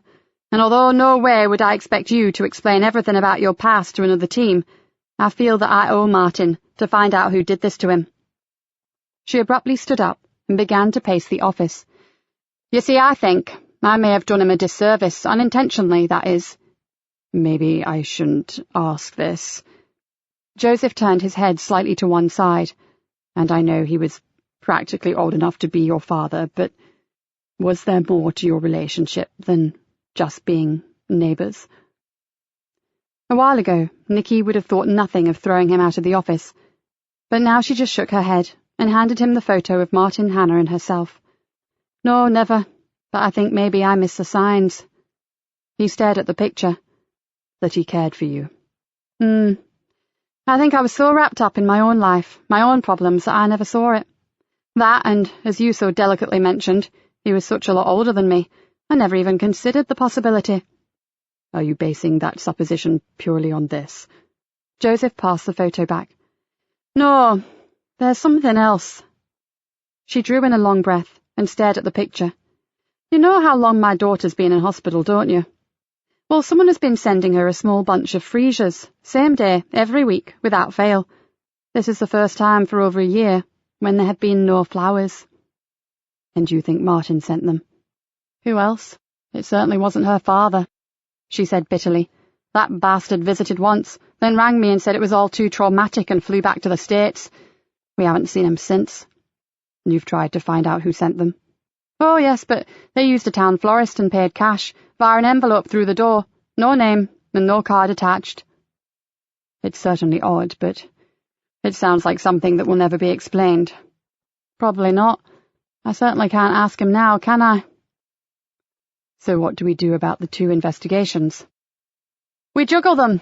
The super has provided a lot of backup to help with Chris Forbes' murder inquiry, so I suggest you and I delegate as much of the legwork that we possibly can, and meantime, we keep digging up all we can about Martin and these other suspect suicides. And we need to see Martin's sister again. I'm damn sure she knows something that she wasn't prepared to tell us last time." Joseph nodded, and Nikki could see a flicker of relief in his eyes. Not that she believed it would last for long. Even if their killer was not sweet, He seemed to be doing a good job in remaining unidentified, which kept Joseph in a permanent state of agitation, and that helped no one. If it helps, I'll stay on tonight and try to crunch some numbers for the super. Before all this blew up, I'd thought of a way to get a better overall view across forces, see what criteria they use and how they arrive at their figures. Nikki hated to say yes when Joseph looked so exhausted, but she had the feeling that he couldn't rest even if he did go home. There was far too much on his mind. If you could, just a couple of hours would be great. She flopped back down in her chair. I'll stay too, and I'll send out for a Chinese if you like. Suits me, Mom. Mrs. Blakely has threatened a corned beef hash tonight, and I'm not too sure I could stomach it. Doesn't sound quite your thing, Joseph. He threw her a small smile. Oh, I'm fine with hash generally, but I happened to see the sell-by date on the tin of corned beef. That's what's worrying me. Ah, right. Chinese it is, then. Chapter 15. Cat Cullen and the others arrived back just after 6. There was little to report, and nothing that would help their identification of Snaz. I can't believe how sodding thick some people are, she grumbled. No one could give us hair colour, no distinguishing marks or tattoos, no label wear or designer clothing, and no name, other than some of them heard Chris called him Snaz. And since the murder, he has conveniently disappeared, added Niall, unbuckling his heavy equipment belt. Nikki remained impassive. She had expected little else. Okay, well, you guys get home, grab some sleep and be back early. She looked across at the big figure of Dave Harris, who still sat hunched over his computer, doggedly thumping on the keyboard. And that includes you, Dave. Right you are, Mum. I'm pretty well finished here. He double-clicked the mouse, and a printer whirred into life. Everything I can find on Amelia Reed and Paul Cousins. He raised his eyebrows, and there's quite a bit. Nikki took the information from him and went to her office. She had already tried to get hold of Elizabeth Durham and been greeted by an answer phone. She had left a message asking her to get in touch as a matter of some urgency. Now, as Joseph was flicking through reams of figures on the computer screen, there was little left for her to do but to tackle Dave's reports. She sat back and began to thumb through them. Dave had been his usual thorough self and even printed off local newspaper articles on the deaths. As she began to read, the stories flooded back to her. 2 deaths that had shocked their nearest and dearest to the core. Paul Cousins' horrific method of dying had left several pasty-faced officers searching the railway line for missing internal organs, and his wife requiring long-term psychiatric treatment. Like Martin, he had no money worries, but Paul was surrounded by a close family, and the coming of the first grandchild had apparently been a total joy. Nikki skimmed down the press cuttings, and words like disbelief, impossible, and bombshell kept reoccurring. The same words that she could use in relation to Martin. There were similar descriptions regarding Amelia Reed, although the circumstances regarding her death were far more obscure. Did she black out? Was she held under? Or did she drown herself? Every aspect was hacked around for weeks in the papers. As a woman, she seemed full of fire and had a real passion for helping animals. She was someone who had been known to take on gangs of badger baiters and, on one occasion, before the fox hunting ban, a full complement of scarlet-coated huntsmen. She had climbed over walls, fences, and barbed wire to rescue ill-treated dogs and various forms of livestock, and was thanked by receiving several broken bones and a criminal record. Not exactly a scaredy cat, were you, Amelia? Thought Nikki. She turned to another account, read it, then frowned and read it again. A neighbour had reported hearing Amelia remonstrate loudly with someone about an hour before she died, but on investigation there was no indication of anyone else ever being in the house. This was backed up by the fact that one of her dogs, a faithful and possessive Jack Russell, never barked at all during what had seemed like a heated argument. Nikki quickly checked against the police statements and found the name of the neighbour. She ran her finger down the details and stopped at the telephone number. This had happened a year ago, but there was a good chance that the person still lived there. She picked up the phone and dialed. Mr. Matthews? Excellent. Now, I'm sorry to ring like this, but I was wondering... Nikki explained that they were reviewing the case and needed his help. They talked for a while, then she thanked him and hung up. She could be wrong, but her gut feeling said otherwise. She grabbed the rest of the notes and hunted through for the PM results. Damn! She swore out loud, then she went over it again. There was a considerable amount of medication in her blood, but no mention of any abnormally high doses of an hallucinogen. She stared at the list of drugs, but apart from a water tablet, they meant nothing to her. She cursed again. From Mr. Matthews' description of what he had heard, Nikki could have sworn that Amelia was not arguing, but having a bad trip, shouting at demons. That would have answered the problem of no one else having been seen and the dog not barking. But why didn't the drugs show up in her blood? Maybe it was rehypnol type, one that did not stay in the system for long. She pushed the file to one side. That could be it, but she needed Professor Rory Wilkinson to confirm it. Nikki's hand hung over the phone, then she stopped. Best to check out the PM on Paul Cousins first. She scanned the report, but could find nothing from toxicology. With a small snort of irritation, she went through it again. Everything else was there, except the tox screen. Shit! The one report she really needed had vanished into the wonderful Never-Never Land of Gone Missing. "Food's here, Mom." Joseph's voice calmed her somewhat. "Shall I bring it in?" Nikki stood up. "No, I'll come out there. I'm just about to start dusting the ceiling with these old reports." "Sorry about that. I'm not doing too badly, actually." He set out several foil food trays on his desk and pulled the lids off. "Smells good." He passed her a fork. "I don't think the super has too much to worry about with these statistics, you know. Whoever compiled them in the first place should be shot. On closer examination, they've admitted to take into consideration a lot of regional variables, and I suspect that part of it is compiled by estimates based on out-of-date trends, so, to be honest, Joseph, speak English, and pass the soy sauce, please." She took the sachet from him and tore it open. "What you were saying is that the survey is crap, is that right?" "You do have a remarkable way with words, Mom, but in a nutshell, yes." "And you can prove that statement?" "I should be able to. In fact, given a little longer, I can probably produce some pretty convincing data." "Just enough to get the superintendent off the hook will do nicely." Nikki eased her fork into some Singapore noodles and transferred them to her plate. "You know what is really scary about this?" "What, the noodles?" Nikki threw him a hopeless look. "No, Wally, the stats. If we hadn't been asked to look at them, we'd never have seen these other suspect cases." "And are they suspect?" asked Joseph, taking a bite out of a spring roll. "I'd stake my pension on the fact that there's more to both of them than met the eye of the coroner." "That is scary." "And if we're right, will we find more?" said Nikki quietly. "Let's sort these first, shall we?" Before Nikki could answer, Joseph's phone rang. He flipped it open, stared at it for a while, then closed it again. As he did, his brighter mood seemed to fade. "Bryony?" she asked tentatively. "Bryony." He pushed some food around his plate, but didn't eat anything. "You think you might be putting her in danger, don't you?" Joseph laid his fork down. "I need proof about Billy Sweet. Without it, I'm in limbo. Damned if I do, damned if I don't." "It wouldn't hurt to talk to her, would it?" Nikki wondered why she was encouraging him. "I suppose I should. I hate to keep ignoring her calls. After all, I did give her my number." Nikki felt a hint of something she didn't understand, something that she certainly wasn't going to start analysing right now. "Yes, you're a lot of things, Joseph Easter, but you're not rude, so ring back and apologise." "Okay, I'll do it when we've eaten." "Do it now." "I need to eat." "Then microwave it later. Go phone Bryony." She watched him as she ate, and although she couldn't hear the conversation, his body language spoke volumes. Whoever Bryony was, he enjoyed her company, and from the expression on his face, she understood that the woman had forgiven his uncharacteristic bad manners. Nikki threw away the empty cartons and her paper plate, returned to her office, and wondered where that relationship was going to go. She walked around her desk and sat down. Whatever, it wasn't her business, but this case was. And she needed to move it forward. She left a message on Rory Wilkinson's voicemail and wondered what to do next.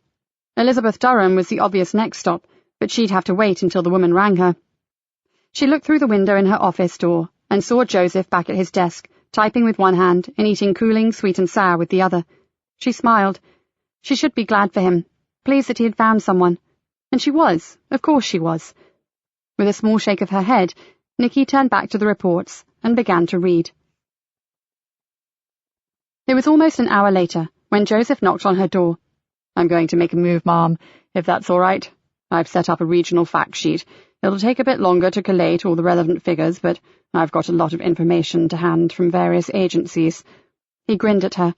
"We could get a gold star from the super, if I get it right." That's great. Good work, Joseph. Now, go meet your lady. She wasn't sure if it was the light, but she thought she saw a reddish hue creep up his neck. It's just a drink. Give me a chance to explain how difficult it is when there's an inquiry running. He looked a little like a teenager trying to explain himself. I'm going to try to put things on hold until... He shrugged. I know. Until you have that proof that you were looking for. She really did feel like his mother, and she didn't like that feeling. Now shut up and bugger off. I've got work to do. Bryony had suggested a small bar down by the river, and as it was not a regular hangout place for policemen, he readily agreed. She had looked hauntingly beautiful when he saw her, and he had felt a strange sadness sweep over him, because he knew that his job could prevent this relationship from ever coming to anything. They had talked for a couple of hours, and finally Joseph confessed that he was involved in the murder inquiry that was on the whole town's lips, and that he may have to take a rain check until it was over. And then he told her that even if they did see each other, it was no picnic dating a copper. He would make arrangements, then have to cancel at the last minute. He would not get to ring her when he promised to, and sometimes he may have to work long into the night and not see her at all. And she had simply smiled, and said surely that was par for the course.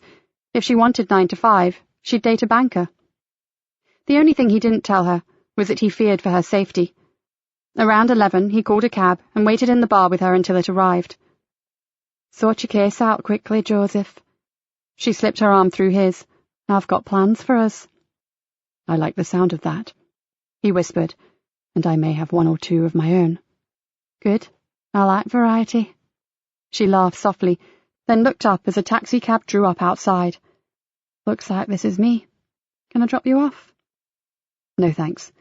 I like to walk, and it's the opposite direction. Are you sure you wouldn't like to squeeze in the back with me? Joseph would have loved nothing better, but knew it was far too dangerous, for several different reasons, and all he could lamely say was, Soon. I promise.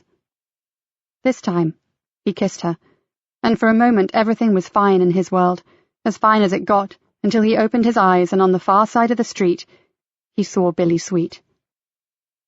Joseph? What? Oh, God, not again. Bryony pulled herself away from him and spun around. Where? She asked urgently. He was right there. He pointed towards the wall that ran along the riverbank. Right there. Then come on. To his horror, Bryony sprinted away from him and ran across the road. No! He roared. Leave him! Bryony faltered, then turned and looked back at him appealingly. We can't let him get away with this, Joseph. Whoever he is, he can't keep stalking you. No, Bryony. He could be dangerous. He ran across to where she stood and put his arms tightly around her.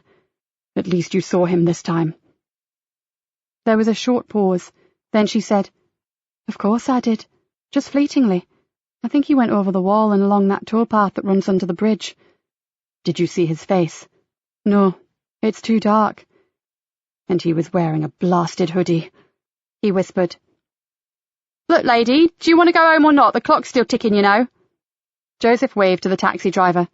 She's just coming. He turned back to Bryony. Text me or ring me when you get home, okay? Just to let me know you're safe. She pulled her jacket around her. I was just going to say the same thing to you. Her lovely face screwed up into an expression of deep concern. Is he something to do with your case? I have no idea, Bry. But I pray he isn't. Please come in the cab with me, she urged. Joseph walked her across the road. Best not. If he is watching me, I don't want to lead him to your place. Then take care, Joseph. Take great care. She kissed him again and opened the rear door of the cab. Call me, she mouthed through the closed window. He nodded, and the taxi pulled away. Joseph walked across the road and leaned on the river wall. A little way below him, the narrow towpath snaked off and under the bridge, where it disappeared into darkness. It was too late to follow him now. He might have caught him earlier, but certainly not with Bryony to worry about. Bryony. He pushed his hands deep in his pockets and set off for home. Had he said too much? Or too little? He hadn't wanted to scare her, but then it would appear that she wasn't easily scared. Without a second thought, she had taken off like a shot from a gun. He smiled in the darkness, and she wasn't fazed by his line of work either. So maybe, when the dust settled, A frisson of fear snaked between his shoulder blades. He was getting ahead of himself, and there was one nasty glaring fact that he seemed to be trying to avoid. Sweet had seen Bryony.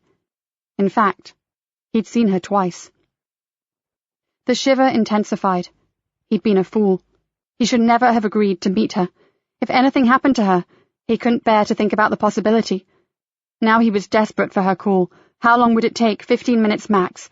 He bit his lip and increased his pace. He just wanted to be back at his digs. He strode along the river road, then branched off towards Salmon Park Gardens.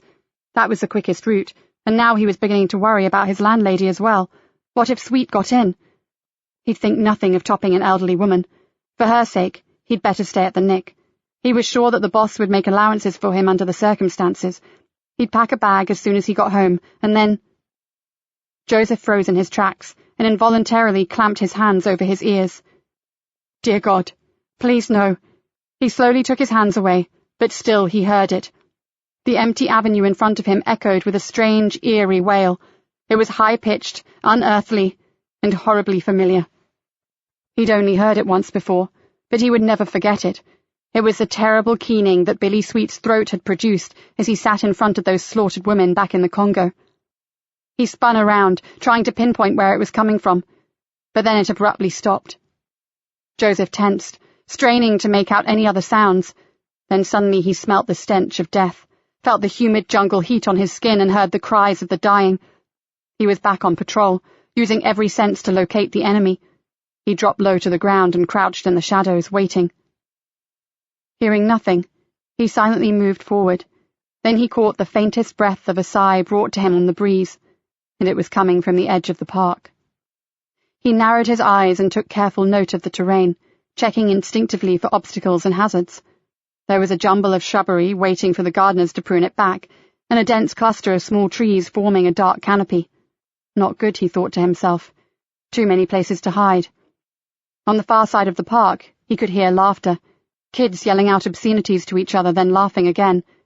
Just stay there, he murmured. Keep out of this. He straightened up and inched further forward, looking this way and that, and feeling naked without his M16 assault rifle. Oh, Bunny! Bunny, where are you? The sing-song voice took him by surprise, and bile surged up into his throat. He swung round to the direction that it came from. He'd wanted proof. Now he had it. Show yourself, you murdering scumbag! He hissed. Over here, Bunny dear, sang the voice, but this time it sounded more distant.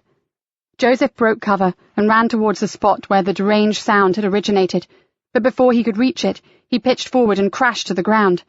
Something had been thrown across the path directly beneath his feet. He cursed, rolled over and peered around him. Then he realized that he was covered in something sticky, warm, and reeking of copper. Or was it iron? He had never quite worked that one out. Did it matter right now? No, it didn't. Joseph eased himself up and away from the man's body, and with a quick appraisal to check that the killer was not about to launch himself on his unprotected back, took a maglite from his pocket and shone it down. Corn-coloured hair, pale eyes, a grey hooded jacket, faded jeans, and a throat slit from ear to ear. There was no point in checking for signs of life. From the strange tilted angle of the head, Joseph could see into the severed windpipe. He sighed, switched off the torch, and slowly sank back so that he was sitting on his heels. It wasn't Billy Sweet that lay on the blood-red ground, but it did look a bit like him. As Joseph pulled his mobile from his pocket and called for help, he wondered how he would feel if it had been the renegade soldier, the psychotic killer of women and comrades alike. The answer was he didn't know, but however he may have felt, it had to be better than this. He gave his location, a brief account of what had occurred, closed his phone, and sat in the purple shadows of Salmon Park Gardens, and cried. Chapter 16. Nikki, where are you? She carefully negotiated a blind bend, then pressed the button on her radio. A mile from home, Super. Approaching Cloud Fen. I need you at the hospital immediately. Nikki slammed on the brakes, reversed the car at speed into a farm track, then whipped it back onto the road. On my way, sir. She knew better than to ask what was occurring. Rick Bainbridge would have said if he could, but the tone of his voice had told her that it was serious, and that was enough for her. Her headlights scored piercing darts of light across the lonely fen, and in minutes she was screaming back down the dual carriageway towards Greenborough. The car park was almost empty when she got there. She left the car as close to the A&E department as she could, locked it and ran across the ambulance bay to the front entrance. She had no idea what had happened, but something nagged at her gut, telling her that it concerned Joseph. She just prayed that he had not been injured again. She had barely set foot through the automatic doors when the superintendent appeared from a side room and beckoned to her. She followed him into the tiny office and closed the door. The room, a place where the triage nurse usually assessed the urgency of attention to the walking wounded, seemed crowded by the large frame of Rick Bainbridge and herself. "Is it Joseph, sir?" That was all she really wanted to know. "Indirectly." The big man leaned against a trolley and folded his arms. "It's okay. He's not injured, but he's badly shaken." The harsh light did little for his pallor. "There's been another murder." "Oh, hell! Another so soon!" She had not expected that. "Where and when, sir?" "Just over half an hour ago, in Salmon Park Gardens." He ran a beefy hand through his iron-grey hair. "A white male, throat cut and no ideas before, and Joseph had the bad luck to find him." Nikki closed her eyes and let the information wash over her. Joseph really did not need this right now. She thought fast. She needed to see her sergeant before the super started asking tricky questions. "Can I see him, sir? After all he's been through, he's going to need a friend with him." "Shortly." Actually, now would be good, she thought. "I need to talk to you, Nikki." He pointed to an uncomfortable-looking plastic chair. "Sit down." It was a definite command, and reluctantly, she obeyed. "I'm afraid we have a problem." Her heart sank. This did not sound good. "And that is?" she asked, trying to keep the anxiety from her voice. "I asked you if you thought that Joseph had returned to work too soon, didn't I?" Nikki nodded, "and I categorically stated that I believed that he was fine." She gave the man a defiant stare and said, "And I still stand by that opinion." "Well, I'm afraid that I'm not so sure." He returned her stare. "When uniform reached the scene tonight, Joseph was in a very bad way." "So what? Forgive me, but 2 bodies and a jumper in your first days back after getting injured on duty is not what I'd call easy street, sir." "I agree, but when I said a bad way, I meant it. He seemed far more traumatized than I would have expected, Nikki." He paused, seeming to weigh something up, then said, "There are things about Joseph's past that you were not privy to, and let me just say that given his history, he should not have reacted in the way that he did." Nikki wanted to scream, but gritted her teeth and said, "I know that he was a soldier. I know he was Special Forces, but he's still a human being, a caring and compassionate one. There's only just so much a body can take, sir. Anybody." Rick Bainbridge raised one eyebrow. "It was my belief that I was the only one on the station to know." "You are, apart from me, and that's how he wants it to stay." She gave a loud sigh. "I'm sorry, sir, but we went through a lot together on that last case. We both shared a few secrets when it got really shitty." Bainbridge softened. "I suppose you did, but I'm really worried about him, Nikki, and I'm sure you'll understand that he has to go back on sick leave for a while, and we'll need him to get re-evaluated as to be properly fit for work." "But that'll take forever, sir. Can't we just play it by ear and ask Joseph how he feels about it?" "He's on sick leave, Inspector. No buts." She opened her mouth to protest, then shut it again. She was going to get nowhere tonight, so she may just as well save her breath. "Whatever you say, sir. Now can I go and see him?" Joseph lay on a trolley and stared at them. To Nikki, his eyes seemed unnaturally dilated, and his speech was slightly slurred. "Can I go home? I want to get out of here." "The paramedics gave you a sedative to calm you down." The superintendent patted his arm. "You've had one hell of a shock, Sergeant. They won't let you leave until the doctors are happy that you're safe to be on your own." "I'm okay, sir. I just feel a bit woozy, that's all." "He can come back to my place, sir. I can keep an eye on him," said Nikki, trying to keep her tone as matter-of-fact as possible. "If it's not too much trouble, Mom." Joseph gnawed on his bottom lip, then looked across to the super. "Would you ask the doctor for me, sir? Understandably, I don't have the best memories of hospitals, and I really need to get out." Rick Bainbridge nodded, said, "I'll do what I can," then pulled back the curtain and walked across to the central nursing station.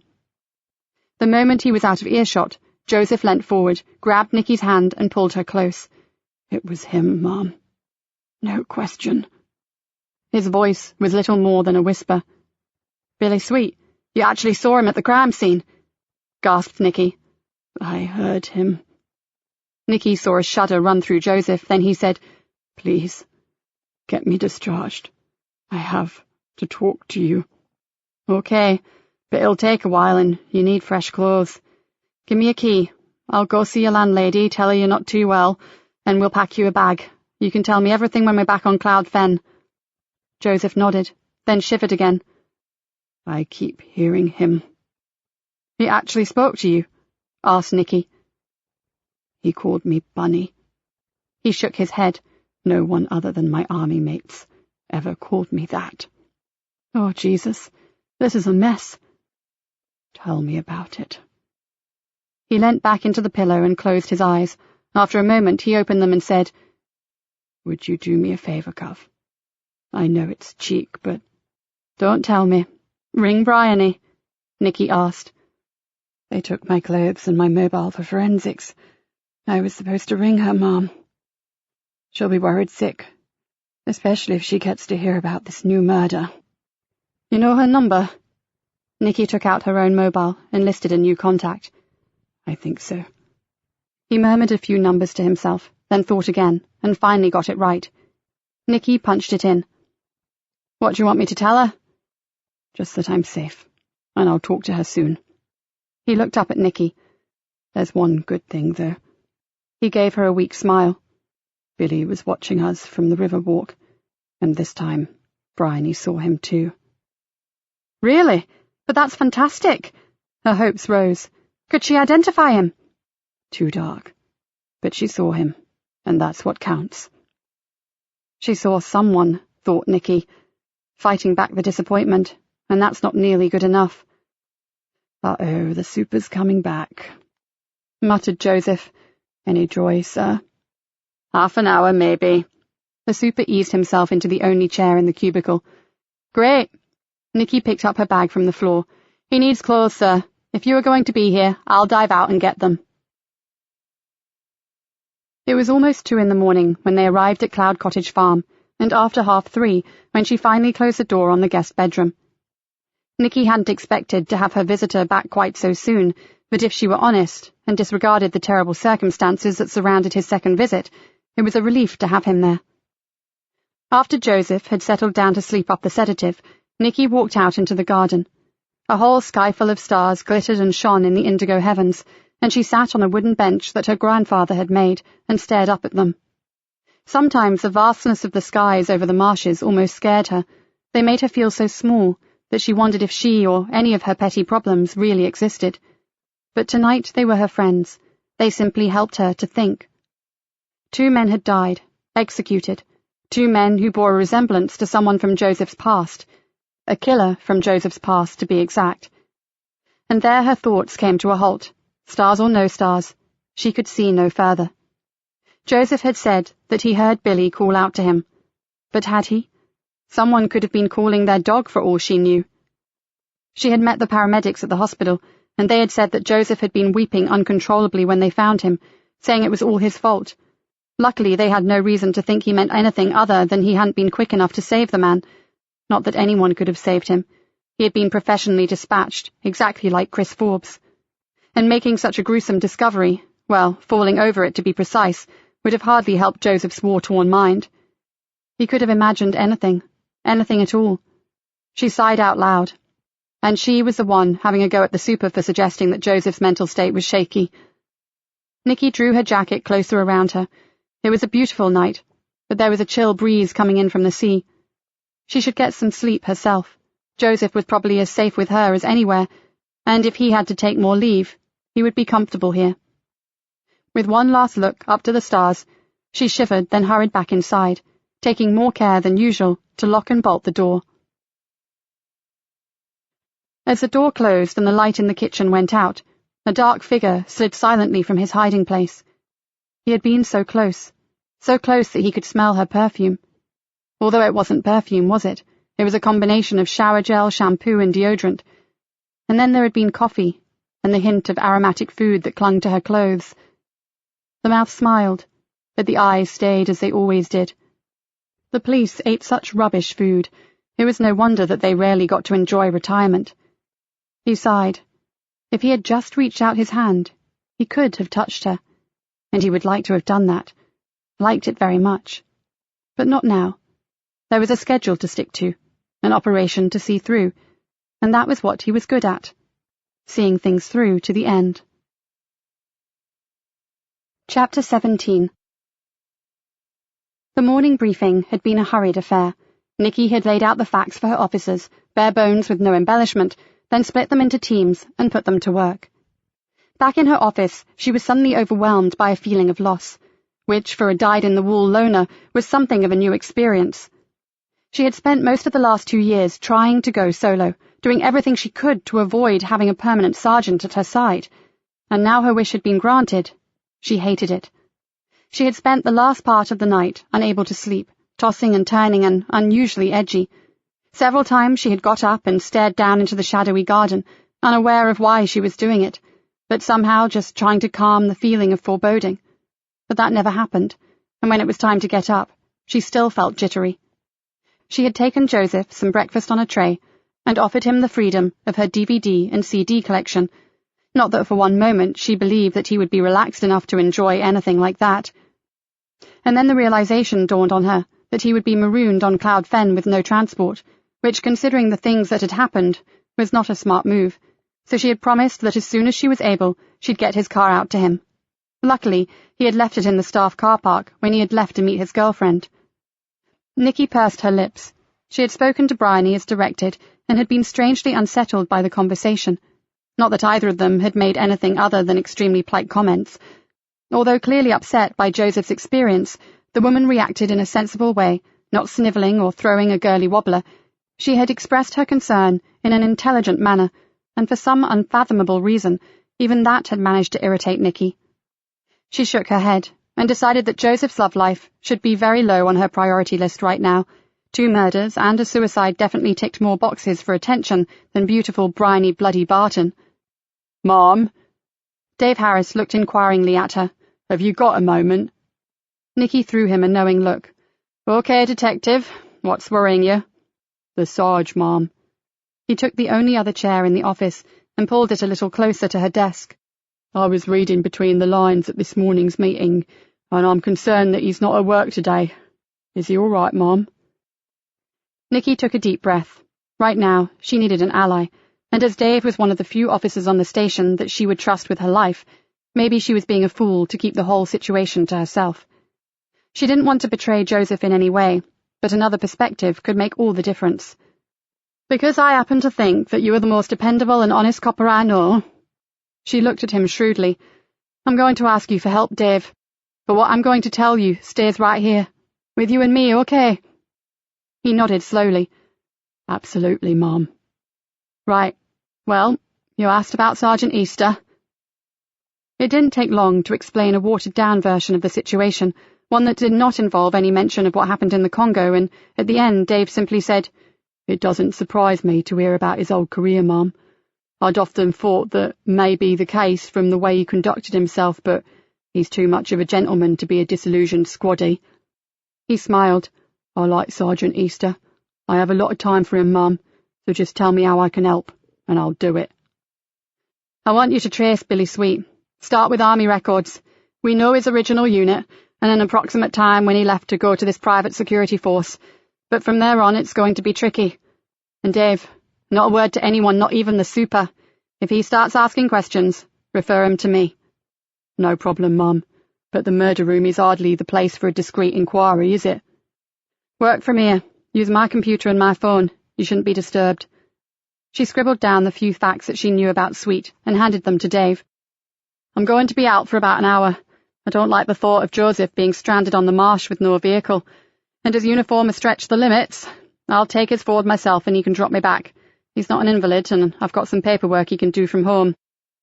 She noted Dave's surprised look and said, It's not this case, don't worry, and I'm not being a slave driver.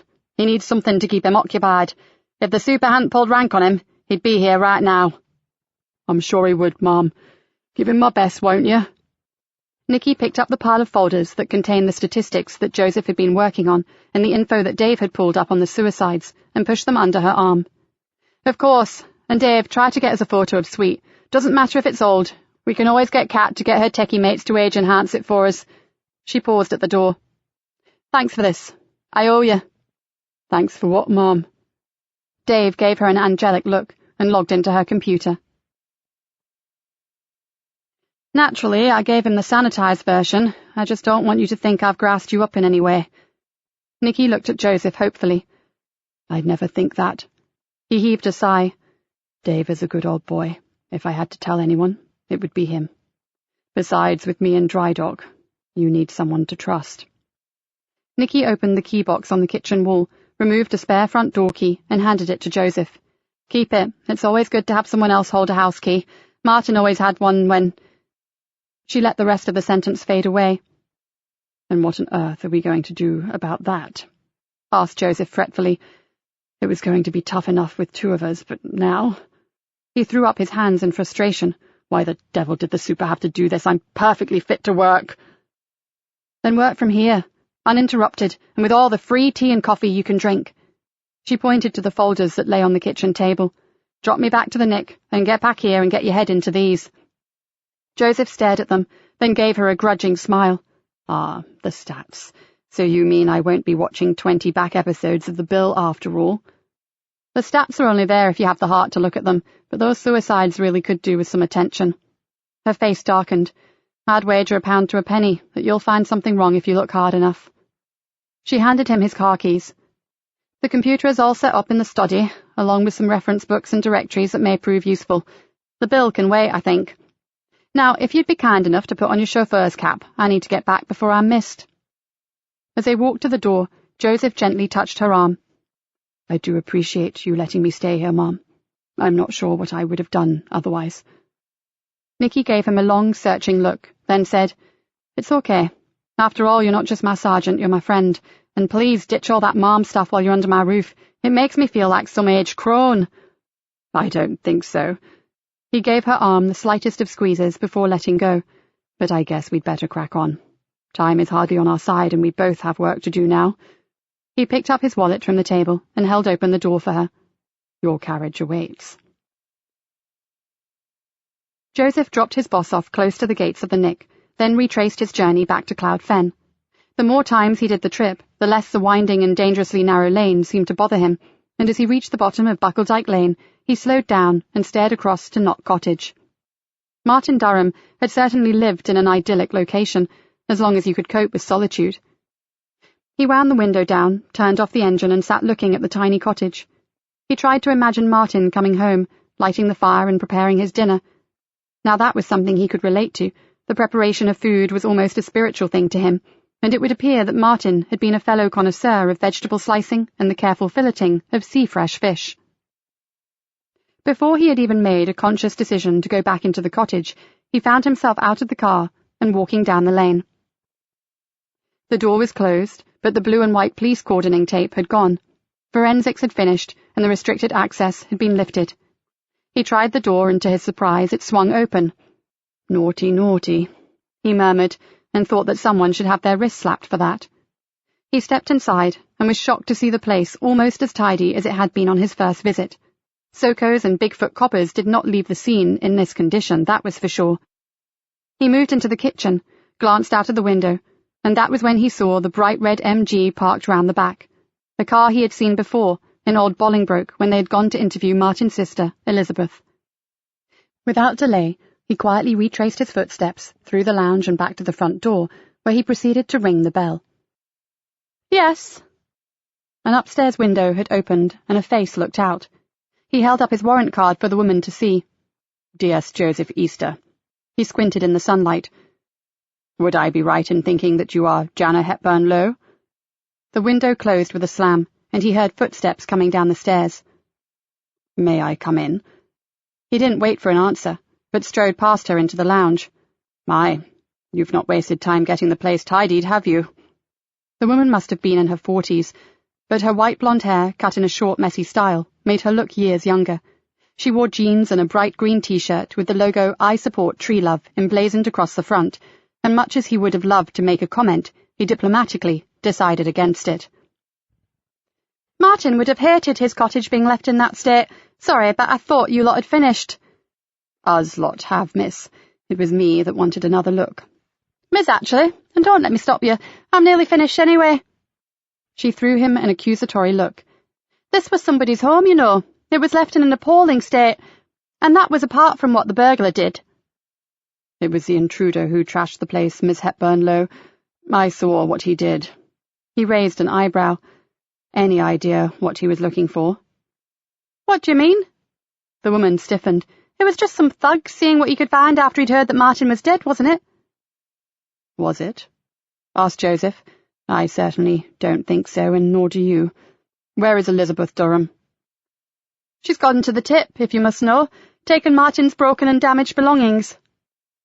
She returned his stare with a look that reflected both hostility and fear. And I wouldn't bother to wait for her. She'll be ages. There was rather a lot of stuff ruined. So, did you find what you were looking for? He asked amiably. I think you'd better go, she said grittily. And I think you'd better start telling me the truth, or maybe your Elizabeth will get a call saying that you're down at the police station helping us with our inquiries. We take a dim view of people who waste police time. The woman blanched, and Joseph hated himself for being so hard, but he knew that something was amiss, and pussyfooting around would get him nowhere. Jana suddenly lost all her aggression, and she sounded exhausted when she said, We found nothing. Joseph also softened his tone. Was it something very important? Something that could help us discover why he died like that? Whoever broke in must have thought that, that's for sure. Jana pointed to a seat. Come and sit down. She followed him in and flopped into a high-backed armchair. I don't know much, I'm afraid. You'll really have to speak to Elizabeth. She leaned forward and stared at him earnestly. All I can say is that we think they were looking for paperwork regarding something that happened a very long time ago, long before he came to live here. What was he involved in? Do you know? Jana shook her head. Martin wasn't involved in anything, Detective Sergeant. He was a good man. I just know something happened, but neither Elizabeth or Martin would ever say what it was. She looked at him earnestly. I'm not even sure if Elizabeth knows much. I suspect Martin never told her everything, but she may know more than I do, and that's all I can honestly tell you. Well, I do appreciate that, but I'll have to see Elizabeth.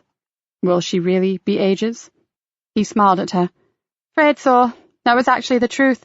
I said I'd meet her back at home. She was going on somewhere after the dump. When you see her, would you get her to ring my boss straight away, please?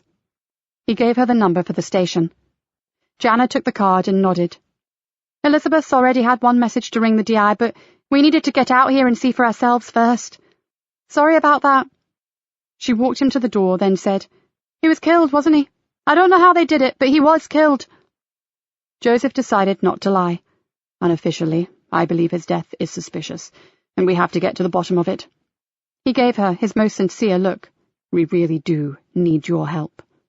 Then I'll make sure Elizabeth phones you. He thanked her and walked back up the lane to his car. As he walked, he rang the governor on his mobile and quickly filled her in on what he'd discovered. Just before he signed off, he said, You're right, Mom. You really do get more done by working from home. Nikki may have liked the thought of Joseph calling Cloud Fen home, but she didn't like the look on Cat Cullen's face as she approached her. Okay, what's the matter? Cat seemed reticent to speak, but finally said, I'm a bit concerned, Gov, about these murder victims. I'm supposing that you've noticed that they're both dead ringers, pun not intended, for the bloke you asked me to find. The bloke who was hassling the Sarge? Not the sort of thing that's easy to miss, actually. Nikki wondered how long it would be before she had to let all of her staff in on the full story. Have we got a name for the latest victim? We think he's David Ryan, also from the Carver estate, Ma'am. His wife reported him missing this morning. He fits the description, so we've sent a car to collect her. Poor cow. She's got 2 little kids. Cat jammed her hands into her jean pockets, then looked up directly at Nikki. Is the Sarge involved in this in some way? He may be, Cat, said Nikki carefully, but until we're certain, I can't say. An old case come back to haunt him? Could be. And I'd like to help, Mum. If there's anything I can do, you know me, I'd rather slip my wrists than betray a confidence. Nikki did know that, and hated keeping those closest to her in the dark, but she had Joseph to consider. Kat was still speaking.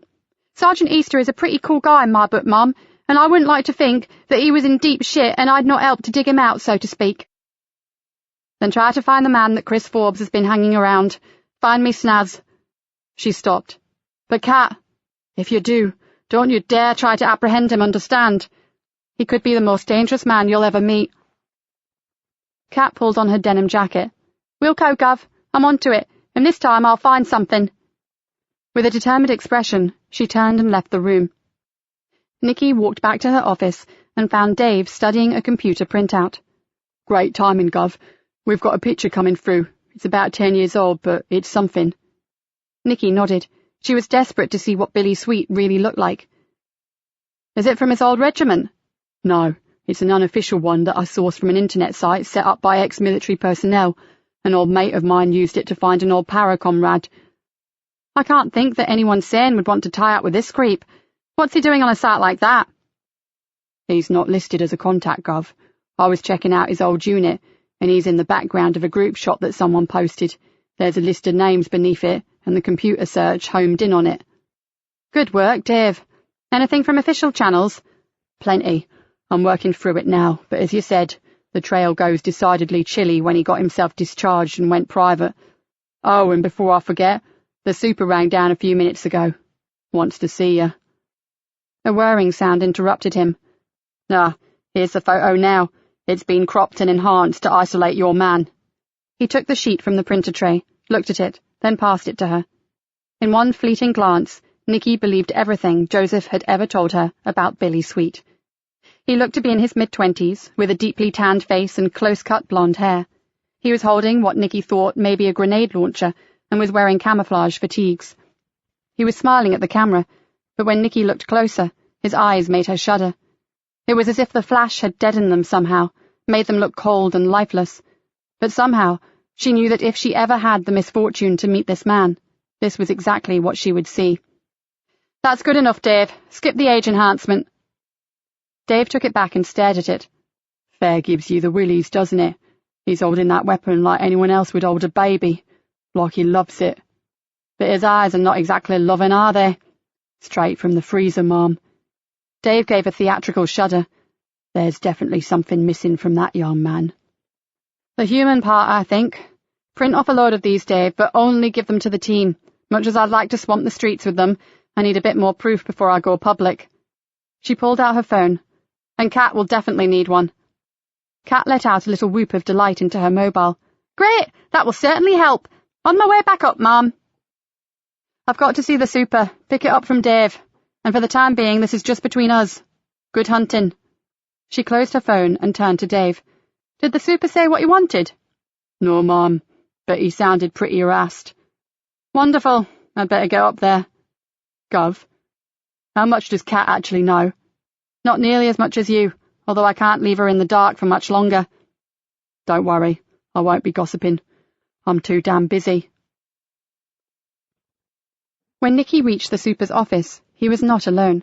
Standing by the window with a sheaf of papers in his hand was Chief Superintendent Ian Walker. Not a man who had ever endeared himself to Nikki. In fact, she disliked him intensely, and the feeling was probably mutual. Sorry, I'll come back later. She made to leave, but to her annoyance the super called her back. We both need to talk to you, Nikki. Have a seat. She looked from one to the other, and felt a sinking feeling in her gut, just like the old days. Something wrong, sir? We don't know. We have some serious concerns and would like your opinion. The chief placed the papers on the desk, perched on it just a few feet from her face, and stared directly at her.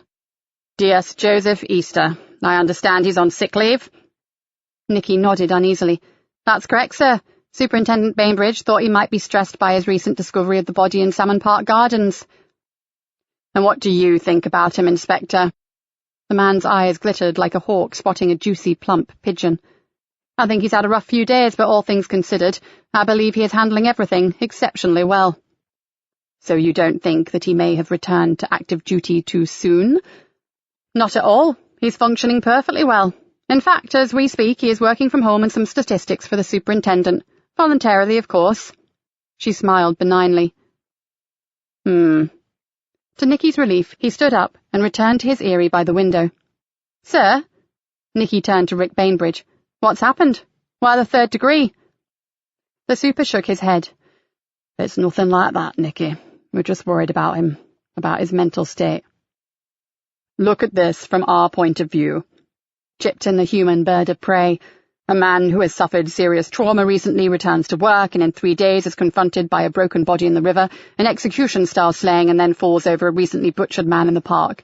Do you blame us for asking his senior officer as to whether he's holding up or not? Nikki gritted her teeth so tightly that her jaw ached. Of course not, sir. I'm just not sure that you were listening to my opinion. There is another thing, said the chief, completely ignoring her comment, and I'm referring to last night's murder. I have spoken personally to both the scene of crime officers and the pathologist, and other than blood evidence belonging to the victim, D.S. Easter's prints are the only others there, and there is nothing to be found on the body, and the scene is free from any other contamination or evidence. Nikki's eyes narrowed. And what exactly does that mean? Think about it, Inspector. But before you do, is it true that the sergeant was upset by some man leaping in front of his stationary vehicle the other day? What on earth has that got to do with the murders? The man in question looked very much like the 2 dead men, didn't he? Nikki heard the sound of blood rushing in her ears. She had no idea how the chief had got hold of his information, but she really didn't like where the conversation was going. There was a vague resemblance, I suppose. I put it to you, Inspector, that there was a marked similarity. I find it very worrying to have 2 men murdered in this town who both resemble a man who has upset one of my officers. Walker slowly blinked his hooded eyelids. Surely you can't think that Joseph has anything to do with these deaths. The killings were carried out by a military-trained assassin.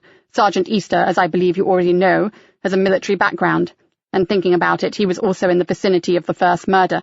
In fact, he is the only person identified on the railway station's CCTV around the time of death. You, sir, are accusing Joseph of double murder?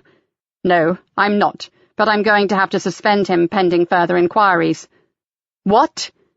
She jumped up. Nikki, please. The super stood up, his eyes begging Nikki to calm down. Just hear us out. She flopped back like a rag doll and stared up at Rick Bainbridge. This wasn't happening. Suspension, was all she could say. He looked sadly at her. For his own sake, until we are satisfied that Joseph is in no way involved in all this, he must be relieved of his duties. Involved? Nikki's voice was husky. Joseph has to undergo a psychiatric evaluation. We have to rule out that he has not suffered more trauma than we suspected. Sir, I know I'm no shrink, but Joseph is not capable of something like that, and he is perfectly well balanced. Her temper was rising again, and it was getting hard to hold it back. God, just because he cried after he'd fallen headlong over a horribly mutilated man, you all seem to think he's a fruitcake. I'm telling you, anyone would have cried. I would, and you would. It was a natural reaction. There's nothing wrong with Joseph's brain. It's not his brain we are talking about, Nikki. It's his mind, and you know that. She did, and she knew an awful lot more than the super or the bloody chief, but for the time being, she needed to keep that very close to her chest. A heavy silence descended over them. Then the super said, He's still staying with you, isn't he? Yes, sir, she muttered, for as long as he wants.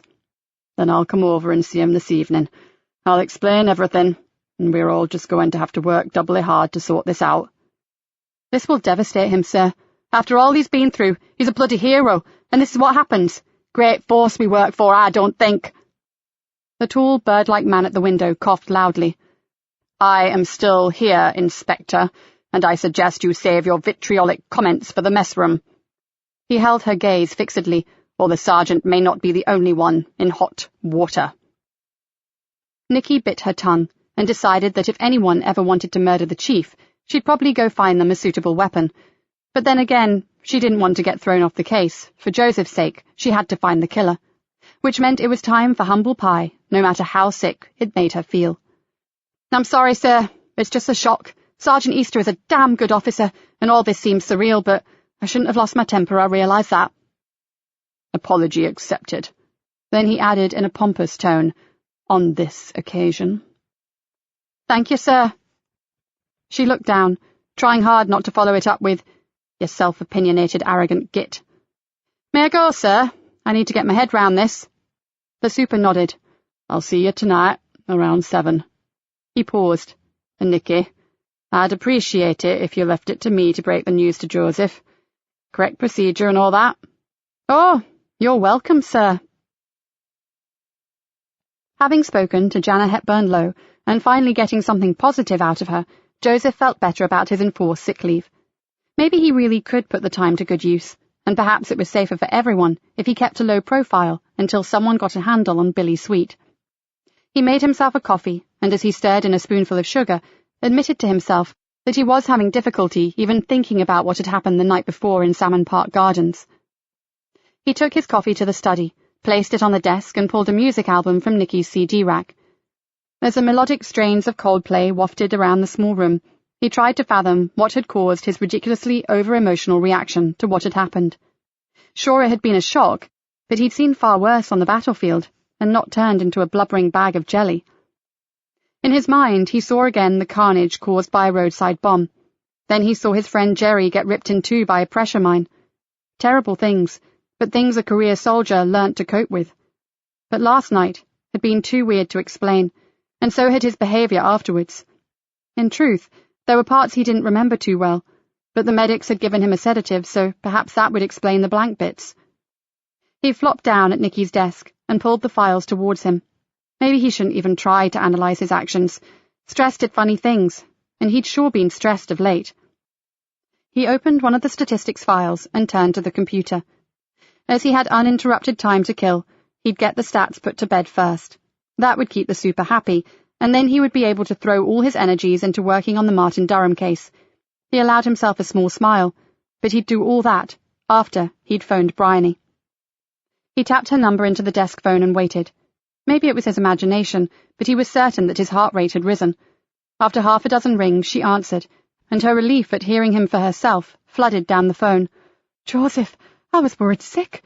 I didn't know what to think." "I'm so sorry. I would have contacted you if I could. You do know that, don't you?" "Of course. That's why I was so frightened. I knew that you were not the type to just ignore me. I knew something must have happened. But thank you, boss, for me, would you?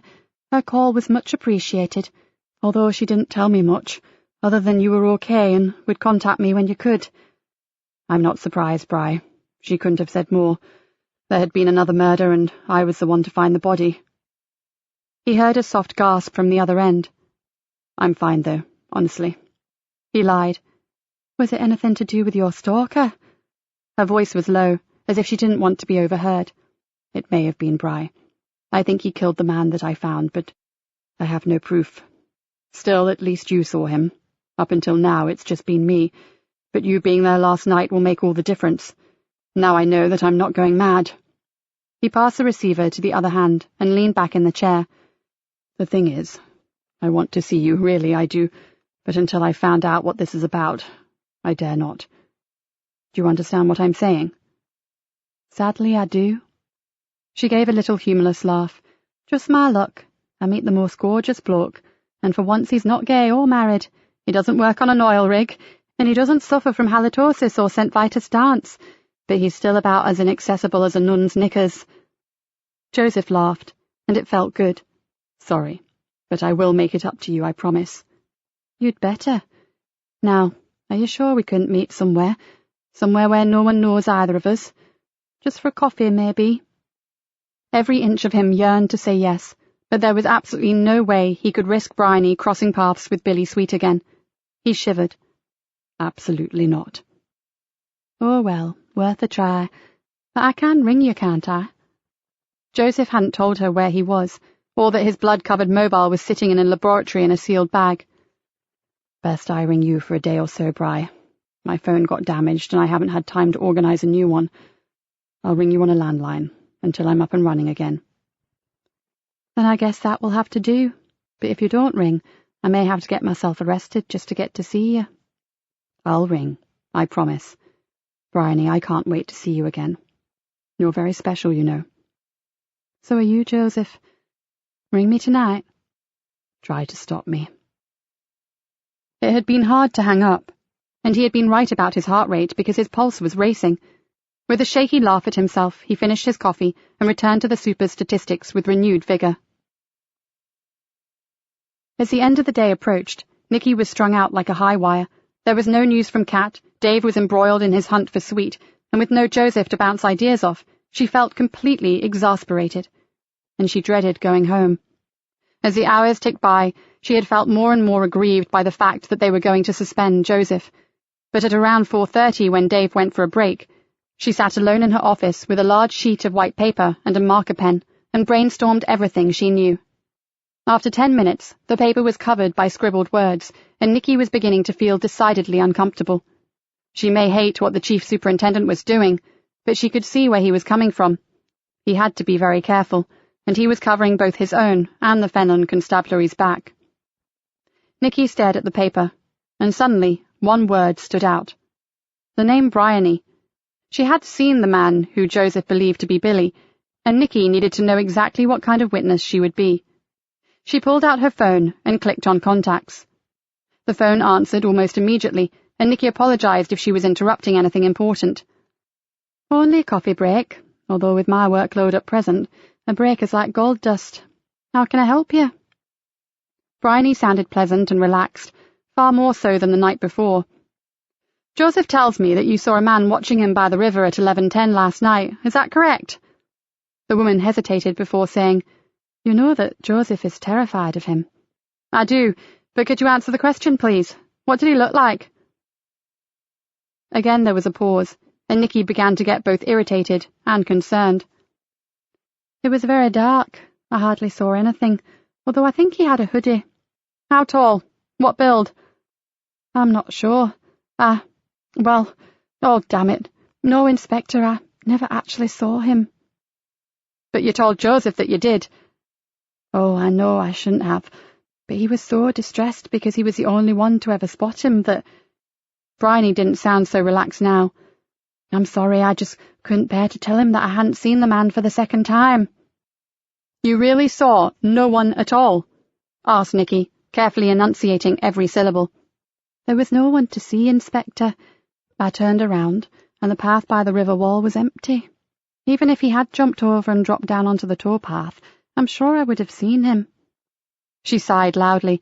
I'm sorry if I did wrong, but I really liked Joseph, and I hated to see him so disturbed. We all really like Joseph, Miss Barton, but lying won't help him one bit. She knew her tone was frosty, but Bryony had just dashed her one hope of keeping Joseph out of trouble. She stared at her paper sheet and put a thick cross through the name Bryony, her only witness to the fact that Billy Sweet even existed. After she hung up, she stared again at the paper. One section said, Chris Forbes, Railway Station, Beale Street, no witnesses, no CCTV, only one to see a stranger in the shadows, Joseph. The next said, Man in lane by Nick, no CCTV footage, seen only by Joseph, and she had been there then, and she saw no one other than the people on the CCTV. Man seen at River Wall, only by Joseph. Salmon Park Gardens, no witnesses, only Joseph present. Nikki's mouth had dried to a degree where it was almost impossible to swallow. She thought hard about what she knew about him. Joseph Easter, ex-Special Ops, suffered PTSD after a botched operation in Africa, went on a journey of personal discovery before joining the police force. Admirable officer, makes detective sergeant, then loses his DI at Fenchester and gets a temporary transfer to a division where a bad case leaves him hospitalized. Nikki's mind raced. Okay, so he'd had a tough life, but he had been fine until that man had appeared in the road in front of him. That was the pivotal point. Everything that had happened after that. With a snort of disgust, she grabbed the pen and looked at all the sections again. Fact, she scribbled. The CCTV at the Nick is crap. Known black spots, and they were exactly where Billy had stood. Fact, Joseph could have seen him. The station, poorly lit and poor security. Cab was not in the same line of vision. Fact, Joseph could have seen a man in the shadows. The river, Bryony was obviously totally wrapped up in the gorgeous Joseph's arms. The man could have shown himself to Joseph, then before she could stop drivelling over the sergeant and turn around, he could have vaulted the wall and run away. Not exactly fact, but possible. And the second murder. The assassin could have been dressed in protective gear to make his kill. There was no CCTV in that part of the gardens. Fact. Joseph could have been set up. She pushed her chair back and let out a long, shuddery sigh. It didn't look good. And all right, she now understood why Walker was shitting hot bricks, but it was by no means cut and dried. And if Billy Sweet was the jungle gorilla that Joseph said he was, then he would be easily clever enough to avoid cameras and witnesses. He'd survived war zones. Greenborough would be kid stuff. Sorry, Mum. Can I get on, or is it inconvenient? She had been so involved in her thoughts that she hadn't heard Dave enter. Come on in. She folded up the paper, pushed it into her drawer, and stood up. All yours. Oh, before I start, the Salmon Park Gardens victim has been positively identified as David Ryan. His wife has also confirmed that he's been spending some time with some new mate, a guy who seemed to just show up one day when her husband was tinkering with his car. Dead helpful, apparently, but the wife never actually saw him. Name? Asked Nikki, already knowing what she would hear. Just called him Snazgov. No name, no description. Ryan just told her that he was a wizard with engines. Dave eased behind her desk, clicked on the emails and began printing them off. Ah, reams more info, I see. I'll leave it to you, but don't work too late, will you? Your lovely wife needs you even more than me. She walked towards the door, then heard a groan behind her. Hold up, Mum. I think you'll want to see this. Dave's voice was sombre. It's a copy of a death certificate. Billy Sweet is dead. Has been for 4 years. It had taken Nikki some time to assimilate the bombshell that Dave had delivered, and the first thing she wanted was confirmation that the certificate was kosher. There's little doubt, Ma'am. Dave produced several other documents. He was involved in something on the Colombia-Ecuador border in South America, containing marauding paramilitary groups, it says, and fighting with a small private force. A report states that Sweet died along with 3 others. Their Land Rover was ambushed. He shrugged. No survivors. Was he flown home for burial? Doesn't look like it, Gov. He was estranged from his family, and not being in the army anymore, I can't see anyone forking out a fortune to get him back, can you? Probably not. Nikki's head was still spinning. Who identified the body? Dave thumbed through several sheets of paper. Another ex-British Army turned soldier of fortune by the look of it. And it says here that his personal effects were returned to England, where they were collected some while later by a relative. His body was interred in Colombia. There's a note of the location, some unpronounceable place outside Bogota. No chance of mistaken identity, then? I'll dig deeper, Mum, but there's an awful lot of official paperwork here, and it all looks pretty authentic. Try to trace the man who identified the body, Dave. Several years have passed. Maybe he's back here now. Get all the details you can, okay? No problem, Mum, but would tomorrow be all right? I really need to get home. Nikki nodded. Of course, and thanks for what you've done today.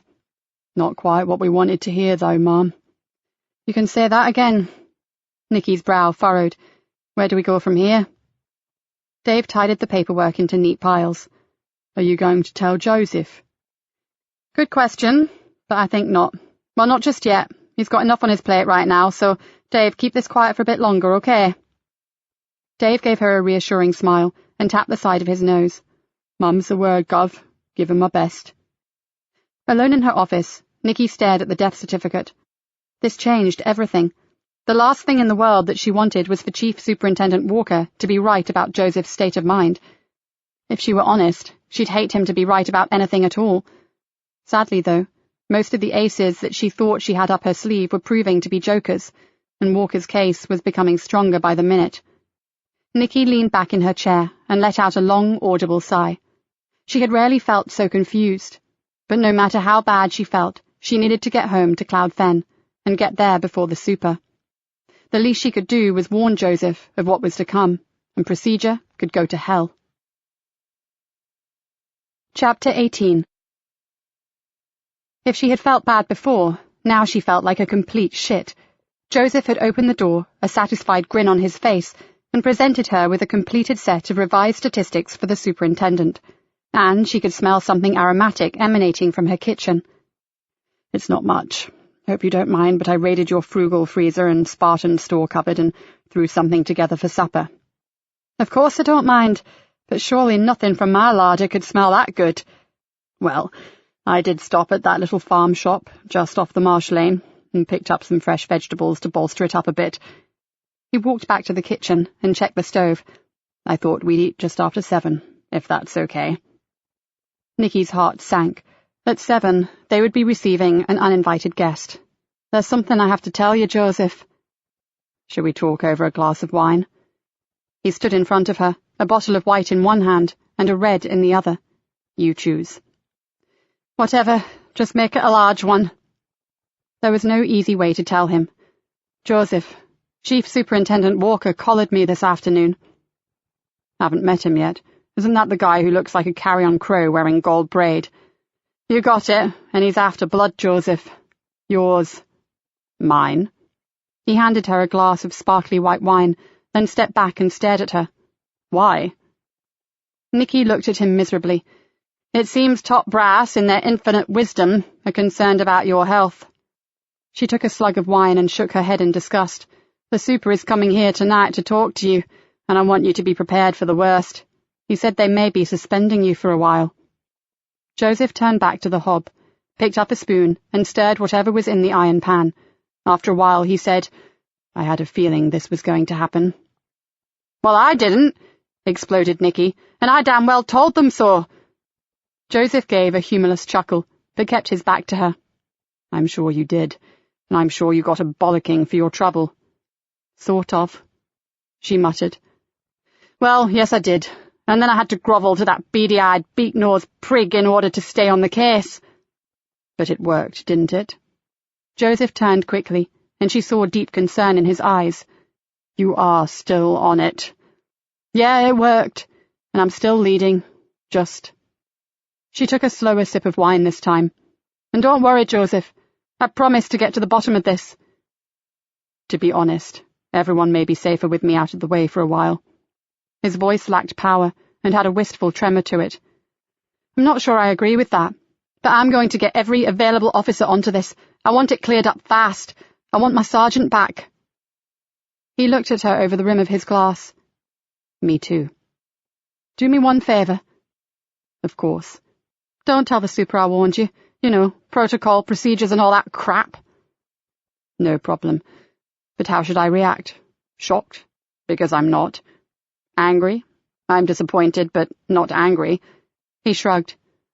I don't know how I feel, actually. Then tell them that. Be honest. She sat down at the kitchen table and looked up at him. And we need to be honest with each other too, Joseph. These killings have to stop, and you and I are going to have to explore the mind that is carrying them out. I have to find out what his endgame is and stop him before he gets that far.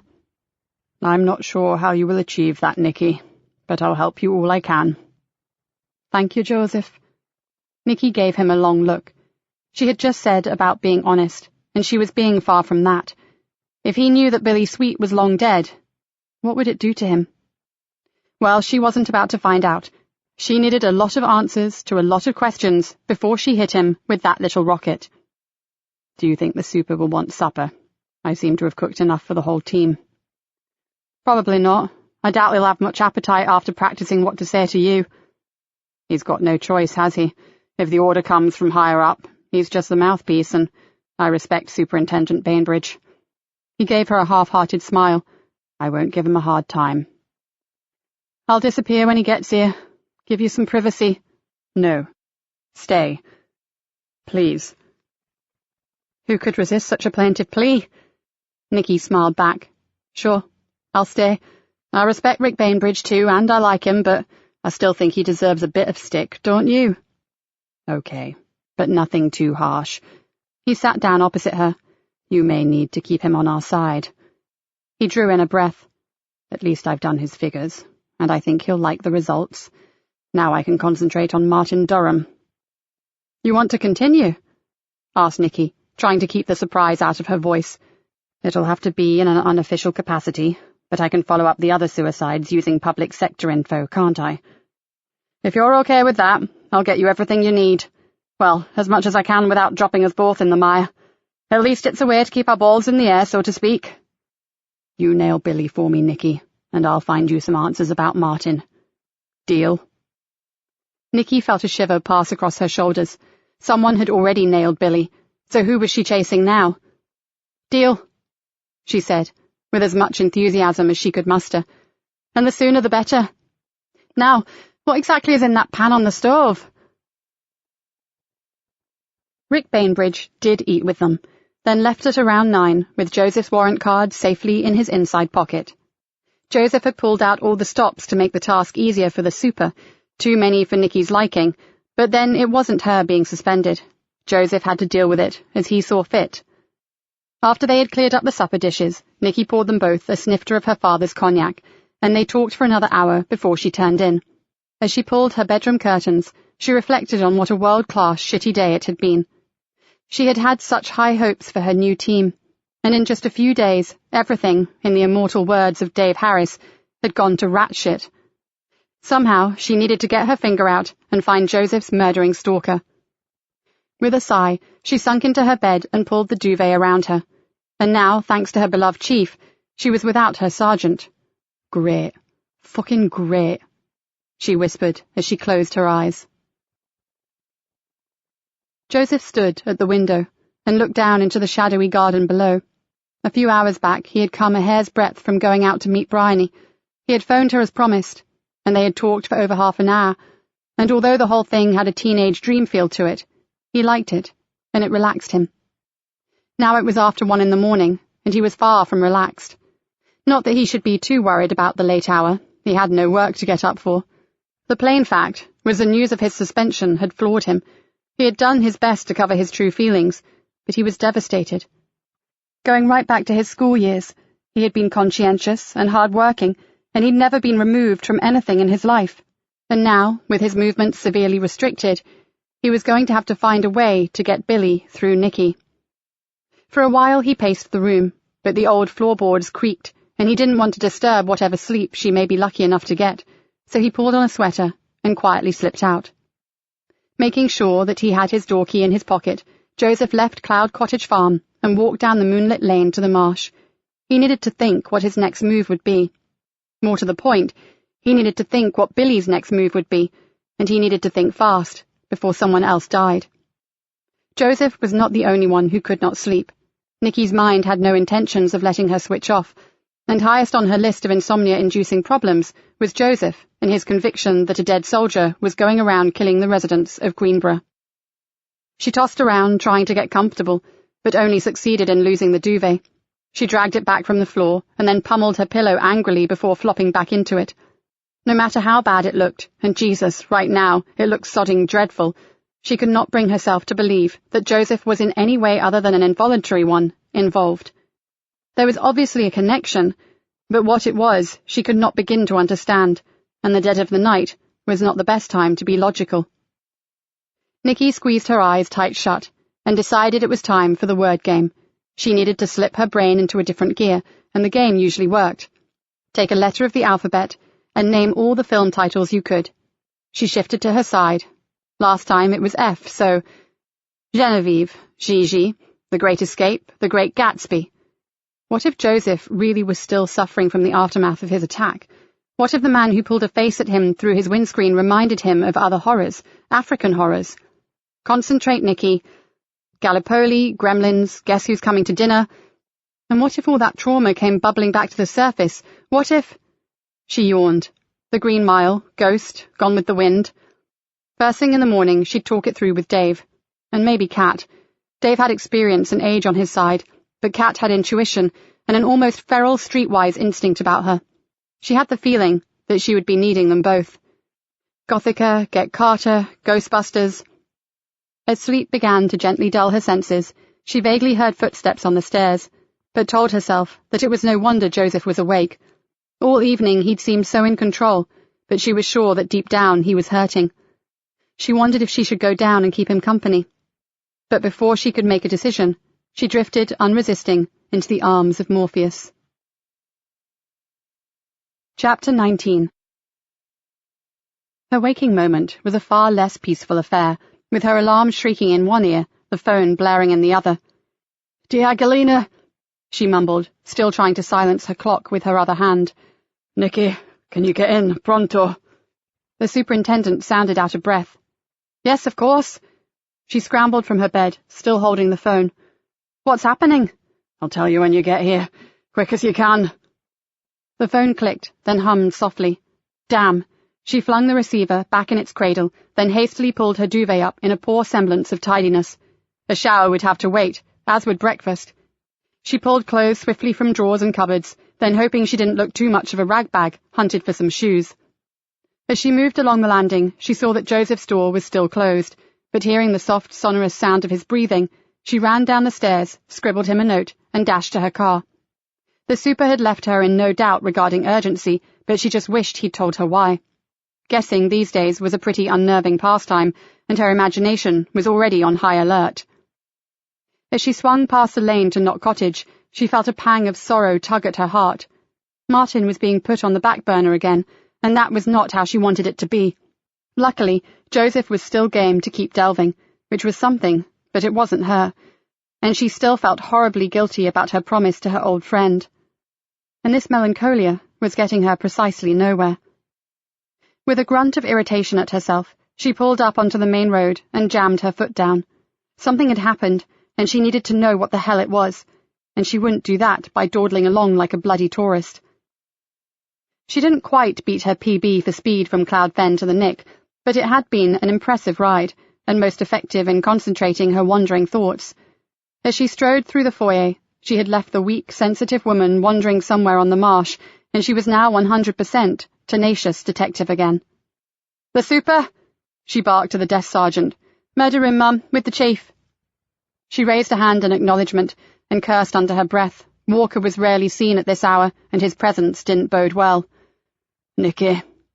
The super looked grey, and she guessed that he'd had about as much sleep as she had. "Sorry to drag you from your bed, but there's been another incident." He glanced across to the chief, who looked irritatingly immaculate and very well rested, and said, "Shall we take this into my office?" After the door closed, he said, "There was an attempted abduction in the early hours of the morning. Another young man with similar facial features and hair colour to the two dead men, but this time he survived." "So what went wrong?" asked Nikki urgently. "If it was our ultra-efficient assassin, how come his victim escaped?" "Pure luck by the sound of it," said the chief. "Yes, chance," added the super. "One of our uniformed crew made an unofficial stop at the bakery on Wesley Road at just before 3 in the morning. "Unofficial? That bakery practically relies on us for their donut sales. Our lads are there all hours of the day and night." "Maybe, but last night one of the bakers wanted to show off his new Kawasaki motorcycle. He took our 2 men out to the back car park, and that was when they disturbed something." "They saw him?" "No. The footpath along the back has no streetlights, and by the time our officers got there, the attacker had done a vanishing act through the back alleys." "And the victim? Did he see anything?" "Too busy trying to avoid being murdered, Inspector," said the chief sourly, "but he did get a glimpse of what the man was wearing." "And?" asked Nikki. The chief picked up a statement and read, "Desert boots and camouflage pants." "Military?" "You can buy any of that on the market or from a surplus store." "And is the victim badly injured?" The super stretched. "Thankfully not, other than a bruised neck and being scared half to death." "What was he doing there, sir?" "We think he was sneaking back home after an assignation with his mate's wife. His version varies slightly from that, but I don't think it's too important. It's the other man we want, and this time let's just hope that we get lucky with some DNA from the intended mark." He leaned forward and in a confidential tone said, "This does make something a little easier, though. Joseph wasn't involved this time." He smiled at her, his relief plain to see. "Because he was with you, miles away on Cloud Fen." "And no doubt you will confirm that, Nikki." The chief blinked his hooded eyes. She threw him a withering look. "Absolutely. There when I went to bed, there when I got up, and I heard him pacing the floor for half the night." She gave him her best attempt at a smile and added, "So can he come back to work, sir?" "No, Inspector. His mental state is still in question. I want a full evaluation and medical report before that can happen." Yes, you would, wouldn't you, she thought, but just nodded and said, "Of course." "We've got the man who was attacked downstairs, Nikki," said the superintendent. "He's been checked over at the hospital and given the all clear, So I expect you'd like a word with him. Nikki nodded. I'll brief my team, then I'll go speak to him, sir. Right, well, I have a meeting. The chief picked up his hat from the table and walked to the door. Keep me up to date, Superintendent. Nikki followed him out and saw the retreating figure of Walker heading towards the lifts. She had sworn to him that Joseph had been in her home from dusk to dawn. But had he? As she made her way along the corridor, all she could hear were footfalls on the stairs of Cloud Cottage Farm, and maybe the sound of a door closing. She'd rather stick pins in her eyes than tell the chief, but in truth, she had no idea where Joseph had been at 3 that morning. Dave and Kat arrived early, both carrying paper bags and polystyrene beakers. By that time, Nikki had put together a pretty concise overview of the whole murder case, and after instructing them to bring their breakfast into her office, she closed the door and proceeded to tell them everything she knew. She left nothing out, except the details of the massacre in the Congo and Joseph's unfortunate involvement. She did tell them, however, that Billy Sweet had been suspected of killing both his own mates and innocent women. "And Joseph believes this lunatic is here in Greenborough?" asked Kat incredulously. "He's certain of it." Nikki drummed her fingers on the desk. "But as Dave will explain, this can't be true." Dave detached the death certificate from a sheaf of papers and handed it to Kat. "Oh dear. So who is running around town trying to eradicate corn dolly haircuts and pale blue eyes?" Kat nibbled on her lip. "And we mustn't forget that all the victims are Billy Sweet lookalikes." She scratched her head. "I don't get it." "Well, I've been up half the night thinking about it, and this is my only conclusion." Dave stared at his Danish, as if he hoped that it would give him inspiration. "It's got to be an old case, something from Fenchester. We have to get him to think about anyone who has threatened him or bears him a serious grudge." "But where does Billy Sweet come into it?" asked Kat. "Hate is a powerful emotion. It can make a man very patient." Dave took a small bite of his pastry. "Someone has taken a lot of time to go back into the past, and they found a nasty rotten apple called Sweet, the very reason that Joseph threw up his glowing career in the army." "But we've established that Sweet is dead," added Nikki impatiently. "But Joseph doesn't know that, does he?" said Dave patiently. "So you find someone who looks like him, then you make sure that Joseph believes it is him." That's possible," said Kat hopefully. "And what a perfect time to hassle the Sarge, when he's just returned from sick leave and is still pretty shaky." "Sorry," Nikki rubbed her forehead. "Surely you're missing something. Why would this pseudo-Sweet kill people? Why not just haunt Joseph and send him quietly batty?" "Because," said Dave, "the real Sweet was a killer. It's part of the package if he's to convince Joseph." Nikki considered his point. "Okay, I'll run with that, but where does all this finish? What is his endgame?" "To ruin the Sarge, I'd reckon," muttered Dave grimly. "And it looks like it's working, wouldn't you say, Mum?" added Kat. "He's already been relegated to knitting socks and watching loose women." "He's not quite that bad yet," said Nikki ruefully, "but I get your point." "Let's just hope it's not going to go one step further," said Dave ominously, "and the Sarge becomes the final victim." "Oh, shit," whispered Kat. "The assassin is clearly being paid very well by someone, so that could be the logical finale for total revenge. Put the frighteners on him, then kill him." At that, the office fell silent, and several things ran through Nikki's brain simultaneously. If that were the case, then Joseph was not safe out on the fen. He was actually very vulnerable. And something Kat had just said jarred off an even worse scenario, one that she didn't even dare to voice out loud. Kat had mentioned Joseph's recent trauma. So what if there was no revenge plot? What if there was no Billy Sweet, real or otherwise?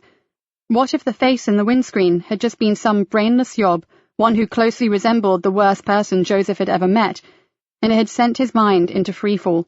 Could Joseph be hunting this mythical being down and killing men who were unfortunate enough to look like Sweet? Nikki physically shook her head to rid herself of those horrible thoughts. Of course he wasn't a killer. He was her sergeant and her friend. He was living under her roof, and she cared about him. A lot, actually. The idea that she had just considered belonged to people like Walker or the gutter press, not to Nikki Galena.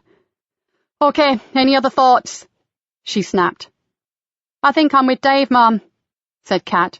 "But if you don't mind me saying, Joseph is only a sergeant. I can understand him being threatened with a damn good thumping or getting his car vandalised, but surely death threats are more suited to the higher ranks, the ones who actually head up the investigations. Joseph is a worker, not a big cheese. If some villain got slammed up forever, wouldn't he or his loved ones go for someone like you, or the super maybe? You can still piss someone off no matter what your rank, Cat. And who's to say we are dealing with someone sane? That's right. Dave nodded vigorously. If you're short on your quota of marbles, rational thinking doesn't apply. So we check his old cases? Asked Cat. Nikki nodded. I'll ring him and ask him to get us a list of possibles together. And until then, you, Dave, follow up with those inquiries on Sweet, and Cat, keep busy until I've made my call. Then come with me, and we'll talk to the one that got away. Oh yes, a third lookalike. Will do. Cat stood up and gave a small laugh. Shame they're not all still alive. We could start a Billy Sweet tribute band. As Cat left, a civilian messenger knocked on the door. Sorry to interrupt, Mom, but there's someone to see you downstairs. A name would be helpful. Sorry. The woman glanced at a memo held firmly in her hand. Bryony Barton, Mom. Nikki felt her lips purse together. Then she forcibly relaxed them and said, I'll be right down. Ah, said Dave knowingly, and then shut up as she lobbed a few imaginary daggers in his direction. Ah, nothing. Whatever you say, Gov. Dave grinned, but I was only going to offer to see her for you, as you're so busy. Drooling is not gentlemanly, Dave. Please slip a bromide in your tea and get on with your work. I can manage, thank you. Nikki hurried down the corridor and silently cursed the super for interrupting her morning ablutions. Her outfit didn't even qualify as bag lady chic. It was more like she had dressed herself entirely from Help the Aged, and now she was to meet Joseph's stunning new girlfriend. Oh, deep joy. Nikki stared at her surreptitiously from the office behind the front desk, and felt her heart sink. Joseph had been right. Bryony was beautiful, but not in a glamorous way. She was not fashion magazine, size 0 and brainlessly sort of gorgeous. She had more the beauty of the panther. She was one of those incredibly lucky people who seemed to be perfectly proportioned, and knew exactly how to dress to make the best of everything. And she looked intelligent, which made Nikki definitely wish she had allowed Dave to take her place. A low babble of voices pulled her from her reverie, and she realized that breathing was becoming difficult due to the office rapidly filling up with testosterone. At least 10 male officers had magically appeared from nowhere and were collectively staring towards the waiting area. For goodness sake, haven't you lot got something better to do? She exclaimed. The expected chorus of no followed her as she left. Bryony, she stretched out a hand. Nikki Galena, you wanted to see me? The handshake was surprisingly firm. Thank you. I'm sorry to bother you. I'll only take a few moments of your time. Nikki glanced across to the sergeant. Is there a free interview room, Jack? Number 3, Mom, all yours. This way. Nikki made herself walk confidently, but still felt like one of the ugly sisters escorting Cinderella. She held back the door and indicated towards the chair. Sorry it's not more comfortable, but most of our guests aren't here for the fine facilities. She managed to install a smile for the occasion. What can I do for you, Bryony? The woman looked up at her, her expression concerned and intense. Joseph rang me last night, Inspector. He told me that he'd been suspended. Is that true? Joseph's not in the habit of lying. She kept her own gaze impassive. It's true. Oh, no. The woman seemed to visibly crumple. This is my fault, isn't it?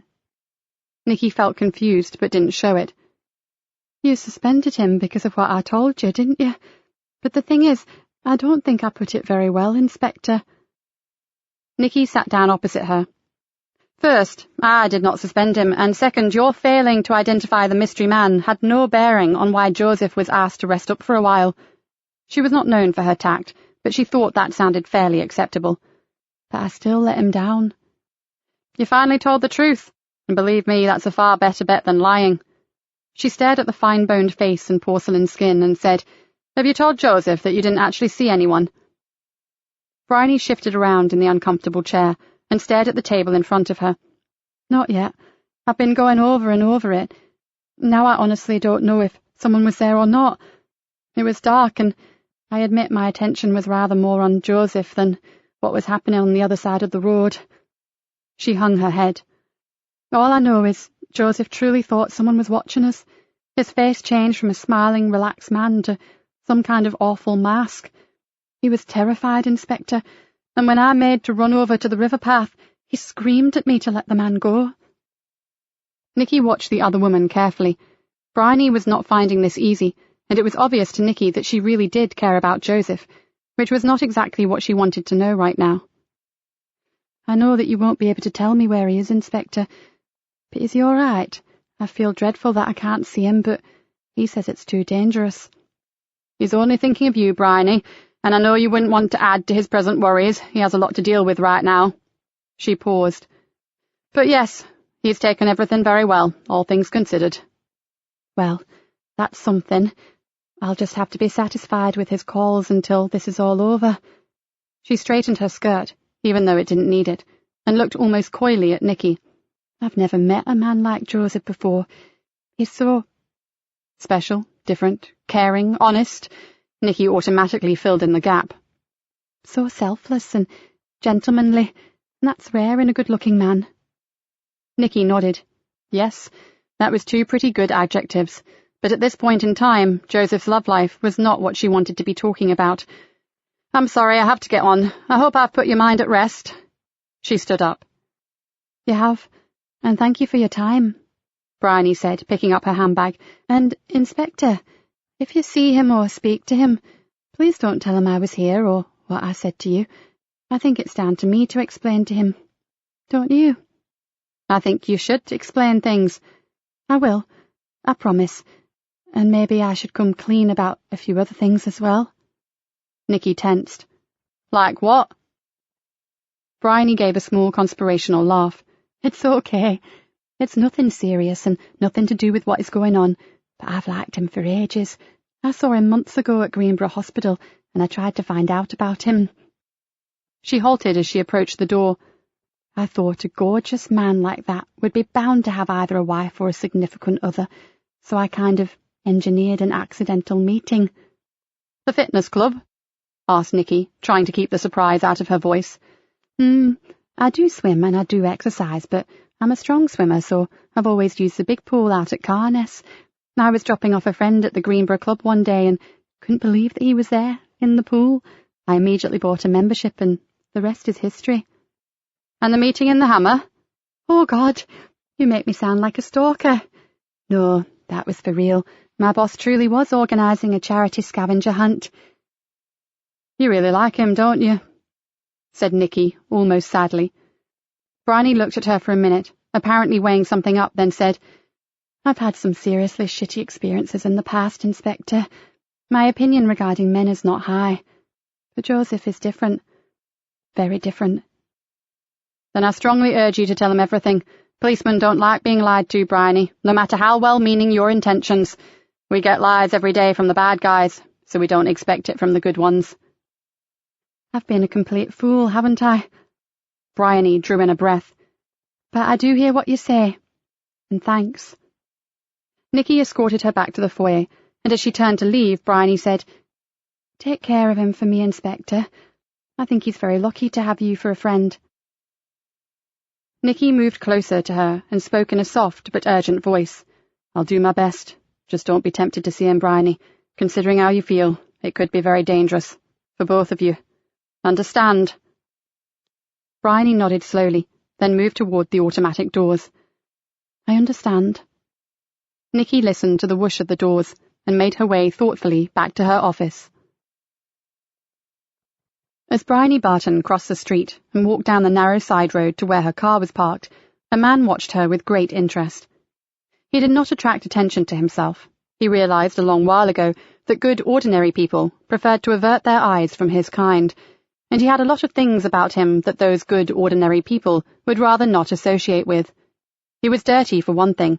His clothes told of neglect and abuse, ergo he would smell. GOPs didn't like bad smells at all. He had strange eyes, which probably meant drugs, and oh my, how GOPs hated drugs. And he was pretty big, which meant don't pick on him. A fight would definitely see a GOP coming second. Oh yes, and he was begging. which was the only risky thing in his beautifully practiced repertoire for blending in perfectly with the pavements, the trodden-in chewing gum, and the dog shit. The paper cup, with "Please Give" scribbled on it, could be the weak link, because some of the GOPs were actually do-gooders and DGs looked upon beggars as a large part of their insurance to travel on the road to heaven. Beggars were to be fed, nurtured, and cosseted, at arm's length, of course, but that could be dangerous. Today, however, he was having an invisible day, which suited him perfectly. That meant that no one saw him stand up, slip cat-like across the road, and as Bryony opened her car door, he was behind her, breathing in her perfume. Escada. Magnetism. My God, the woman had good taste. But sadly, there wasn't time right now to extol her virtues, because there was work to be done, and an exacting schedule to keep. In less than a minute, the car had pulled away, and the side road was once again empty, with no trace of either Bryony Barton or her invisible follower. Chapter 20. Joseph looked up from the computer screen and rubbed his eyes. He could hardly believe that it was after 1 o'clock, and somehow he had finally calmed down enough to concentrate on Martin Durham. Nikki had called earlier and told him that Sweet had attempted to kill again. The news had almost sent him to the wire, but somehow he'd managed to drag himself back. Deep down, he knew that the only way he was going to come through this, with his sanity intact, was to throw his whole self into working. Which sounded great, but without his warrant card, he was stuffed. Even with the Durham case, he had taken his search about as far as it could go without using official channels. He needed Nikki to get him some more information, but with the world going crazy at Greenborough and Nick, he didn't have the heart to bother her. Then on the other hand, perhaps he should, because there were things about the 2 odd deaths, Amelia Reed and Paul Cousins, that were starting to bug him. He pushed his chair back and stretched his cramped legs. On the desk in front of him was a rough list of known villains who might carry a grudge against him. Nikki had wanted him to think about old cases, but although there were a lot of them, and some where vague threats had been made, no one stood out as being flaky enough to want to destroy him. He pushed the list to one side. It was a total waste of time. No crook he had ever banged up would organize a vendetta like this, and right now he needed a break. He wanted to think objectively about Reed and Cousins, and everything else was getting in the way. Maybe he should go out for a while, go get some food in, some proper food, not makeshift junk, something he could use as therapy to help him think. He stretched again, stood up, and tried to remember what was the most labor-intensive dish he had ever cooked. And what would Nikki like? Frankly, she seemed to enjoy anything that was put in front of her. He smiled. It was nice to cook for someone else, and that made him think about Bryony, and he couldn't wait to prepare a meal for her. He was sure she'd appreciate it. Not that Nikki didn't, but it would be different cooking for a... He stopped himself. A what? What would Bry become? A lover? A partner? He wasn't sure, and dreaded to let himself get too far ahead.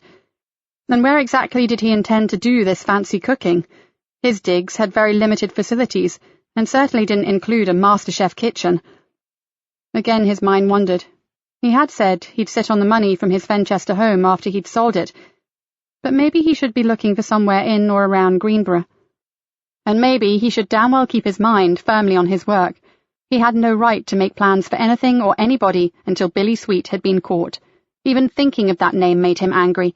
Sweet had no right to walk back into his life and bring his whole world crashing down around his feet. With a muttered curse, Joseph picked up the phone, dialed Nikki's landline, and asked her if there was any new developments. "Nothing yet, Joseph." The boss sounded preoccupied, and why shouldn't she? "I was wondering if you'd heard from Elizabeth Durham," he asked. "She rang earlier, but with all this going on, I can't get out to see her." "Could I go, Mom? I'm well and truly stuck here. There are things I need to know about Martin, and I'm sure she could help." There had been a long wait. Then in a low voice she said, "I'd rather you didn't, Joseph. I don't want the chief on my back. But then again, it has nothing to do with the main murder inquiry, and I'm not your jailer, so if you take it upon yourself to go out for an afternoon ride, I would know nothing about it, would I? Just don't breathe a word about your suspension to anyone. We could both finish up down the job centre." "I have to go out anyway, unless you want us to starve. I thought I'd try the big supermarket on the old Bolingbroke Road." "How convenient. But Joseph—" "Yes, Mom." "Take care, won't you? We haven't caught this killer yet, and I'm really not sure that it's wise for you to be trailing round the countryside alone." He had rung Elizabeth before he set out, and she had seemed pleased that he was able to see her. When he arrived, the door was opened by Jana. "I'm surprised that you could spare the time with these awful murders to investigate." Her comment was not sarcastic, just a genuine observation. Then she led him through to the garden room and flopped into one of the deep, comfortable chairs. "Have a seat, Sergeant." "Thanks. It's true we're busy, but the boss doesn't want you to feel that we are doing nothing about Martin's death." "Elizabeth will be grateful for that. She's starting to get very jumpy about everything, especially the break-in." "Wouldn't anyone feel jumpy?" Elizabeth had just done one of her famous silent entrances. "I think you have every right," said Joseph seriously, and took out his notebook and pen. "Now, I wonder if you would help me out with the answers to some questions." Elizabeth sat down. "Anything I can tell you, I will." "Jana mentioned that something happened to your brother a very long time ago. What was it?" "Sadly, he never told me much, but it concerned his health and some treatment that he received. He was very poorly, he nearly died. But when he recovered, he had changed." "How so?" "It's hard to say, but he was different." A perplexed expression clouded her features. "Maybe these will help you understand." She leant down and picked up a box that sat on the floor beside her chair. "You're welcome to take them, as long as I get them back." Joseph took the box and opened it. Inside were 2 large envelopes, one marked before and the other after. Inside were press cuttings and dozens of photographs, some coloured, others black and white. Most had names, dates and locations carefully written on the back. "I couldn't remember all the names or places, but you'll see when you look through. He has gone from being outgoing and gregarious to becoming a loner." "Oh, he was not that bad," chipped in Jana. "He just liked the marshes and his work. Everyone on Cloud Fen loved him. He was hardly some Fenland Howard Hughes now, was he?" "You never knew him before, sweetheart." "A brush with death does alter people," said Joseph gravely. "I'm sure, but there were other things.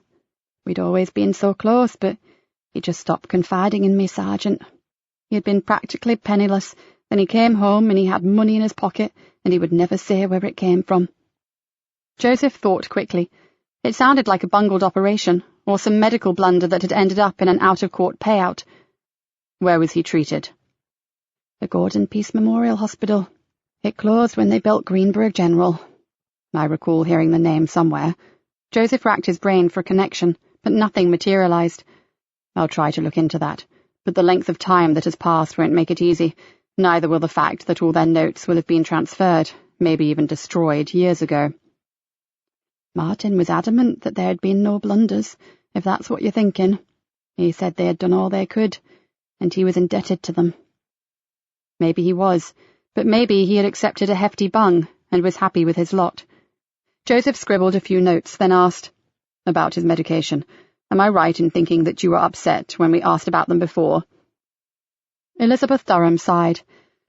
"I'm sorry. It was all rather too much to handle at the time." She sat back. "His ongoing medication had been something of a bête noire for me. They gave him some quite awful side effects, and no matter what I told him about medical advances, he refused to have them reviewed. He said that the clinic who looked after him knew exactly what they were doing and that I wasn't to interfere." "It was the only thing they ever argued about," added Jana. "Would that be the oncology clinic?" "I think so." Elizabeth frowned. "It must have been. He didn't go anywhere else." "Did you ever go with him?" She gave a cheerless shake of her head. "Never. He never allowed me to." Now there's a surprise, thought Joseph. "So, when you two decided to turn sleuth, you were checking Knott Cottage for anything that could relate to his time in hospital?" They both nodded glumly. "Sorry about that, Sergeant. We weren't trying to hamper your investigation. We just thought we might recognize something that would mean little or nothing to you." "But there was nothing at all?" "Nothing. Either the intruder took them or they were never there." "One last question, Miss Durham. Did Martin ever mention, or do you know of Paul Cousins or Amelia Reed?" "Amelia? We all knew her, Sergeant. St. Francis was a positive Philistine compared to Amelia. She was an animal angel, poor soul, until that terrible accident." "Or was it suicide?" added Jana quietly. "They never gave a verdict, remember?" She stared at Joseph. You surely don't think there's a connection, do you? No, I'm just trying to make comparisons, and as they were both local, I wondered if you or your brother may have known them. The name Cousins means nothing, but Amelia was an institution around here. We went to the same school, we were quite friendly at one point, although that seems a very long time ago. Elizabeth Durham pointed to the box of photographs. I think there's a snap of us all in there. Sergeant, Jana leaned forward, when I saw you last, you indicated a possibility of foul play. Do you still feel that way? I can't comment officially, said Joseph cautiously, but I am very disturbed by the whole scenario. It just doesn't ring true, and there are too many unanswered questions regarding his medication. Like what? Asked Jana. He received tablets from his GP, a controlled regime that she was hoping to revise in the near future, but he also had other medication, in plain white boxes. They would be the ones that he received direct from the clinic, responded Elizabeth. They were sent either by courier or Martin would collect them from the post office in the next village. A prickle of discomfort jabbed away in Joseph's head. Clever, considering the clinic said they had never heard of Martin Durham. Still, now was not the time to share this knowledge. And that was a long-term thing, was it? Oh, yes, for years. I think I'd better go see this clinic, said Joseph, almost to himself. Then perhaps you would be kind enough to notify them of my brother's death and tell them to stop sending the medication. Of course, happy to. Best that way, mused Joseph. We don't want too many people getting involved in that place, not until we've found out why they are denying all knowledge of Martin. Now, I should be getting back, but thank you for your assistance. Any time, Sergeant Easter, and if I find anything else that may be helpful to you, I'll ring the station, shall I? Ring DI Galena direct. I'm out and about rather a lot at present. She'll pass anything on, I can assure you. It took Joseph 2 hours to shop and find his way back to Nikki's place, and when he finally arrived on the fen, ominous dark clouds were moving in from the east, and the marsh was beginning to lose its magic. In fact, to the town boy, even the air seemed charged and threatening. Too much sky, he muttered as he pulled bulging bags of shopping from the boot. Once inside, he felt better, especially when he entered the kitchen. He had thought it before, but there was such a good feel to that particular room that if he had lived there permanently, it would have been the hub of his universe. He unpacked the provisions and put them away, then pulled out a sealed package from the last of the bags and unwrapped a new pay-as-you-go mobile phone. He had felt naked without any form of contact while driving, and this would suffice until he got his own all-singing, all-dancing version back from the lab. He inserted the SIM card, set it up, and activated it. As he waited for it to charge, he rang Bryony on the landline. After a while, he hung up. She would probably be busy. Maybe he shouldn't phone her at work anyway. A lot of companies didn't appreciate their staff taking personal calls. Still, it was strange that her voicemail didn't pick up. Not to worry, he told himself. They'd have a long talk later that night. Right now, it was time for his therapeutic hobby. Joseph chopped, sliced, and diced for half an hour, then, with a contented sigh, covered all his preparations with cling film and stored them in the fridge. He then cleared the table down and went to get the Durham family picture archive and all his previous notes, photos, and files on Reed and Cousins. He looked at the photos first, laying them out over the table and quietly scanning them. It didn't take long to understand what Elizabeth had meant. His early pictures showed a true live wire, a Jack the Lad surrounded by friends, grinning, pulling faces and acting the fool. The later ones were far more subdued, and generally they featured only Martin, although 1 or 2 were taken with Elizabeth. A close brush with death. Joseph shivered, then replaced the recent ones in their sleeve and concentrated on the early years. If he were to find something, he was sure it came from a long time ago. He then looked at the notes and files pertaining to Amelia, Paul, and Martin, scribbling down anything that might be relevant, then cross-checking them. Dates of birth, addresses, schools, religion, hobbies, early jobs, family history.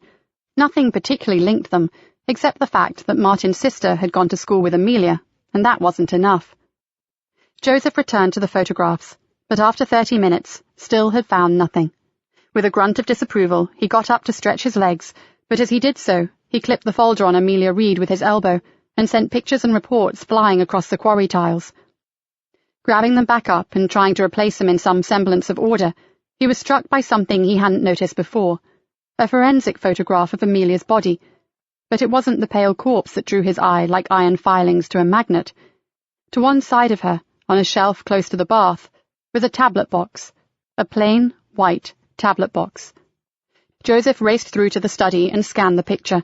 As soon as he had it on the screen, he zoomed in on the packet and let out a low whistle. The enhanced picture showed a box of the same dimensions as the one found at Knott Cottage, and the only thing on it was a small rectangular label. It was exactly the same as Martin's. He printed off the picture and picked up the phone. "Mom, I need a favour." Nikki had sounded horribly distracted, but scribbled down his request. "I'll get Yvonne or Niall to go down and see what they can find, but it'll take a while. You know what the evidence store is like." "At least the store is on the premises. At Fenchester, our store was 20 miles away in a secure unit. And you realise there may be nothing there. It's not as if Paul Cousin's death was considered a murder." "I know that, Ma'am, but it's on record that there was such a furore when it happened that a lot of questions were asked and serious inquiries were made to cover ourselves, I guess. But his medication was definitely sent for analysis." "Okay, well, I'll ring you if they find anything." He heard her yawn. Then she said, "Is everything all right there?" "Apart from looking like Armageddon outside." He glanced at the window and saw diagonal splashes of rain across the glass. "I think we're in for a summer storm." "They can be quite spectacular out on the marsh. I'd batten down the hatches if I were you." "Will do. Any idea what time you'll be back? I have a small banquet planned and a nice Sancerre chilling in the fridge." "I can't say, Joseph, and I'm not sure I'm that hungry, so please don't go to a lot of trouble." He frowned down the phone. Generally, when you mentioned food or wine, Nikki showed considerable enthusiasm. "Hey, it's no trouble," he said sincerely. "You were being good enough to put me up. The least I can do is look after you and maybe even rekindle your culinary spirit." "Rekindle?" she asked. "I don't think that spark ever got ignited in the first place." There was at least a slight hint of amusement. "I'll try to get back by 7, okay?" "Then go careful on the roads. This is the first rain we've had for weeks, so it could be slippery." "Thank you, Grandmother. I'll be sure to heed your sage advice." She hung up abruptly and left him wondering what was going on at the Nick, and whether anyone would find what he was looking for in the evidence store. He walked slowly back to the kitchen and began to gather up the pictures. Elizabeth had said that there was one of Amelia. From the press cuttings, she had appeared tall and willowy, with a wiry strength, strong jutting jawline and piercing intelligent eyes. He wondered what she had looked like as a young woman. He skimmed through the names on the back, then saw Martin, Barry, Mel, Lewis, and me. Home after second term at uni. Mel? Amelia? He looked closer. The picture showed 5 friends, fooling around beside a rust bucket of a Ford Anglia. Elizabeth was easy to spot, so as Amelia was the only other girl, he quickly identified her, and even back then her appearance was striking. Joseph stared at the photograph, and memories of his own uni days washed over him. This was considerably earlier, of course. Martin had been 50 when he died, almost 15 years older than him, but the dynamic of the group looked very similar. He wondered where they were, but as he was not a local, he wasn't sure. Then he made out a lot of other cars in the background, and saw part of a large sign, in particular the word Gordon. Maybe the Gordon Peace Memorial Hospital? Joseph stared again. Funny place for kids to hang out. Suddenly his thoughts started to crank up again. He'd seen mention of this hospital somewhere in Paul Cousin's notes. That was why it had rung a bell when Elizabeth had mentioned it earlier. That and something else. But to his annoyance, the something else was still lying dormant in some closed compartment of his brain. Whatever, it actually linked all 3. Not that he should get too hopeful. The hospital served a wide area, and Martin, Paul, and Amelia were locals.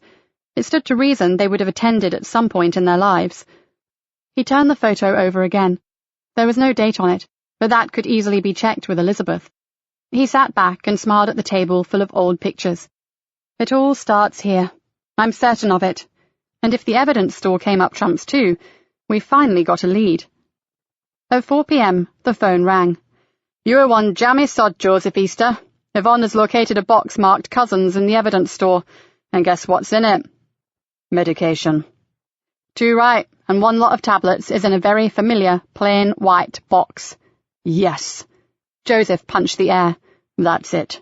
Now we've got a place to start." Chapter 21. Nikki arrived home just as the storm hit. Winds gusted straight in from the North Sea and battered against the old house, and it was all she could do to keep upright as she found her way from the car. She practically fell inside and slammed the door behind her, then was greeted by the most delicious smell of cooking. "I thought I said no trouble," she said, pulling off her soaking wet jacket. "Eat what you want, and the rest will freeze." Joseph grinned at her. "It's the Easter version of a bloody good takeaway." "You can cook Indian," said Nikki, half believing that if it didn't come from the Taj takeaway, it didn't exist. "Very relaxing preparing Eastern food, all those lovely spices to grind and blend." "You're something else, you know that. Most people do a crossword or play Sudoku to unwind. You grind spices and chop chilies." Nikki shook her head in amazement and stepped out of her sodden shoes. "It's certainly wild out there tonight, but it should subside when the tide turns." "I've taken the liberty of running you a bath. I thought you'd probably get drenched." He turned back to the stove. "When you're through, this should be just about ready." Nikki went upstairs and took off her wet clothes, then slipped on her dressing gown. She pulled some casual slacks and a soft fleecy top from her wardrobe and went to the bathroom. As he had said, her bath was run, and a glass of wine stood close to the taps. Standing against it was a note. It just said, "Relax." Nikki eased herself down into the silky hot water and found herself fighting back tears. She couldn't recall anyone ever doing this for her. Robert, her ex-husband, could be called a lot of things, but thoughtful wasn't one of them, and her few other fleeting affairs had been just that, fleeting. No time for niceties. For a moment, she hated herself for ever even dreaming that this attentive and gentle man could be so psychologically damaged that he could systematically hunt down and kill people. She sipped the chilled wine, savoured it, and decided that Bryony was a lucky woman, a very lucky woman. She would miss Joseph when he left, and not just for his culinary skills. The old place felt like a home while he was there. She soaked for a while, going over what the day had produced, which wasn't much. Then she allowed herself to think about Martin Durham. She couldn't believe that Joseph had made such headway. She just wished that she could do the same with the Greenborough assassin. Nikki stood up and wrapped herself in a thick, fluffy towel before stepping out of the bath. 5 minutes, echoed up from downstairs. "Come in," she called back. She pulled on her clothes and, carefully holding her wine, ran downstairs. "For a woman with no appetite, there's precious left for the freezer," commented Joseph. "I'd hate to see you when you were really hungry." "Not a pretty sight, believe me, but that was too good to leave, thank you." She paused. "Tell me what else you found out about our suspicious deaths." "Very little, I'm afraid, apart from the tenuous connection to the Gordon Peace Memorial Hospital, but even the internet doesn't give much info on it." "There was an uproar when they built the Greenborough General and forced its closure. Protest marches and everything." "I keep thinking that I know something else about it, but it escapes me." Nikki took a mouthful of wine. "Can't help you there, I'm afraid. I never needed to go there as a child, and I've kind of grown up with the Greenborough General." "It'll come to me, no doubt. So, was it really as bad as it sounded at work today? You seemed hairspring taut when I spoke to you." Nikki sat back and held out her glass for a top-up. "It was about as shitty as it gets. Victim number 3 was so freaked out about what had nearly happened that he was all but useless. He'd spent time with sodding Snaz, but his description was rubbish. Then he begged us to let him stay in the cells just in case his attacker was waiting to finish him off." "I bet the custody sergeant liked that." "We found an out-of-town relative that was prepared to take him until it's safe to go home." "And I wonder when that will be," muttered Joseph morosely. For a moment Nikki felt angry, then sadness took over. For all his brave front, his fancy cooking and his commitment to finding out what had happened to Martin, Joseph was hurting and scared about what was going to happen next. "I'm doing my best, honestly, Joseph." "I know. And don't think I don't appreciate it," he said miserably. He ran his hand through his hair. "It's just that I've never felt so frustrated, so totally helpless." He gave her a dark look. "Well, actually I have. Just once. And that was all to do with Billy Sweet. He really does have a knack for screwing up my life." Nikki didn't like his sombre mood and decided to change the subject. "Have you spoken to Bryony today?" "Not yet." He drank his wine and stared into the glass. "I tried earlier, but her phone was switched off. Busy at work, I guess." I'll ring her later. Nikki hoped that Bryony would do as she'd said and tell Joseph that she hadn't seen his stalker. She frowned to herself when she considered how Joseph would take that news. He was hanging on to Bryony's status as an eyewitness to keep himself sane. She sipped her drink and thought it best not to predict his reaction, but just to deal with it when it happened. So, I guess it's time to discuss where we go next with Martin Durham. She looked across at Joseph and raised her glass. Well done, by the way. That was astute of you to spot that medication box in the forensic photo of Amelia. Thanks. Oh, but you must look at this. Joseph got up and left the room, returning a few moments later with a photograph. Nikki stared at it, then smiled when she saw a grinning and happy young Martin Durham. Just look at you, not a care in the world, she whispered. Joseph leaned over her shoulder and pointed to the sign. And this has to be what links them, Nikki. The hospital. Those tablets must have originated from there. But the hospital is long gone, so who is sending them out now? That is going to be my next line of inquiry. There has to be a paper chain, and if I can trace it back, I'll find the source. Joseph bit his lip anxiously. As long as my recent imposed civilian capacity allows me to. Nikki stared at him. So what if I allocated you some help? In the form of either Niall or Yvonne? Joseph straightened up. Would you? That would be great. Well, let's face it, if we weren't hunting down our killer, Martin's case would be active. It would have a whole team of officers asking questions, not just one constable. She smiled at him. Yes, I'll sort that. We just have to keep stum over precisely what they are doing, okay? Joseph grinned. Well, I'd be the last one to argue with that. His face grew serious. But please, don't put your neck too far onto the block for me, Nikki. I know how close to the wind you're sailing, by even letting me proceed with this investigation, no matter how covertly. Oh, don't worry too much on that score. I'll be discreet, but with my reputation, it's pretty well expected of me. She leaned back in her chair and stared at the photograph. Are there any more like this? Joseph shrugged. I'll get the box. Some of them may mean more to you than me. For half an hour they sorted through the old pictures.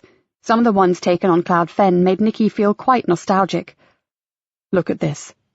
Joseph brought her back to the present. Tell me what you see. Nikki stared at the dog-eared picture. Once again the 5 friends hung around the old car, and initially Nikki thought they were consecutive shots. Then she noticed subtle differences. There are fewer leaves on that tree, and the girls have light jackets on. This was taken at the same spot, close to the hospital, but at a different time of year.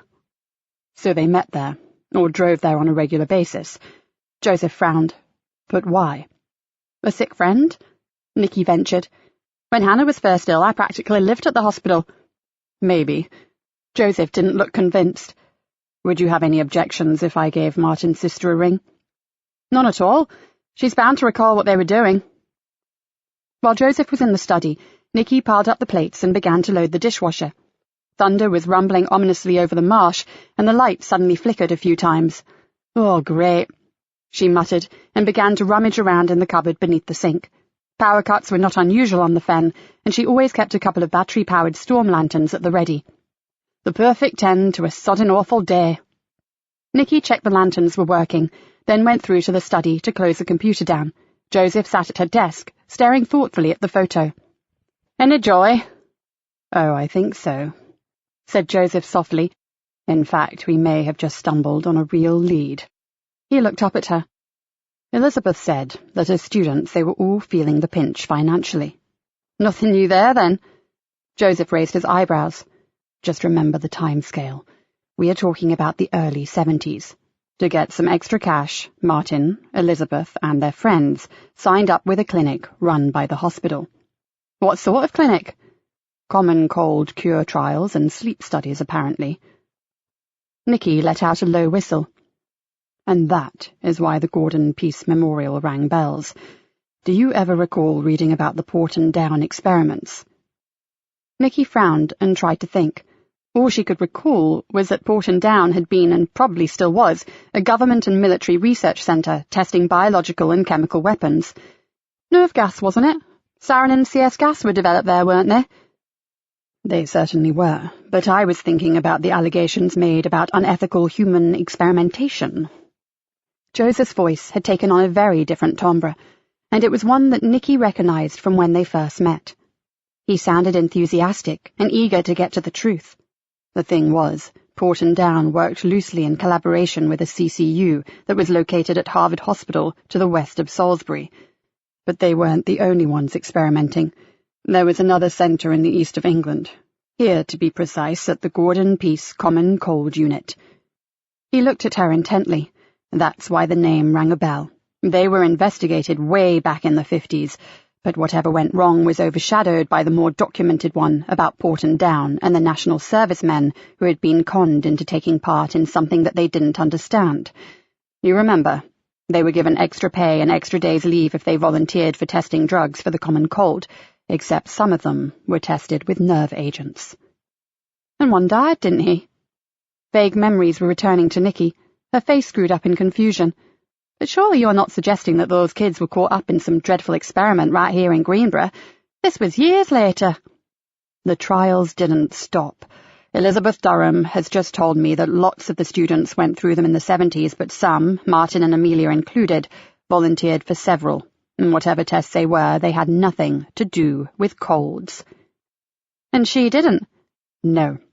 She said that some of her friends felt quite strongly about doing their bit for medical science, but she wasn't comfortable in the role of guinea pig.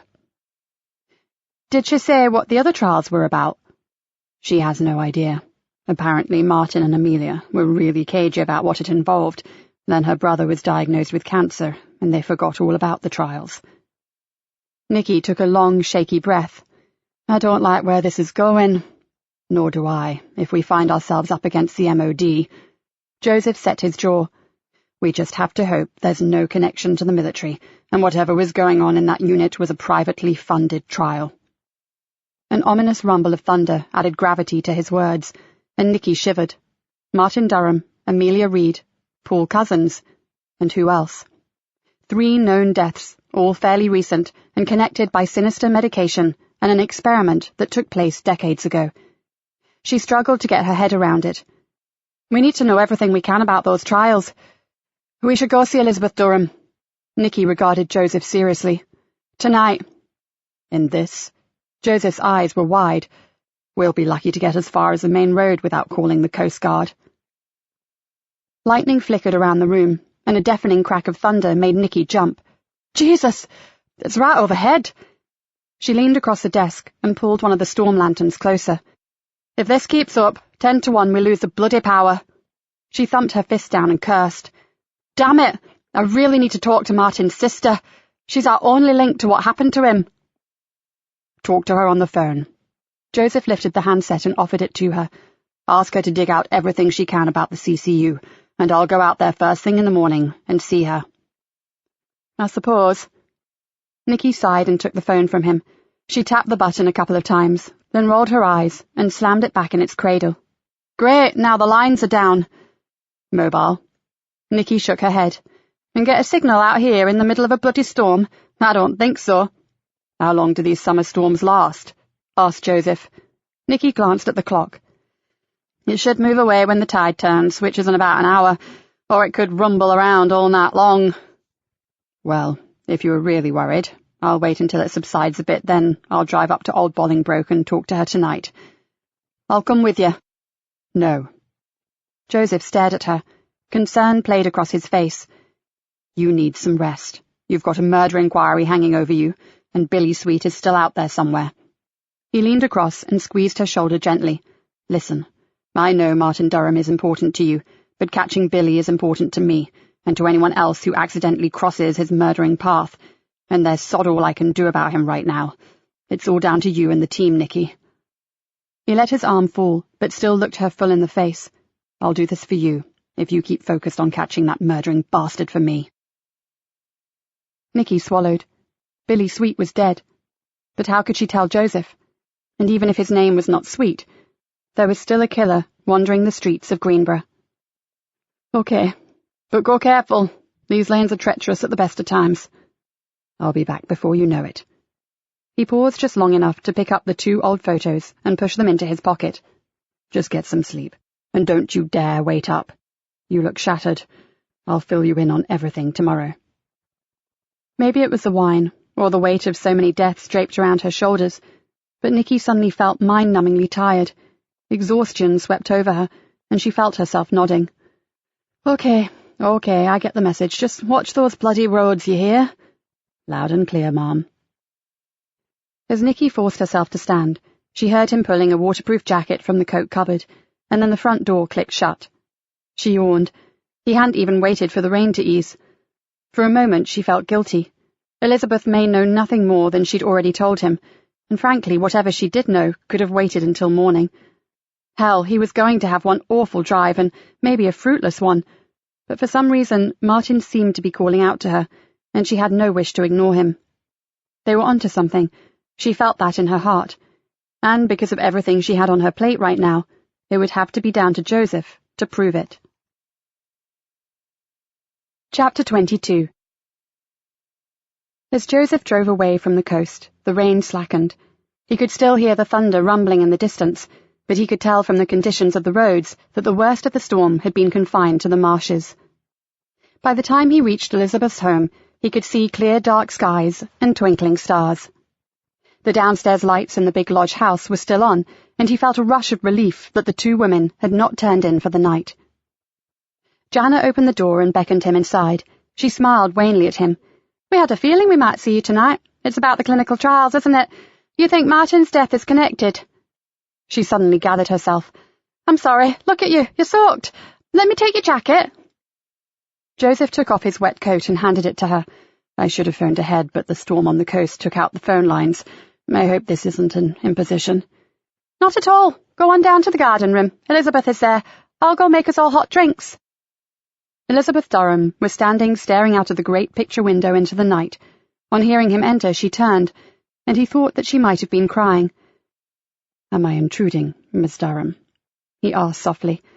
Detective Sergeant Easter. No, of course not. Please have a seat. I was just being silly and selfish and feeling horribly sorry for myself. She gave him a rueful look, and I was wondering how much I really knew about my beloved brother. When something like this happens, I think we are made very much aware of just how much we humans hold back from sharing what is going on deep inside, even from those closest to us. I need to know what happened, Sergeant. If I don't, it'll eat and eat away and drive me mad. Joseph nodded. He thought about Billy Sweet and knew exactly how she felt. We'll find your answers, I promise. He took the 2 photos from his pocket, stood up, and walked across to Elizabeth. I know it was a very long while ago, but I really need you to tell me everything you can remember about those trials and the people in the pictures. Elizabeth stared at each photo in turn. From the moment we spoke, I've thought about nothing else. She blinked slowly. I'm just not sure what I can tell. Did you know who actually ran the Common Cold Unit? Not at the time. We believed it was just a research side to the hospital itself, but then rumour had it that it may be a government-run organisation. Joseph's heart sank. That was not the kind of thing he wanted to hear. But later still, Martin told me that it was privately funded by a pharmaceutical organisation. His spirit lifted. Did he mention a name? Elizabeth shook her head. He just said it was massive, based abroad and encompassed a lot of smaller companies. I don't think he knew any more than that. So you and your friends in those photos all took part in the same studies? Initially, yes. It was Martin, Amelia, Barry Smith, John Goring and myself. We were part of a larger group that was split in 2. The procedure was nasal drops of cold virus, then half the group given placebos and the other half cold cures. Were you ill afterwards? Not really. A few developed assorted cold-like symptoms, just coughs, sneezes, raised temperatures. One girl I remember was rather poorly, but nothing major. Joseph frowned.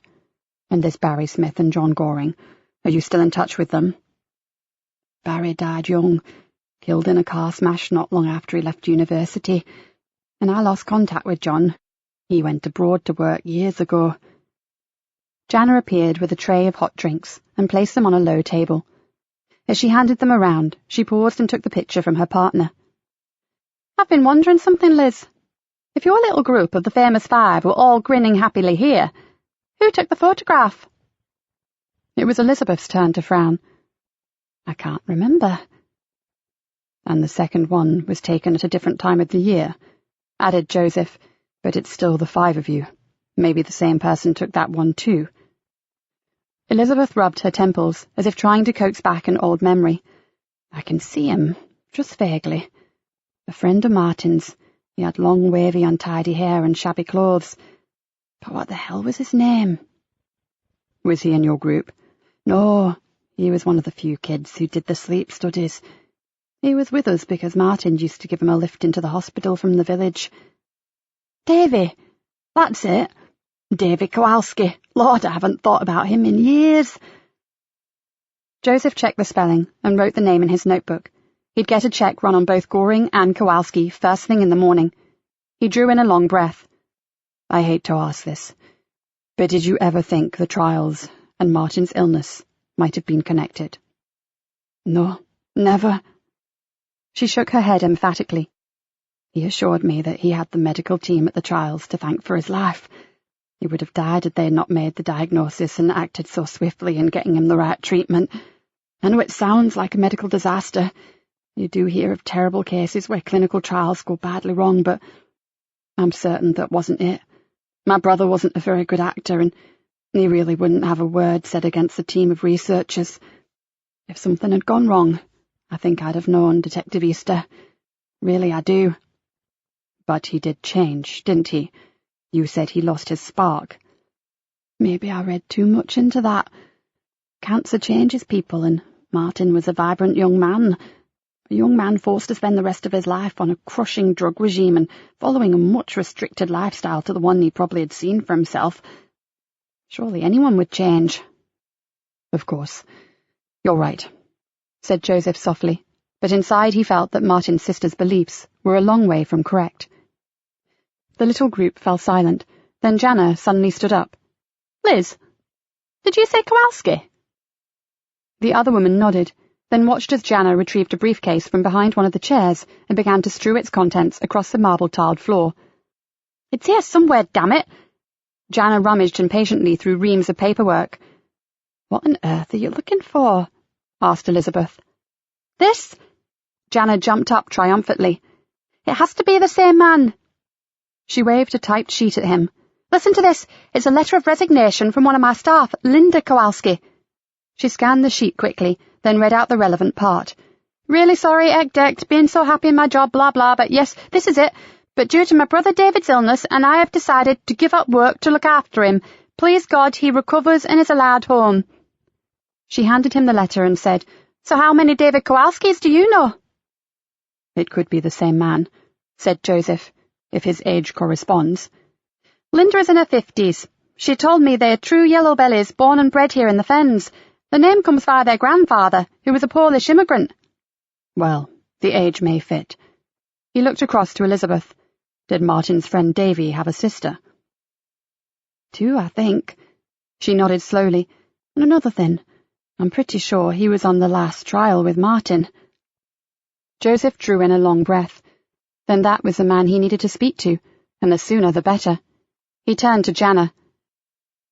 Do you know why David is so ill? No idea, but I know he's in intensive care at Greenborough General. Joseph's mind raced. A failed suicide, maybe. He needed to get onto the hospital. Could I borrow your phone book, please? Use the phone in the kitchen, Sergeant, said Jana. Greenborough General's number is on the chalkboard. It's listed between the doctor and the vet. He returned to the garden room a few minutes later. I need to go see them, but it could well be the same man. He quickly drained his coffee cup. Thank you both for all this, and I promise to keep you updated in what we uncover. Outside in the car, Joseph checked the time. Almost midnight, and without his warrant card, it was useless going to the hospital. There was nothing left but to go home. He pulled his new phone from his pocket and smiled in the darkness. After, he'd phoned Bryony. He began to punch in her number, then closed the phone again. Was this fair? They were not even what you might call an item. Yes, they were on the brink of an affair. There was no denying that. But did he have the right to start ringing her at any God-forsaken hour, just because it suited him? He slumped back in his seat and wondered what to do. Bryony had given him every indication that she wanted to take their relationship further. She would probably appreciate a call, knowing how scary everything had been of late. Joseph took a deep breath and redialed her number. After a moment or two, he heard the voicemail cut in. Well, that settled that. Hello, Bri, it's me. Joseph. Well, it's really late, I know, but I just wanted you to know that I'm fine and I'm looking forward to catching up with you. I'll ring you in the morning before you go to work. He paused. I miss you, Bri, and I can't wait to get all this sorted out so that we will have some time to get to know each other better. You take care. Speak soon. Bye. He closed the phone and sighed. He had hoped that she would have picked up his call. She was the one bright star in all this mess right now, the one sane and solid thing for him to hold on to. Joseph turned the key in the ignition and prayed that Nikki Galena would find a way to stop Billy Sweet before he destroyed everything beautiful in his life. Chapter 23. Nikki must have left very early, because when Joseph emerged at around 6:30, he found a short note propped against the toaster. It simply said that she hadn't forgotten that she had promised to send him some help. He could expect someone as soon as she could arrange it, hopefully just after 9 o'clock. He showered and dressed, then unenthusiastically ate a couple of slices of toast and marmalade. Beside his plate sat an A4 writing pad. If he were to have some help, he couldn't afford to waste time. He should sort out his inquiries into those that could be tackled by a civilian, in this case himself, and those that needed an official warrant card to obtain answers. He sipped at his mug of tea and began to get his thoughts into some sort of order. And that wasn't easy, when all he could think about was a dark-haired, elfin-faced woman, a woman who wasn't answering her phone. Joseph rinsed his plate and wished vehemently that he had not stopped Bryony from ringing him. It would really do no harm for her to have his new mobile number. She was hardly likely to plague him with calls. Yes, he'd leave it on her voicemail. That would stop him worrying himself sick every time she left her phone switched off.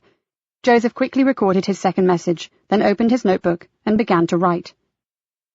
David Kowalski was top of his list. First and foremost, they must ascertain that he was the same man who had been a friend of Martin. And if he was, then why was he in hospital? And would he be in any state to talk to them? Next he wrote, Cold Cure Unit. Somehow, they had to find out if it had been originally run by a pharmaceutical company, then see if it was still operational. Under that he scribbled Oncology Unit. Now that was really bugging him. Joseph placed the pen carefully on the pad, and hoping someone would be in early, went to find their number. The manager had not arrived, but the receptionist seemed eager to help. There's only one other possibility, Sergeant. The accent was heavily Geordie. Some private referrals aren't always listed in our records. Dr. Muller's patients, for example, his secretary kept a separate appointment diary. Joseph felt a glimmer of hope.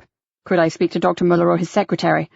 I'm sorry, Dr. Muller left 6 months ago, went back to Europe, I believe, although I have no idea where. The glimmer faded and went out. Joseph thanked him and hung up. He knew a dead end when he was down one.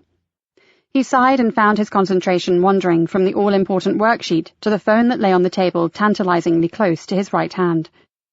He'd have thought that Bryony would have checked her mail by now, and part of him had been expecting a call. He hoped that there was nothing wrong. Maybe his dangerous situation had scared her off. It was an awful lot to ask of anyone, yet alone a new girlfriend. She didn't seem like the type to get cold feet, but having a murderer stalking your date could send the toughest Amazon heading for the hills. He stared at the clock. If he hadn't promised Nikki that he would do all he could to find out what had happened to Martin, he would have driven over to Bryony's home and spoken to her before she left for work. As it was, the best he could do was to ring her office. He was probably being stupid and overprotective, but with Billy Sweet still out there, Bryony's lack of communication was giving him the jitters. All he wanted was a few words to say that she was safe. As if on cue, his phone burst into a loud, tinny, discordant tune, and he grabbed at it, his heart thumping in his throat. Joseph? You sound weird. Something wrong? His heart sank. Nikki, no, nothing's wrong. I just need to change the ringtone on this new phone. It scares the pants off you when it rings. All right. Well, just to say that Niall Farrow is on his way to you. Yvonne was my first choice. She's more experienced, but she's also cleverer at fending off questions as to where her crewmate is, so you have Niall, okay? Great. We'll get stuck in as soon as he arrives. How are things there? About as busy as Christmas Eve in Tesco's car park. It's bedlam. Anything more from Elizabeth last night? Maybe. I'll check them out and report my findings. But I was just wondering. I'm not sure I like the tone of your voice, Joseph. Don't tell me you want more help. Not help exactly. Just a small favour. And that is? It's Bryony. I haven't been able to get an answer on her phone. We agreed to talk last night, but she never answered. Same thing this morning. There was silence, and Joseph wondered what Nikki was going to say. When she did finally speak, he noted concern in her voice. And what are you thinking exactly? I'm not sure. I may be panicking unnecessarily, but he did see her. Billy Sweet saw her down at the Riverwalk, and he knows that she saw him too, which could put her in grave danger, couldn't it? Another silence, this time longer. Joseph? Nikki sounded tense. What? He frowned at the phone. Nikki, has something happened? Not what you're thinking, Joseph, so don't jump to conclusions, but there may be a good reason why Bryony hasn't answered your calls. His discomfort increased. And? Oh, shit. I'm not sure I should tell you this, but hell, you need to know. Just don't bat my head off, okay? Joseph began to feel a heady mix of concern and anger fill his mind. For God's sake, just tell me.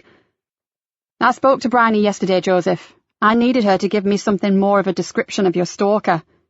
Confusion blunted the growing anger. But I told you, she said that she only saw a shadowy figure jump over the wall and down onto the towpath. I needed to hear her account, not yours, do you understand?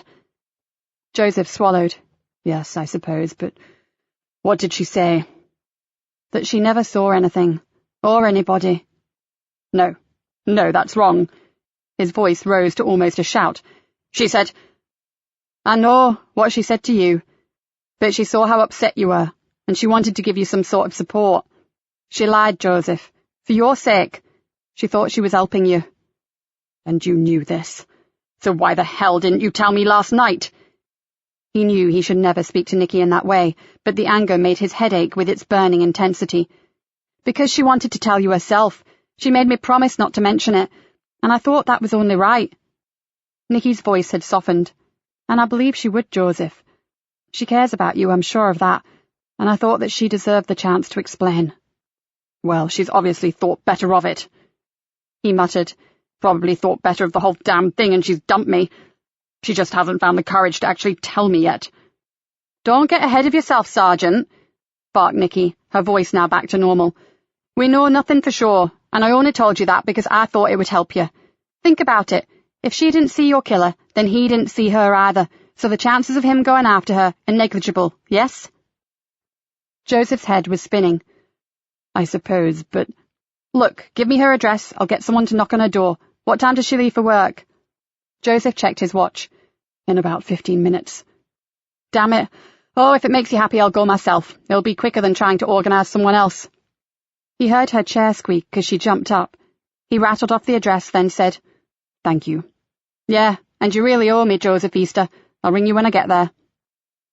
Joseph stared at the phone. His hopes had been dashed. Once again, he was the only witness.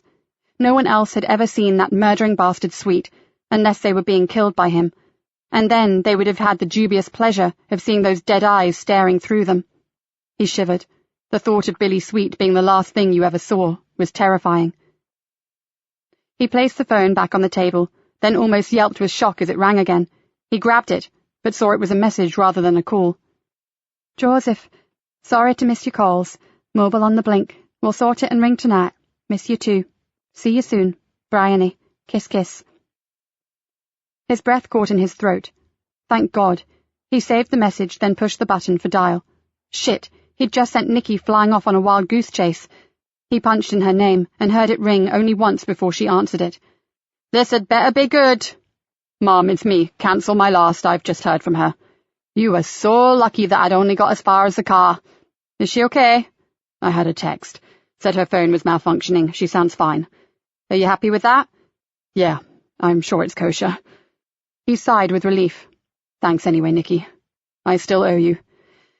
You're so right, sunshine. Now go get your fuzzy little head round Martin Durham's death, okay? Roger. Over and out.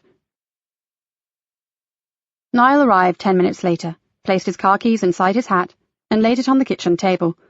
"Before we get to work, Sarge, the team asked me to tell you how sorry we all are, and that we're all right behind you. The chief must need his head red to be standing you down like this." Niall flopped into one of the old pine chairs and gave Joseph a boyish grin. "So whatever I can do to help, bring it on." Joseph made more tea, and as he did, he carefully filled the young officer in on everything he knew about Martin Durham and the suspect's suicides.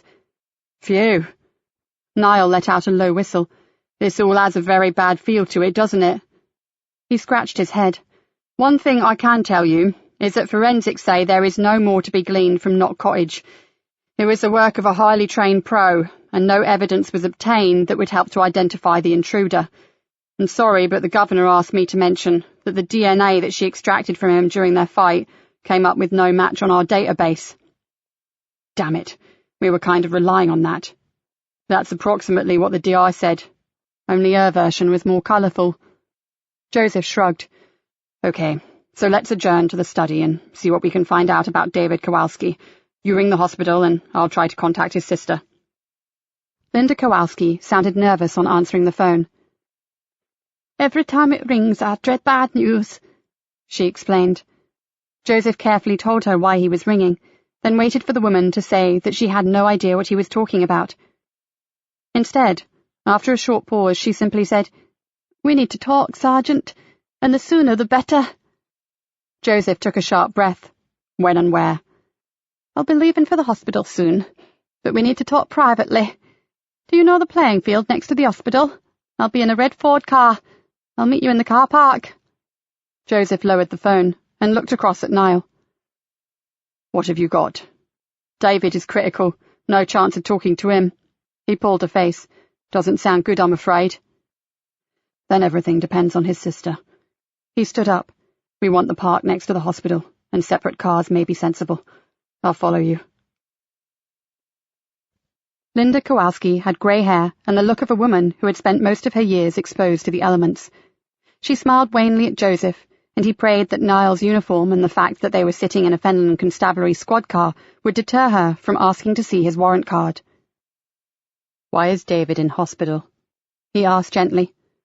"He had an allergic reaction to his medication." She stared at him almost angrily. "Although why? He's been on the same drugs for years." Joseph exhaled sharply. "And were they as a result of clinical trials in his youth?" Linda nodded grimly.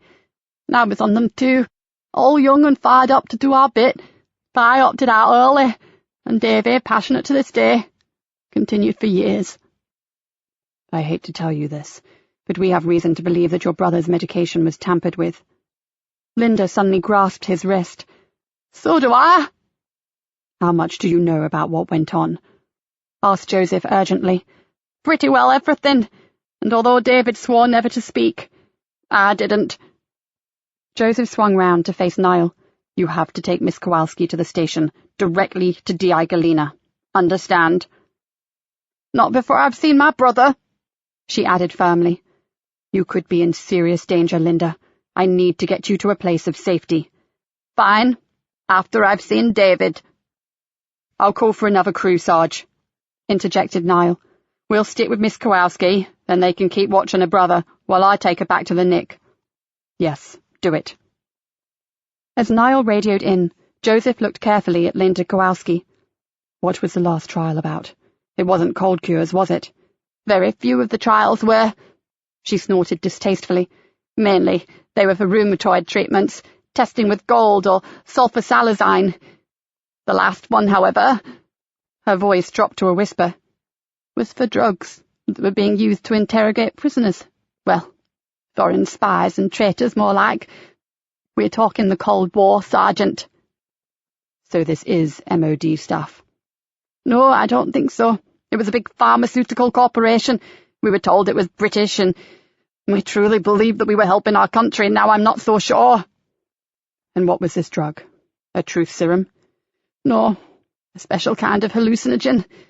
It didn't make the user tell the truth. It altered their perceptions of reality, so things that normally would have been of paramount importance meant absolutely nothing." Joseph shivered. And did David know what he was being tested with? "Oh, yes, they all did. The group was totally committed to the trials. They believed they were pioneers. Joseph thought about Martin, Amelia, and Paul, and the terrible deception made him feel nauseous. So what happened? They signed waivers. They were well paid, and when the drug proved to be a devastating mistake, they were offered a very large one-off payment and private medical care for the rest of their lives. Then they willingly signed more legal disclaimers that bound them from ever talking about the tests and everything and everyone involved. And why not? They believed the doctors were the good guys. And were they looked after? Absolutely, and with great care. Medication, regular checkups, and even highly qualified personal liaison managers to help with any problems. Can you get hold of one of them for me? Asked Joseph quickly. The woman's face darkened. Funny that. Their numbers are suddenly unobtainable. Joseph cursed silently, then murmured, So what's gone wrong? Linda shook her head. I really don't know. After all these years of support, why abandon them now? Not abandonment, thought Joseph. This is termination. There is one thing. Linda stared at him. About a year ago, a woman came sniffing round asking questions. David was sure that she was a reporter. He told her nothing and reported it to his liaison officer. He was pretty certain that he was the only member of the trials group that she'd managed to trace. But it was just after that Amelia died. She shrugged. Maybe nothing to do with the journalist, but... Joseph's mind raced. A reporter onto something? Can't kill the reporter, too high profile. So damage limitation. Quietly dispose of the loyal pioneers so that there was nothing left to uncover. The other crew is pulling in, Sarge. We'll take it from here. Niall pulled on his hat. You'll be safe with me. I'll escort you all the way, Miss Kowalski. Take great care of her, Constable. Joseph turned to Linda. And humour me here, will you? Please don't eat or drink anything until you are safe at the police station. Nothing at all. Is that clear? Linda nodded, and as Joseph stepped from the car, he knew that she totally understood the implications of his request. He watched the two vehicles pull away, then raced back to his Ford and rang Nikki. Then it's almost a given thing that they were murdered, isn't it, Joseph? There was a tremor in his boss's voice. I really do have to thank you for that, and Martin would thank you too. It's nothing, Nikki, but I suggest it's going to get even more difficult from here on in, finding those responsible. If we ever do. He sighed. But still, if you can do as much for me with Billy Sweet, I'd be eternally grateful. I will get you answers, Joseph. I will take this killer off the streets, I promise you. I know you will, and no matter how painful this is for me, Nikki, you have to do whatever it takes. You know that, don't you? He hardly heard her reply. It was little more than under breath. Whatever it takes, Joseph. I'll do it. As he drove back towards Cloud Fen, he prayed that she meant it. Chapter 24. Nikki picked up the photograph of Martin, Hannah, and herself, and gave it a light kiss. I never believed for one moment that you could have voluntarily jumped from that tower, my friend, and certainly not in front of those little kids. She felt a surge of optimism. As Joseph had said, it wouldn't be easy, but they were on their way to clearing the stigma from her old friend's name. Then she thought about Joseph. As she had replaced the handset, she felt his frustration pouring out across the ether. She'd come very close to being suspended herself on more than one occasion. She'd sailed too close to the wind and ruffled an awful lot of gold braid as she did, but somehow she had always managed to hang on to her position, which made it all the tougher on Joseph. If they'd thrown the book at her, she would have deserved it. In the past, she had crossed lines, cheated, bullied, and flaunted the rulebook to get the drug dealers sent down. Joseph, on the other hand, had been an exemplary officer, honest, full of integrity and moral fibre, and it was his warrant card that was sitting in the super's filing cabinet along with a half-bottle of malt whiskey. Nikki shook her head. It wasn't fair. But at least his enforced absence had brought them closer to unravelling the sinister cover-up and ruthless killing of innocent people. She took a long look at the old picture, then placed it back on her desk. As she did, she noticed the scrap of paper on which she had written Bryony Barton's address. She picked it up and stared at it.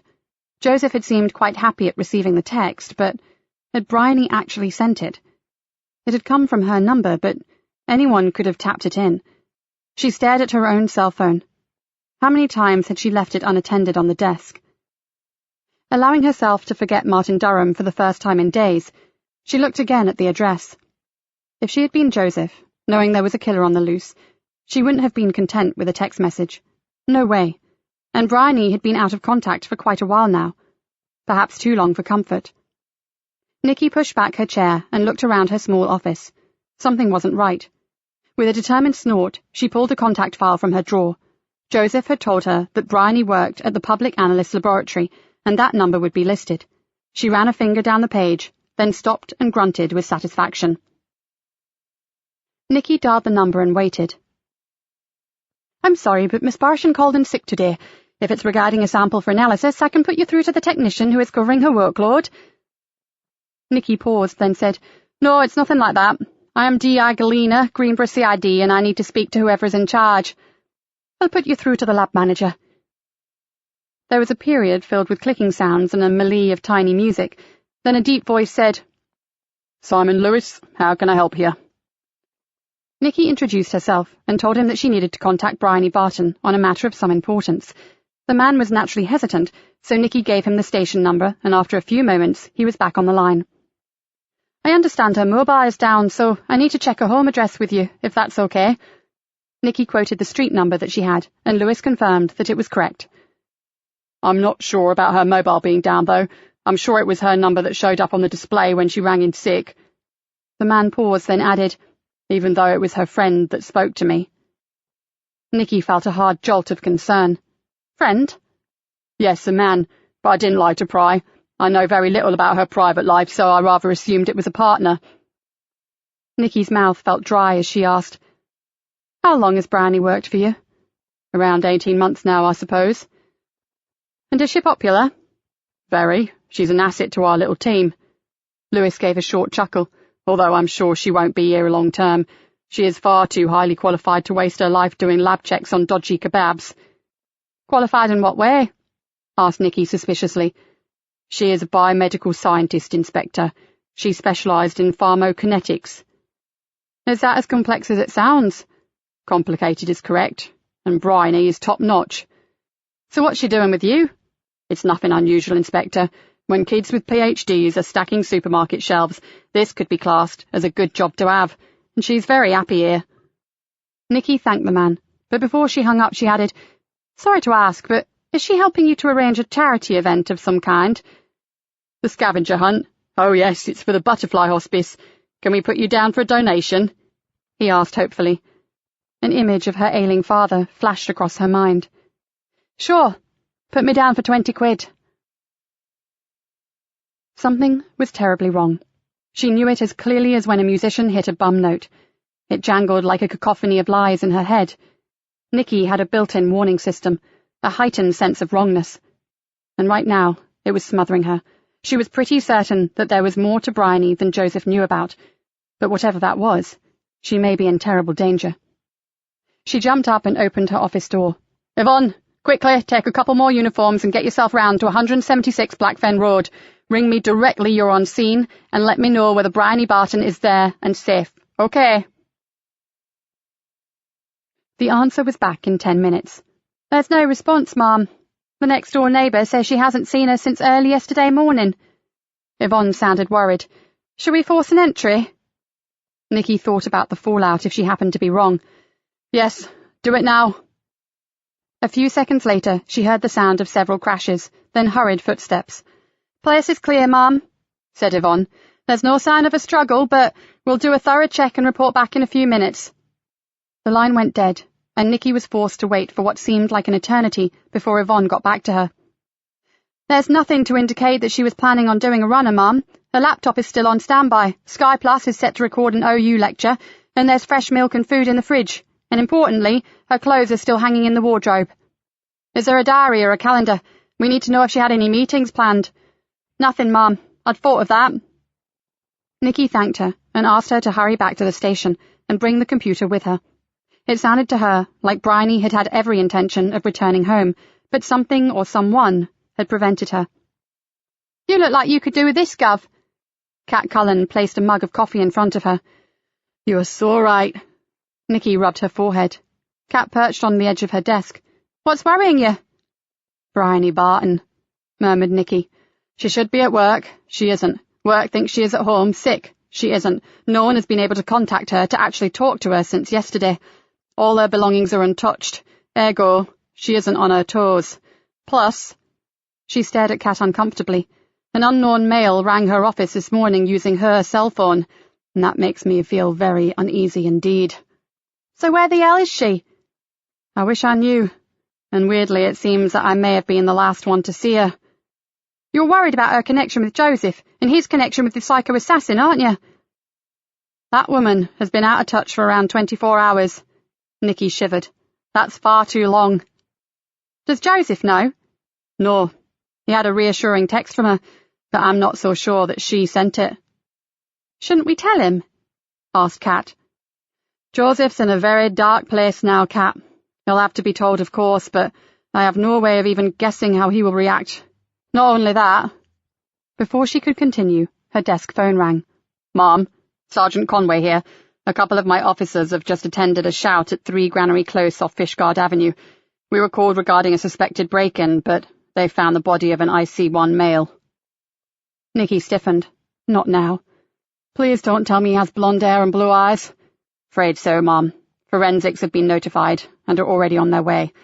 But will you attend? Damn right I will. Nikki threw down the phone. Kat! With me! Oh, dear God, whispered Kat, zipping up her protective suit. I had no idea there were so many men in Greenborough with blonde thatches and blue eyes. The dead man looked like a wicked parody of Chris Forbes, although this man's lifeblood soaked into plush cream carpet, not weeds and filthy rubble. His hands were tied carefully behind him, and the wide gaping wound across his throat was beginning to look horribly familiar. Nikki looked across at Professor Rory Wilkinson. Don't have to ask if it's the same MO, do I? It seems that way, although this one must have put up a fight. His face is badly bruised, and... Rory's expression was uncharacteristically serious. I don't know, I've only been here a few minutes, but... You have reservations. She looked at the dead man's corn-blonde hair. Why? He stood up and stared down at the body. Not reservations, exactly. He gave her a tired smile. I've learned never to assume anything until my investigations are complete. Nikki nodded slowly. That was fair comment, but she had the distinct feeling that the professor was not comfortable. One of my men says we have ID this time. You do, and maybe that's what's odd. He nodded towards an expensive-looking solid wood table. Over there. Credit cards and a valid security pass card, although I have no idea to what it gives access. Your man says there is a pocket diary, too, something I'm sure you will be happy to ferret through. Makes a change, that's for certain, said Nikki, which makes me wonder if he was disturbed and left in a hurry. The others had been carefully stripped of all ID. That or he actually wants us to know who this victim is, added Kat thoughtfully. Maybe. She looked around. Or perhaps he's losing his touch. His last attack was thwarted. Now this victim has been left with clear identification with him. Seems as if he's either getting careless or distracted. She looked back to the pathologist. No other obvious evidence. One thing. The man is clean, and his clothes are well cared for, but your officers found a pile of filthy, and I mean absolutely rancid, clothes in the bathroom. He rolled his eyes at her. But other than that, nothing yet, and probably won't be. Our poor Sokos are tearing their hair out at lack of physical or biological evidence. They are sure it's the same professional clean-up job. He looked around, and this flat was no slum to begin with, was it? He pointed towards a painting that hung over a modern, futuristic-looking stainless steel fireplace. I keep looking at that landscape and trying to tell myself it's a print, that it can't in a million years be a genuine Milton Avery. His eyes widened. No way would an Avery be hanging unprotected in a classy little flat in Greenborough. But hell, I still keep looking at it. Milton Avery? Asked Kat, staring suspiciously at the strange painting. My dear girl, he was called the American Matisse, and one passed through Christie's in New York not so long ago for the princely sum of over $900,000. Then it's a print, said Nikki flatly. This guy was clearly no Rockefeller. Well, naturally they don't all fetch that kind of money. Maybe it's a family heirloom or an investment. And maybe it came from eBay for 99 pence with free postage, but this is not exactly helping our inquiry. Being careful not to touch anything, Nikki walked over to the table and looked down at the security badge. Kurt Michael Carson, you really are a dead ringer for William Sweet deceased, aren't you? She whispered. From the inch-square photo, there was no doubt that it belonged to the murdered man.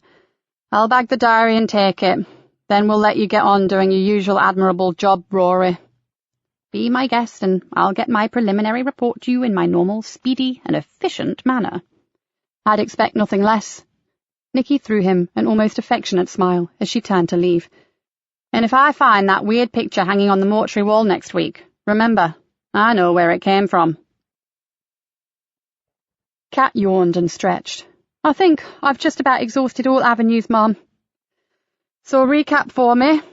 Nikki also stretched her aching back. Kurt Michael Carson, British-born, Dutch mother, English father, age 37, single, works abroad and his company owns the property in which he was killed, the flat in Granary Close. Seems to have a healthy bank balance and no outstanding debts. He worked for an exporter called Carol Flora Bloemen Export. They export exotic flowers and plants from Holland. I rang them and spoke to his boss. The man was obviously shot, but asked if he could be kept informed as he would travel over to represent the firm at the funeral. I hope you told him that could be some time yet. I did. Oh, and Carson's worked for that company for 4 years. He's some kind of top rep, I think. And how long has he been at that flat? Asked Nikki. I haven't been able to confirm that yet. The owners of the upstairs apartment said they have rarely seen him. He goes away for long periods, and they've never been in conversation other than a casual greeting. Kat yawned again. Looks like his only problem in life was that he closely resembled Billy Sweet. Okay. Well, tomorrow we will need to get out there and find someone who knew him. What's the betting that he magically developed a new best friend in the last few weeks? She looked at Kat and saw dark lines under her eyes. And now, home. Get some sleep. But what about Bryony Barton, Gov? We still don't know where the devil she is. Look, there's still a chance I'm overreacting. She may have another man in tow. She's a stunning-looking woman, and she could be shacked up somewhere drinking champagne and being drooled over by some handsome stud, while we run around like headless chickens searching for her. You believe that? Nikki shrugged. No, but I'm not sure what I believe anymore. None of us know much about her, do we? She took a deep breath. Although, strangely, I do think she cares for Joseph. I'm going to get someone to check the local CCTV footage, see where she went when she left here yesterday. Then I'm going to check on Linda Kowalski. And you, detective, are going to do as I say and throw in the towel for today. You look knackered, and I need you daisy fresh. Okay. Kat raised her hands in surrender. Thanks, boss, but I'll be back in early, I promise. Nikki watched the woman leave, then picked up the phone and rang Joseph. She had no intention of telling him about her concerns for Bryony, and she wasn't too sure about letting on about the latest killing either. Maybe she'd just give him her ETA, then tell him everything over a glass of wine when she got home later. Chapter 25. I've got her. Joseph froze as the pale, expressionless eyes of Billy Sweet swam into his head. And before you say anything, Bunny dear, I want you to listen very carefully. The gorgeous Miss Barton's life depends on your silence and your full attention. Joseph struggled not to scream obscenities down the phone, but the thought of Bryony being held by that animal kept his mouth obediently shut. Naturally, you will want proof that she's still alive. There was a small giggle in his voice, knowing my past record, and in a moment I'll let her speak. But right now, soldier, just listen and follow my orders. You will be at the rendezvous in exactly half an hour. You will tell no one, especially your piggy friends. If I suspect anything at all, pretty Bryony will be executed. Assuming you still have a modicum of sense, you will arrive alone at Knott Cottage in 30 minutes. Now, listen to this. There were some scraping sounds, a muffled groan. Then Joseph heard her voice. It crackled with fear, but he had no doubt it was Bryony. Joseph, help me, please. There was a tiny break in her voice. Then she whispered, He's insane. He will kill me. Hold on, Bryony. I'll do anything he wants, I promise. Just hold on. There was a muffled cry. Then he heard, 30 minutes, bunny boy, and alone. A hissing noise replaced the ugly voice, and then there was silence. Joseph stared at the receiver, his face set in an expression of revulsion and fear.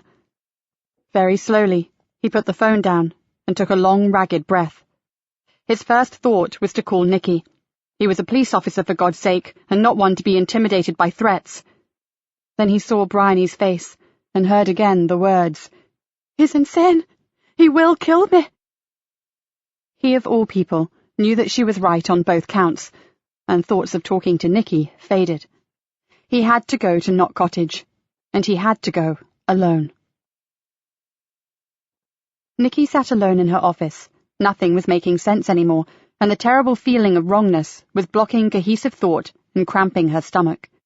Bits of conversation filtered slowly into the word soup that used to be her brain, and she dropped forward, elbows on her desk and head in hands. What was it that was really tearing her up? The thought came to her as clearly as a Fenland church bell ringing over the fields on a cloudless day. It was Bryony. She pushed back her chair and almost ran out into the murder room.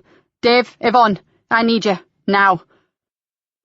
As she turned back into her office, Dave was right with her, and Yvonne only a step behind. "Bryony Barton, I want to know everything you can dig up on her, and I mean everything." She looked at them urgently. "This is all I know to date. Take it from there, and grab all the help you can." She rattled off the few facts that she knew about the woman and sat back. "Why is this so important?" asked Dave anxiously. Nikki frowned. "I don't know, but trust me, it is. All I keep thinking is that Bryony arrived out of nowhere and has been Joseph's shadow ever since, and so has someone else. Someone very dangerous." "Someone who kills people," added Yvonne darkly. "Exactly. There is something about Bryony that doesn't ring true, and now she's missing." Her brow knit even tighter. "Maybe she's not after Joseph at all. Maybe she's after the man we're calling Billy Sweet." "The killer?" asked Yvonne incredulously. "To stop him or to help him?" "I don't like the sound of either of those options," muttered Dave. "And there's another scenario, isn't there? What if the killer has snatched Bryony? We agreed that he is probably trying to get at Joseph, so who better to abduct than someone he really cares about?" Dave ran a hand through his hair and swallowed hard. "We'd better get to work. Come on, Vonnie. You make a start, I'll grab a few more bodies and let's see what we can find." "I'll ring Joseph back," said Nikki, grabbing the phone. "I'm really not happy with him being stuck out on the marsh alone." Joseph picked up almost immediately and listened carefully to everything she said. After a moment or two, he said, "I'm okay, Nikki. I can take care of myself." "And I think you should come here directly, Joseph. Get off the fen." She hadn't wanted to tell him, but hell, he'd hear soon enough. "There's been another execution, another Billy Sweet look-alike. You are not safe alone, Joseph. I want you where I can see you, so get yourself here, and fast. That's an order." "Okay, but there's something I must do before—" His words came out slowly and were edged with concern.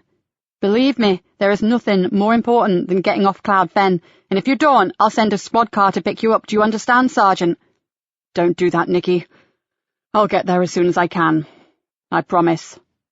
"Be careful, Joseph. If anything happens out there, you are miles from help."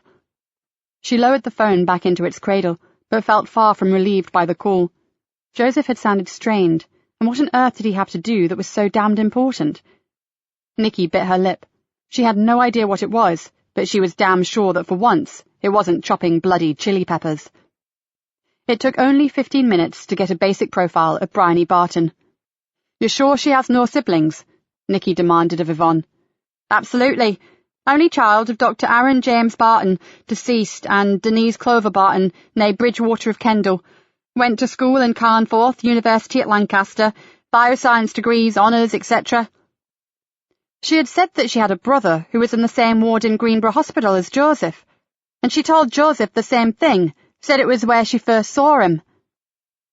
"Well, that may be correct, but she wasn't visiting a brother, that's for certain." Said Yvonne thoughtfully. "But she may have been visiting someone on that ward. I'll see if the hospital can open up medical records for me and get a list of patients treated over the same time as Sir Sarge." As Yvonne disappeared, Dave placed a sheet of paper in front of her. Her whereabouts since she left Lancaster, according to the CV that she gave to her present employer. He stabbed a finger onto the page. These were all verified by the PA lab manager, some pretty technical posts, all with impressive titles that are Greek to me. Then 6 years ago she went to Germany for an interview, and from that point things get fuzzy. She seems to have spent 4.5 years chasing in and out of the country. One of our lads has identified her as a frequent flyer with several major airlines and all business class.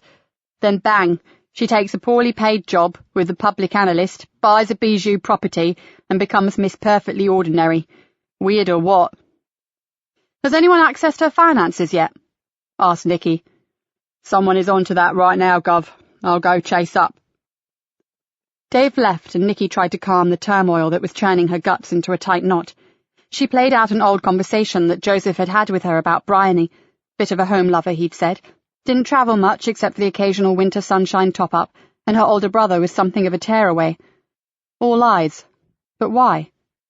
She rubbed at her sore eyes, then saw Yvonne approaching the door. We're in luck, Gov. Just listen to this.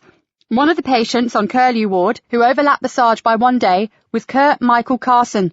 Bryony had to have been visiting the man who has just become the latest victim of Billy Sweet. So they are all connected in some way. Nikki banged her fist up and down on her desk. But hell's teeth, how? She closed her eyes and tried to think. What was Carson in hospital for? RTC with a drunk driver, apparently. Fractured cheekbone and some other minor injuries. The reason he was on the Sarge's ward was they suspected abdominal bleeding. They did an exploratory op, sorted him out, and he was discharged. I think it's time to double-check that our dead guy is the same man. Nikki picked up her phone and punched in the number for Professor Wilkinson. Rory sounded exhausted. Yes, dear lady, I can confirm that our fresh cadaver has all those attributes. Recently healed fracture of the zygomatic arch and a small surgical scar in the upper abdo, amongst numerous old injuries. He is one and the same, Nikki. Thanks, Rory. Sorry to hold you up. I know how busy you are. I'd be quite grateful if you could catch this public executioner. I've always loved variety, and I'm getting rather bored with identical methods of dispatch, not to mention the crow's feet that are multiplying around my eyes as we speak. I'm working on it, believe me. Oh, Rory, by the way, what are pharmacokinetics? Planning a change of career, are we? Well, it's the study of how drugs are absorbed into, distributed, then broken down and eliminated by the human body. Your scientist would work closely with each individual patient to make sure that they got the very best from a prescribed drug regime. It's a very personal, patient-focused thing. He paused. I assume you're referring to your friend Martin Durham. It's the sort of thing that he would have benefited from. No, it's nothing to do with Martin, said Nikki slowly. We have a missing person, and that is her apparent occupation. Complex stuff, Nikki. She must be a bright woman. I'm sure she is, mused Nikki. Thank you, Rory. Joseph slipped the key from the lock of Cloud Cottage Farm and walked soundlessly down the path. There was little to show of the recent storm, a few puddles in sheltered spots, but the lane had dried out, and air was still and warm. It would have been a beautiful evening, had his mind not been full. He had a knife with him. It was carefully concealed in a small cash pocket in the waistband of his chinos, but even so, he felt naked, unprotected. Knott Cottage seemed deserted, but it would. Sweet was a pro. There would be nothing on view to attract unwanted visitors. Vaguely, Joseph wondered why Billy should even know about Martin Durham's home, but then Sweet would have been watching Joseph's every move, and the lonely little cottage was the perfect place for their reunion. He wished with all his heart that he could be meeting Billy Sweet alone. To know that Bryony was close by was a distraction. She would be his Achilles heel, his weak point. And Sweet would know that. In a military operation, Joseph knew that he would have been steely cool, in total command of his responses, his actions and reactions, but with a woman that you cared about in mortal danger, he had no idea how he would cope. Nothing like this had ever happened before. He slowed down, except once, with Nikki. Joseph gazed upwards into the dark sky and murmured a small prayer. "Keep us safe. Keep us from harm. Keep us from evil." The lane gave way to the track down to the cottage. Joseph braced himself. He had kept his side of the bargain. He had come alone. Now would Billy Sweet show some sort of respect for his action and spare Bryony? He swallowed and involuntarily gave a soft, humorless laugh. Who was he kidding? Sweet was a psycho.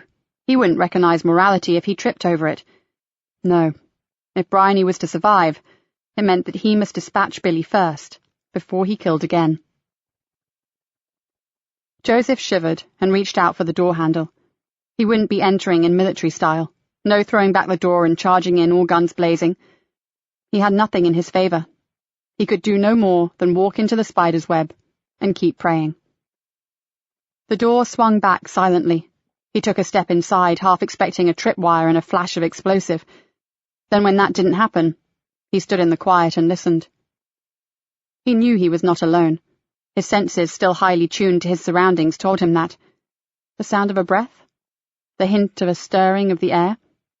A tiny movement in your peripheral vision? Somewhere there was a light source. It was very dim, like a candle or a nightlight, and in the shadows, Joseph knew that a figure was sitting in a high wing-backed armchair. It was angled away from him, but he saw the legs from the knees down, and the feet casually stretched out in front. He saw desert boots and the cuffs of army fatigues. He wanted to leap on Sweet, take him from behind and crush his windpipe, but he knew that he would never get close enough to even touch him. "I came alone." His voice sounded odd, even to his own ears. The figure moved slightly, and Joseph saw the dull glint of metal in Sweet's lap. The muzzle of a gun was pointing to the only other chair in the sitting room. "I knew you would. Sit down, Joseph." Whatever he had imagined, it was not this. The light came from a tiny battery-powered storm lantern that stood in the hearth, and in its feeble glow, Joseph saw Bryony. "Bry, my God, you're safe." There was elation in his voice, and he wanted to rush forward, to grab her, hold her, but something stopped him. A trap? He steeled himself, then scanned the dark corners of the room. "Where is he? Where's Sweet?" Her voice was little more than a whisper. "He's not here, Joseph." Confusion flooded his brain, and in the absence of a better idea, he moved numbly towards the other chair and sank slowly into it. "Bry, the phone call. I don't understand." "My poor sweet Joseph. Of course you don't understand. And why should you?" There was something like compassion in her voice. "This is all such a mess. Such a terrible mess." He stared at her, trying to make out the woman he cared so much about, but she was little more than a wraith in the darkness of the armchair. And he had been wrong about the camouflage trousers and boots. Maybe that was what he had expected to see. Actually, she was wearing a dark long-sleeved t-shirt, khaki cargo pants, and casual suede short boots. It was the gun that he really couldn't get his head around. "Do you love me, Joseph?" He swallowed. It was not what he had expected her to ask him, and not at gunpoint. His mind twisted itself into knots. What was expected of him? What should he say? He took a few deep breaths and calmed himself. The truth had always worked in the past.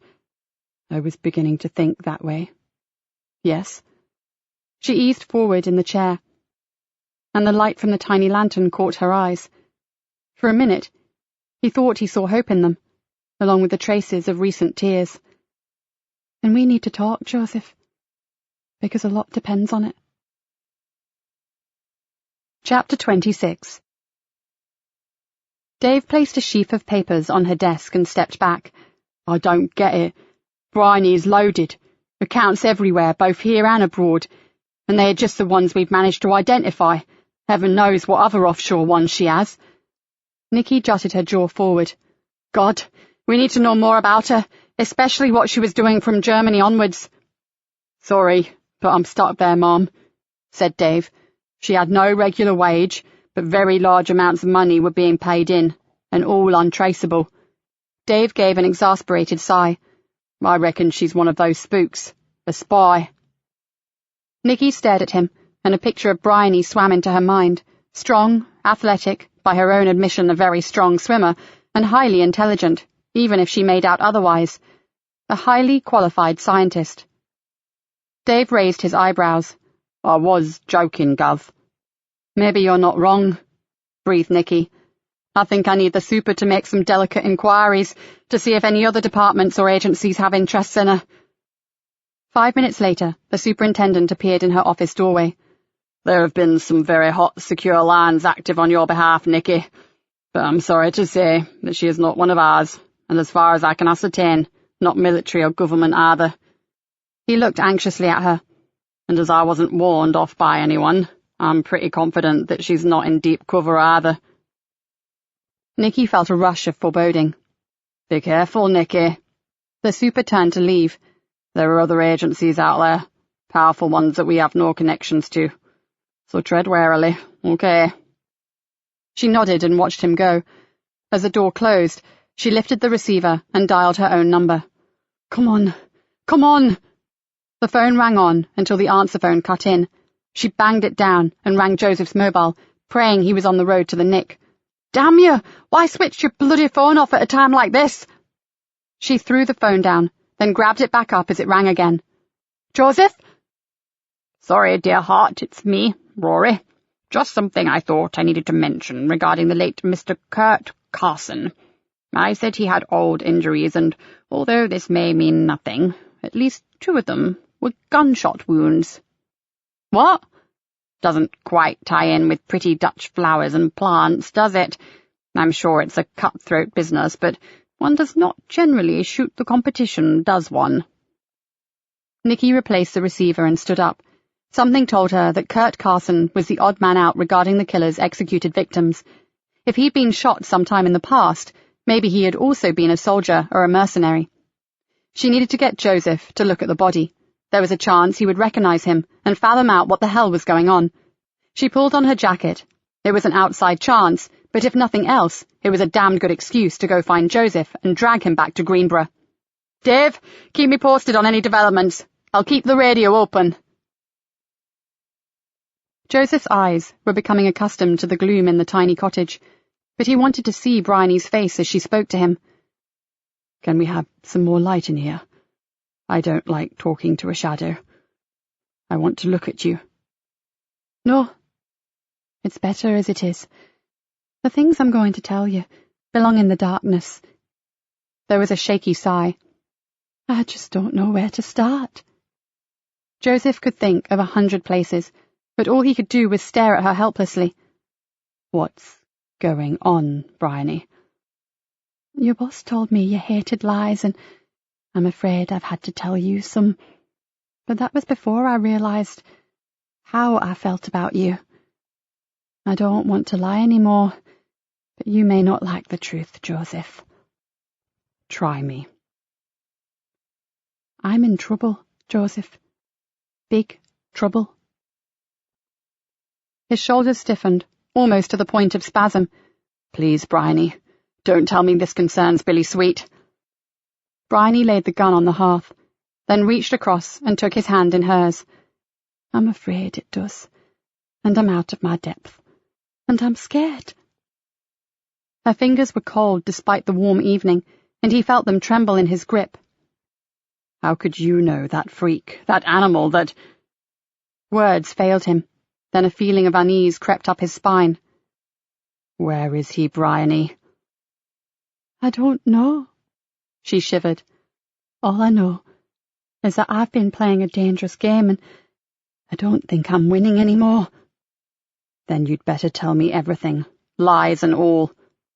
Joseph mustered a smile and looked into those deep brown eyes. Such sadness. Maybe I can help you. Still clasping his hands, she blinked a few times, then said, You know that I work for the PA laboratory. Well, that's not my only job. I'm a doctor, Joseph, a scientist. I'm employed by a medical foundation. I used to work with a large team. Now there are just 2 of us. We looked after the welfare of a group of very special patients. Suddenly Joseph heard Linda Kowalski's voice. They even have qualified liaison managers to help with problems. Awareness flooded through him in a great wave. My God, you were looking after the clinical trials victims. Yes, and very well until Billy Sweet arrived here. She almost spat the name out, and Joseph recognized the venom as almost equaling his own. Bryony let go of his hands and flopped back in the chair. The Foundation was closing down, relocating abroad. There were so few patients left from those old trials that we offered them the chance of relocating with us and having continued care, or taking a very substantial final settlement. The choice was theirs. Joseph thought about Martin and his friends, now all dead, bar one that he knew of. How many were there, Bryony? 40 years ago, there were over 200. Nah, just a handful. Joseph frowned. He had had no idea there had been that many. Then he remembered Nikki saying that Martin had a bit of interesting news to tell her. Had that been it? And Martin Durham? Did he take your final settlement by any chance? No, Joseph. He was one of the few who decided to go with us to Germany. Joseph screwed his eyes up tight and massaged the bridge of his nose. So, what happened to him? Billy Sweet happened, muttered Bryony tightly. What the hell has that psycho got to do with a medical foundation, or with you for that matter? His voice was little more than a growl. And who is it you work with? I knew this wasn't going to be easy. Bryony shook her head miserably. Well, my colleague is a lovely man called Kurt Carson. He is an ex-army medic, although his cover job is working for a flower wholesaler. She bit her lip.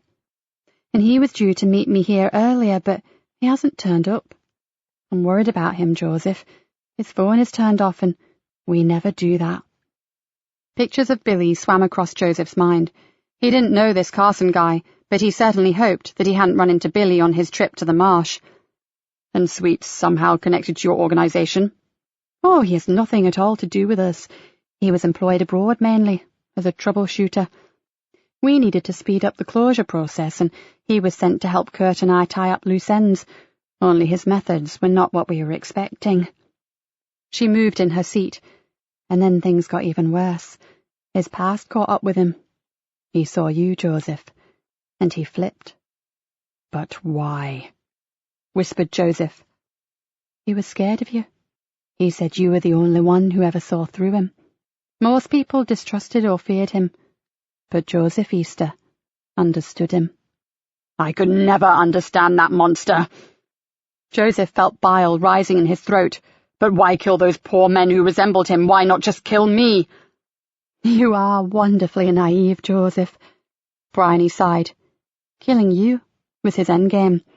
But before that, he wanted to see you on the other side of the fence for once, to be suspected and accused of murder. He must have realized that he engineered it so that only you ever saw him. The individual notes were suddenly playing a tune in Joseph's head. That was where it was all heading. He had already been suspended, he was clearly suffering from stress, and was always conveniently in the vicinity of the killings, the military-style killings. And who was the sick copper blaming? An imaginary soldier from his past. Very clever. Let's hear it for Billy Sweet. Joseph tensed as a thought crossed his mind. So what's this dangerous game you said you were playing? Silence spread through the cottage. Then the harsh call of a night bird over the marsh broke the quiet, and Bryony softly said, I pretended to help him. He asked me to watch you, get to know you. That's why you came out with me, croaked Joseph. Initially, yes. I needed to know what we were dealing with. I went along with him for a while in order to keep a close eye on him. She looked at him unblinkingly. When I realized the danger you were in, and what a madman he was, Kurt and I decided to pull the plug on him. We made a phone call. Billy Sweet should have been removed by now, but... She gave another little shrug of her shoulders, then moved closer to him. The thing is, everything has gone wrong. The Foundation is spiriting me away. I will be out of the country by tonight, Joseph. She slipped from the chair, knelt in front of him, and placed her head in his lap. Please come with me. Nikki was about a mile from the town when she heard Dave's voice. "Mom, I've just had some news from the pathologist. He says to tell you that Kurt Carson was not killed by the same person. There are subtle differences in the angle that the throat was cut, something that tells him Carson's killer was at least 4 inches shorter than the original murderer." "Oh, shit." Nikki put pressure on the accelerator. "Anything else?" "Plenty, Gov. But I have to tell you that our inquiries about both Kurt Carson and Bryony Barton are going to rat shit, if you'll pardon the expression. Everything seems to be shutting down on us." "How exactly?" "Like when Yvonne ran Carson's company back, the number is unobtainable. Then she checked them out with the Registry of Dutch Exporters. They don't exist." "And Bryony?" "Her accounts are closing down, Mom. Funds are being electronically moved out and transferred, but we can't find the path they're taking. IT says an automated fail-safe system has been set in motion. One click on a computer or a single phone call could have activated it." "She's closing up shop," thought Nikki. "Whoever she is, she's on the move." "And that's not all, Mum. I've saved the best till last." Dave spoke animatedly for a few minutes, then hung up. Nikki took a moment to assimilate the information, then floored the accelerator pedal and headed for the marsh. The farmhouse was in darkness when she arrived, and the door was locked. Joseph's car was still around the back, and Nikki felt a frisson of fear snake across her shoulder blades. She pulled out her own keys and slipped in through the back door. She stood still and listened. She knew the house was empty, but she checked anyway, running from room to room, calling Joseph's name out loud. A few moments later, she was back in the kitchen. Either he had been taken by force, and there was no evidence to support that, or he went off with someone he knew. Or, Nikki paused, or he went out on foot. Nikki ran back outside and stared over the oily black waters of the marsh. There really was only one place that you could walk to, unless you were in training for a marathon, and that was Martin's place. As soon as she thought it, she knew she was right. Joseph had said he had something to do, and that something or someone was waiting at Knott Cottage. Quickly checking that she had her phone safely in her pocket, she began to run down the lane towards the marsh edge and Martin's old home. Joseph ran his hand gently through her hair, then lifted the beautiful face up and kissed her. For a moment he remembered his dream of cooking for her, of getting a little place where they could be together, of getting to know each other better. But now he knew that would never happen. "I'm good at my job, Joseph.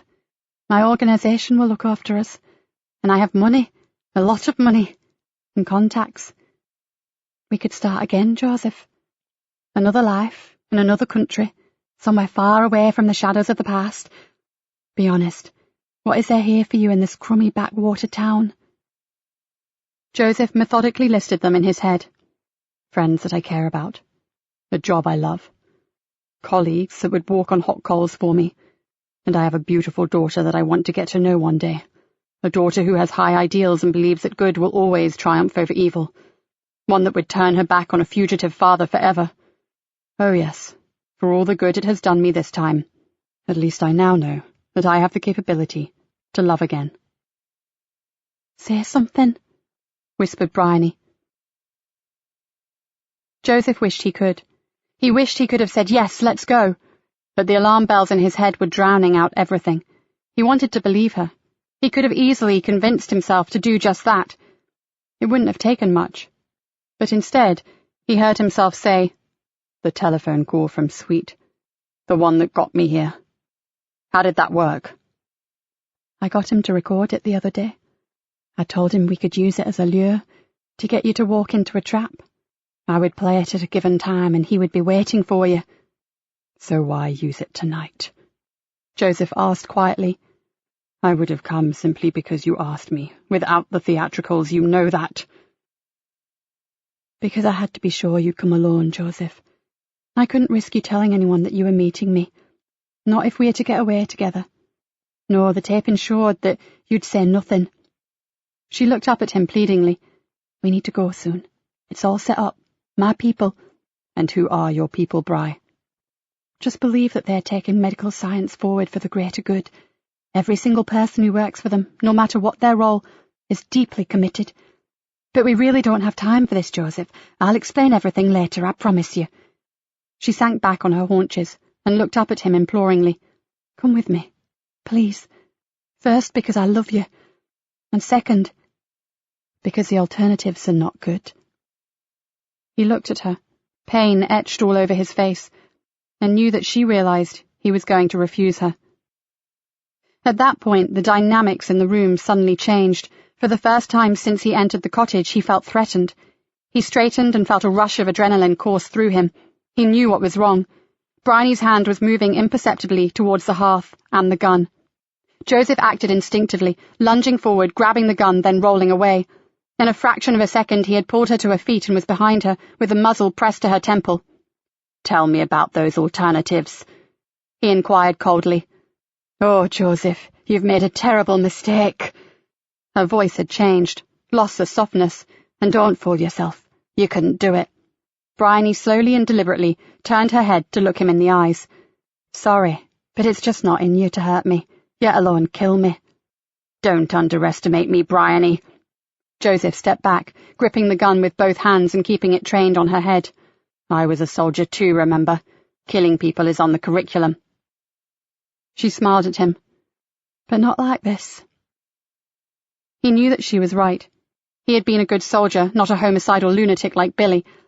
But then he was also a good copper, and his instincts were screaming at him to recognize Bryony not as the woman he had fallen for, but as a treacherous liar. "Bryony, I'm sorry, really I am, but there are questions that need to be answered." He stared at her down the barrel of the gun and fought back tears of his own.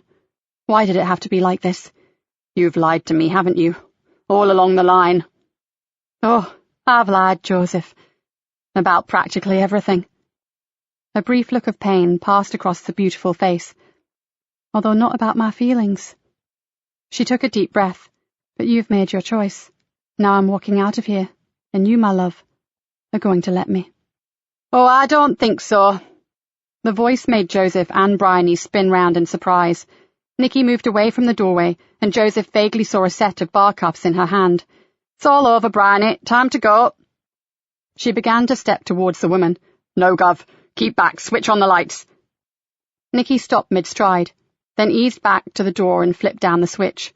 Nothing happened. "Just stay away from her, Mom. I believe she's dangerous." "Oh, I know she is, Joseph. I've recently met Mr. Kirk Carson, or should I say Billy Sweet posthumously, that is. I've seen Bryony's work firsthand." Joseph felt a horrible coldness seep through him, but he never let his eyes or the muzzle of the gun leave Bryony. "What are you saying, Nikki?"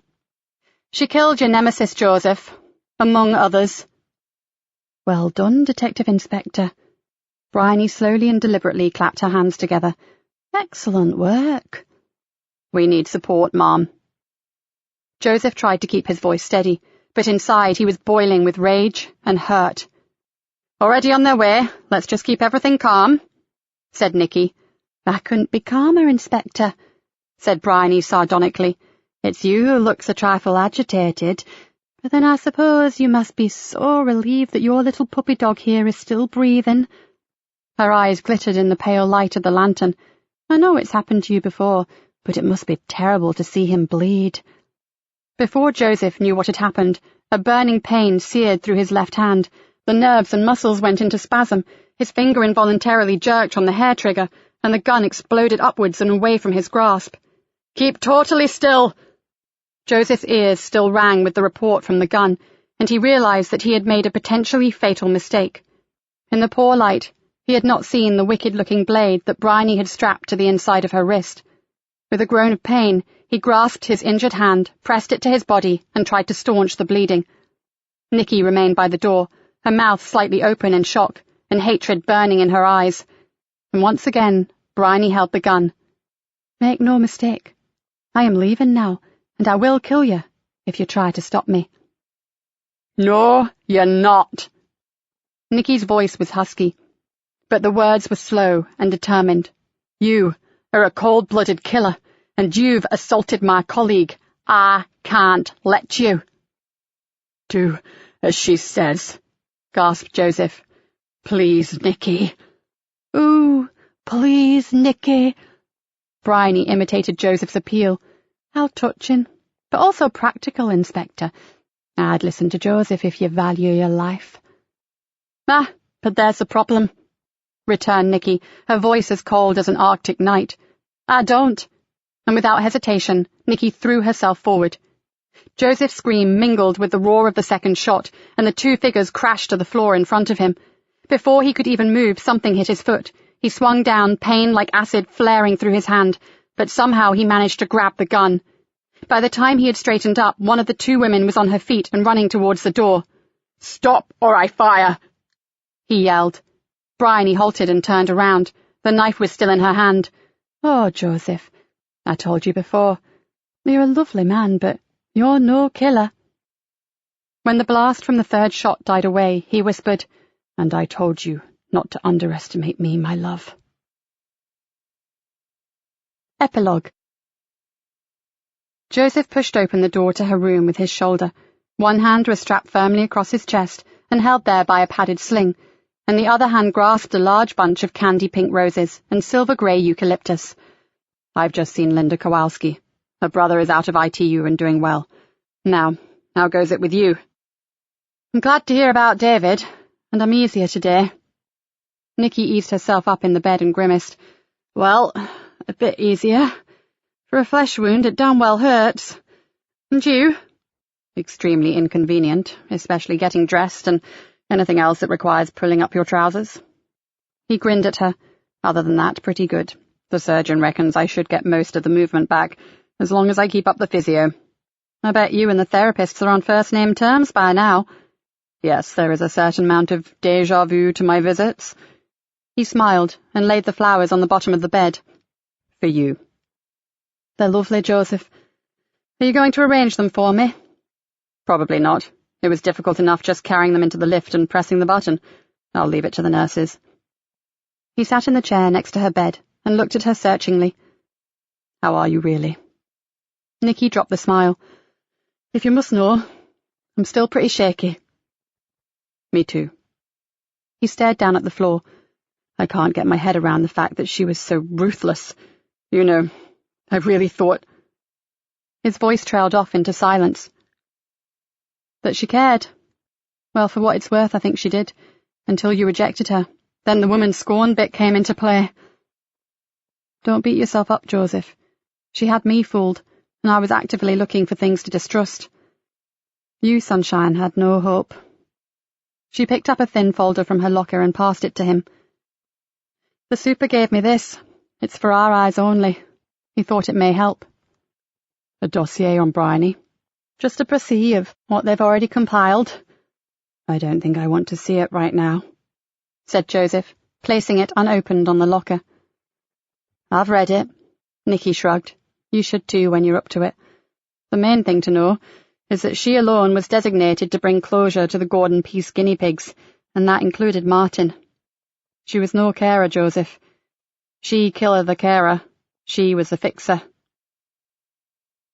"I thought as much," said Joseph with a sigh. "When Dave told me about her expertise with drugs and their effects, it all fell into place. It was her organization that provided the white boxes of medication, wasn't it? In the guise of caring and generous healthcare professionals, they provided everything for their precious guinea pigs. The big financial payouts, the close follow-up treatment and ongoing medical care, which included their medication." Nikki moved uncomfortably. "The super reckons that 18 months ago there must have been a leak, forcing them to wrap up their British operations, but they decided to do it slowly and insidiously, so it wouldn't lead back to the old trials." "And who would notice the odd suicide or accidental death when they were months apart?" "Exactly. Bryony was sent in to doctor their drugs and send them to their death. And she was doing fine until the organization wanted everything speeded up, and Billy Sweet was seconded to help out." She looked at him painfully.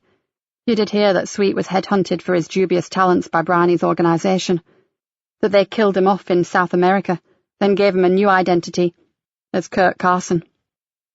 Joseph nodded, then added, "Did you know immediately that the last killing was Sweet himself?" "No. I only found out as I drove out to find you. His face was pretty battered, intentionally, of course.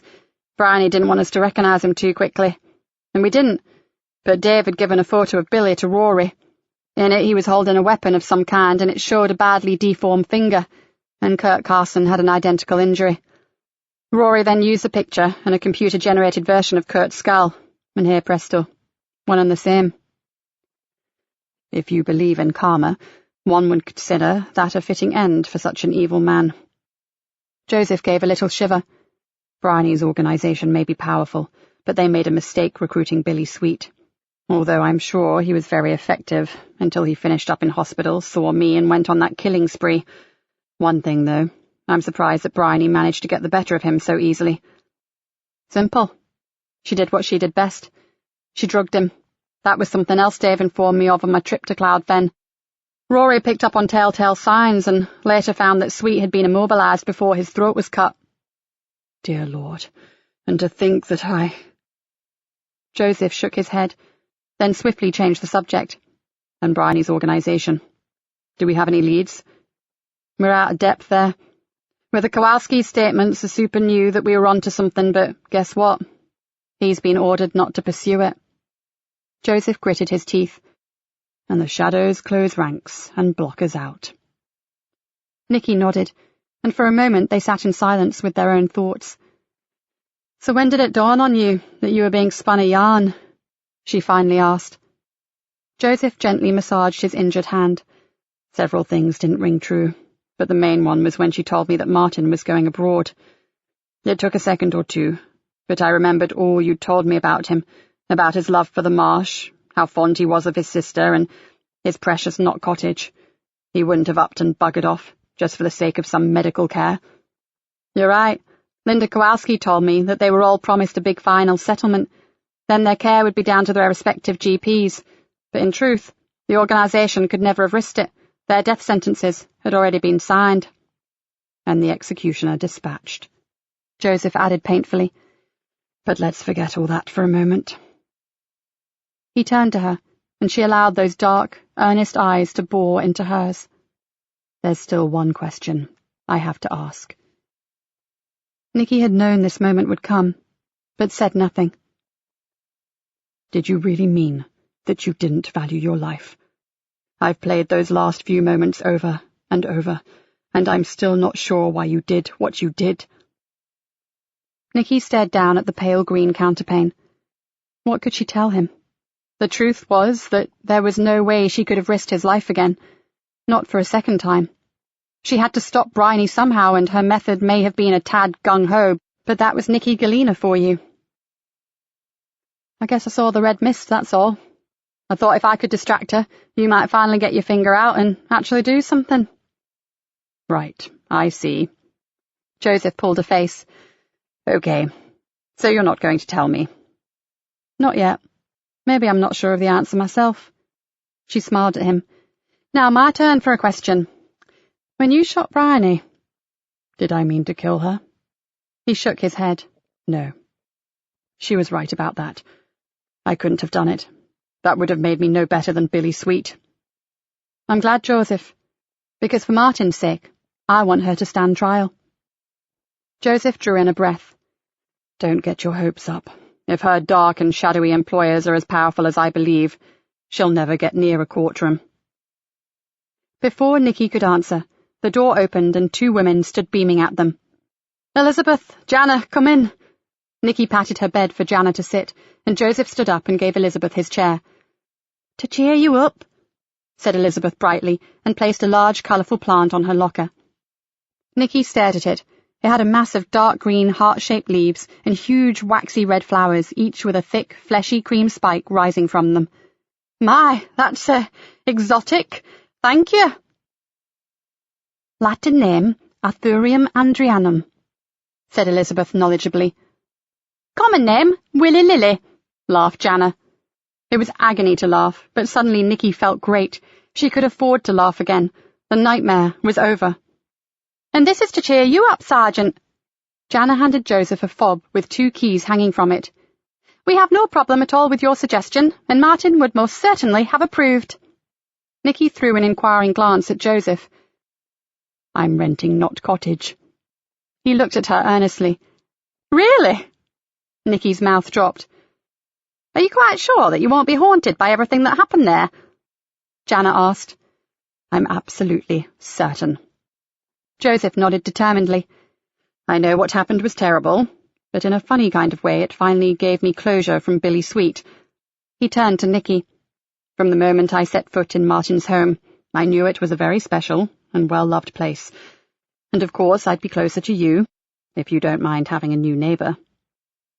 Nikki felt a warmth suffuse through her, so there would be smoke rising from the chimney, and the lights would burn in the evening again, and like before, they would have been lit by someone she cared for. "No objections at all. When you're planning on moving in?" "As soon as my new landlords here have replaced the sitting-room carpet. It's in a shocking state." Nikki placed a hand tentatively over the large dressing around her waist. Sorry about that." "Oh, don't feel too bad," said Joseph. "Professor Wilkinson took great delight in telling me that there are actually 3 different blood groups spattered between the hearth and the front door. Something of a record in his book." Jana groaned theatrically. "I was warned about police humour." She stood up and smiled across at Elizabeth. "And we should go. Let Nikki rest." "Yes, we only came to say thank you. Without you both, Martin's murder would never have come to light. His death would have always been thought of as a callous, drug-fueled act of madness. Its memory would have been tainted forever." Her voice caught, and Jana continued for her. "But now we can grieve properly, and so can the friends and families of Paul Cousins, Amelia Reed, and the other poor souls who died." Joseph nodded, then smiled to lighten the mood. "Yes, it's lucky that there are still a few tenacious old bulldogs left on the force." He tilted his head towards Nikki. Or should I have said stubborn, foolhardy, pig-headed, persistent, obstinate? "Let's stick with tenacious, shall we, Sergeant? Or do you actually have a hankering to go back to traffic for the next 10 years or so?" After the 2 women had left, Joseph sat back down and grinned wickedly at Nikki.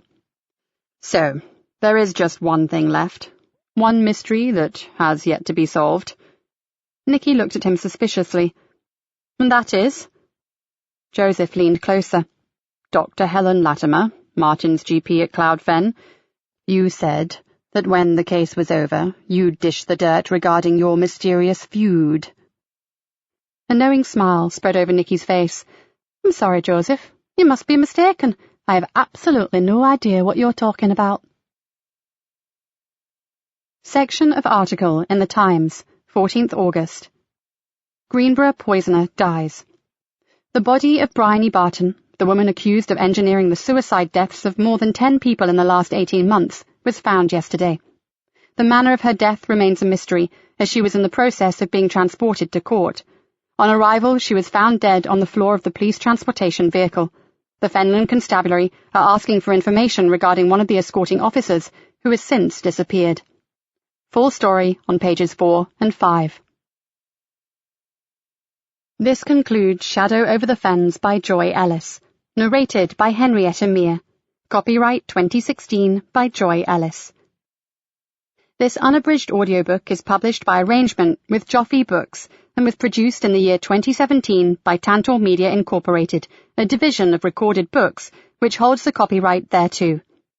Please visit tantor.com for more information on our growing library of unabridged audiobooks and to take advantage of special offers.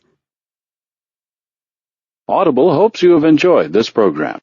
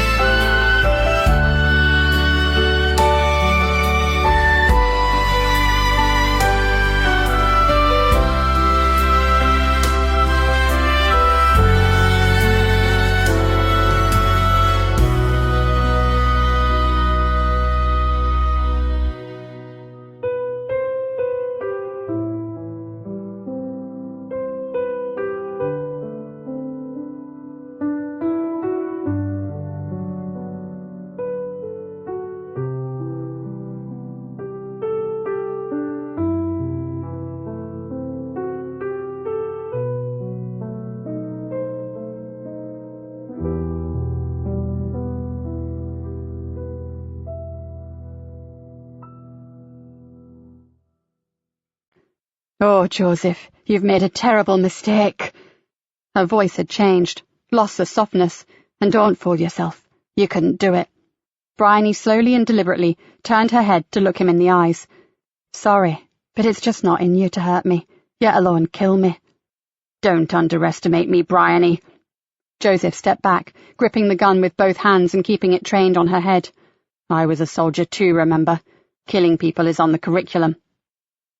She smiled at him. But not like this. He knew that she was right. He had been a good soldier, not a homicidal lunatic like Billy. But then he was also a good copper, and his instincts were screaming at him to recognize Bryony not as the woman he had fallen for, but as a treacherous liar. Bryony, I'm sorry, really I am, but there are questions that need to be answered. He stared at her down the barrel of the gun and fought back tears of his own. Why did it have to be like this? You've lied to me, haven't you? All along the line. Oh, I've lied, Joseph. About practically everything. A brief look of pain passed across the beautiful face. Although not about my feelings. She took a deep breath. But you've made your choice. Now I'm walking out of here, and you, my love, are going to let me. Oh, I don't think so. The voice made Joseph and Bryony spin round in surprise. Nikki moved away from the doorway, and Joseph vaguely saw a set of bar cuffs in her hand. It's all over, Bryony. Time to go. She began to step towards the woman. No, Gov. Keep back. Switch on the lights. Nikki stopped mid-stride, then eased back to the door and flipped down the switch. Nothing happened. Just stay away from her, Mom. I believe she's dangerous. Oh, I know she is, Joseph. I've recently met Mr. Kurt Carson, or should I say Billy Sweet posthumously, that is. I've seen Bryony's work firsthand. Joseph felt a horrible coldness seep through him, but he never let his eyes or the muzzle of the gun leave Bryony. What are you saying, Nikki?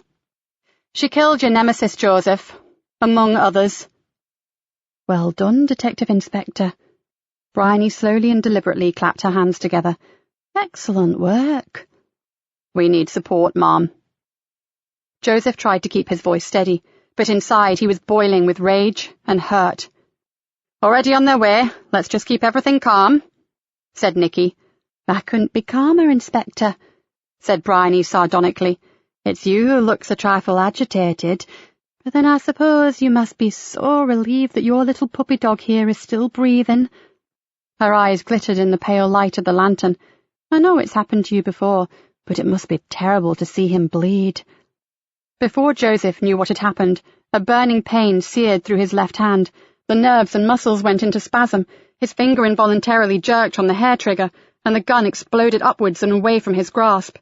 Keep totally still! Joseph's ears still rang with the report from the gun, and he realized that he had made a potentially fatal mistake. In the poor light, he had not seen the wicked-looking blade that Bryony had strapped to the inside of her wrist. With a groan of pain, he grasped his injured hand, pressed it to his body, and tried to staunch the bleeding. Nikki remained by the door, her mouth slightly open in shock, and hatred burning in her eyes. And once again, Bryony held the gun. Make no mistake. I am leaving now, and I will kill you if you try to stop me. No, you're not. Nikki's voice was husky, but the words were slow and determined. You are a cold-blooded killer, and you've assaulted my colleague. I can't let you. Do as she says, gasped Joseph. Please, Nikki. Ooh, please, Nikki. Bryony imitated Joseph's appeal. How touching, but also practical, Inspector. I'd listen to Joseph if you value your life. Ah, but there's the problem, returned Nikki, her voice as cold as an Arctic night. I don't. And without hesitation, Nikki threw herself forward. Joseph's scream mingled with the roar of the second shot, and the two figures crashed to the floor in front of him. Before he could even move, something hit his foot. He swung down, pain like acid flaring through his hand, but somehow he managed to grab the gun. By the time he had straightened up, one of the two women was on her feet and running towards the door. Stop, or I fire! He yelled. Bryony halted and turned around. The knife was still in her hand. Oh, Joseph, I told you before. You're a lovely man, but you're no killer. When the blast from the third shot died away, he whispered, And I told you not to underestimate me, my love. Epilogue. Joseph pushed open the door to her room with his shoulder. One hand was strapped firmly across his chest and held there by a padded sling, and the other hand grasped a large bunch of candy-pink roses and silver-grey eucalyptus. "I've just seen Linda Kowalski. Her brother is out of ITU and doing well. Now, how goes it with you?" "I'm glad to hear about David, and I'm easier today." Nikki eased herself up in the bed and grimaced. "Well, a bit easier. For a flesh wound, it damn well hurts. And you?" "Extremely inconvenient, especially getting dressed and anything else that requires pulling up your trousers." He grinned at her. "Other than that, pretty good. The surgeon reckons I should get most of the movement back, as long as I keep up the physio." "I bet you and the therapists are on first-name terms by now." "Yes, there is a certain amount of déjà vu to my visits." He smiled and laid the flowers on the bottom of the bed. "For you." "They're lovely, Joseph. Are you going to arrange them for me?" "Probably not. It was difficult enough just carrying them into the lift and pressing the button. I'll leave it to the nurses." He sat in the chair next to her bed and looked at her searchingly. "How are you really?" Nikki dropped the smile. "If you must know, I'm still pretty shaky." "Me too." He stared down at the floor. "I can't get my head around the fact that she was so ruthless. You know, I really thought—" His voice trailed off into silence. "That she cared? Well, for what it's worth, I think she did, until you rejected her. Then the woman scorn bit came into play." "Don't beat yourself up, Joseph.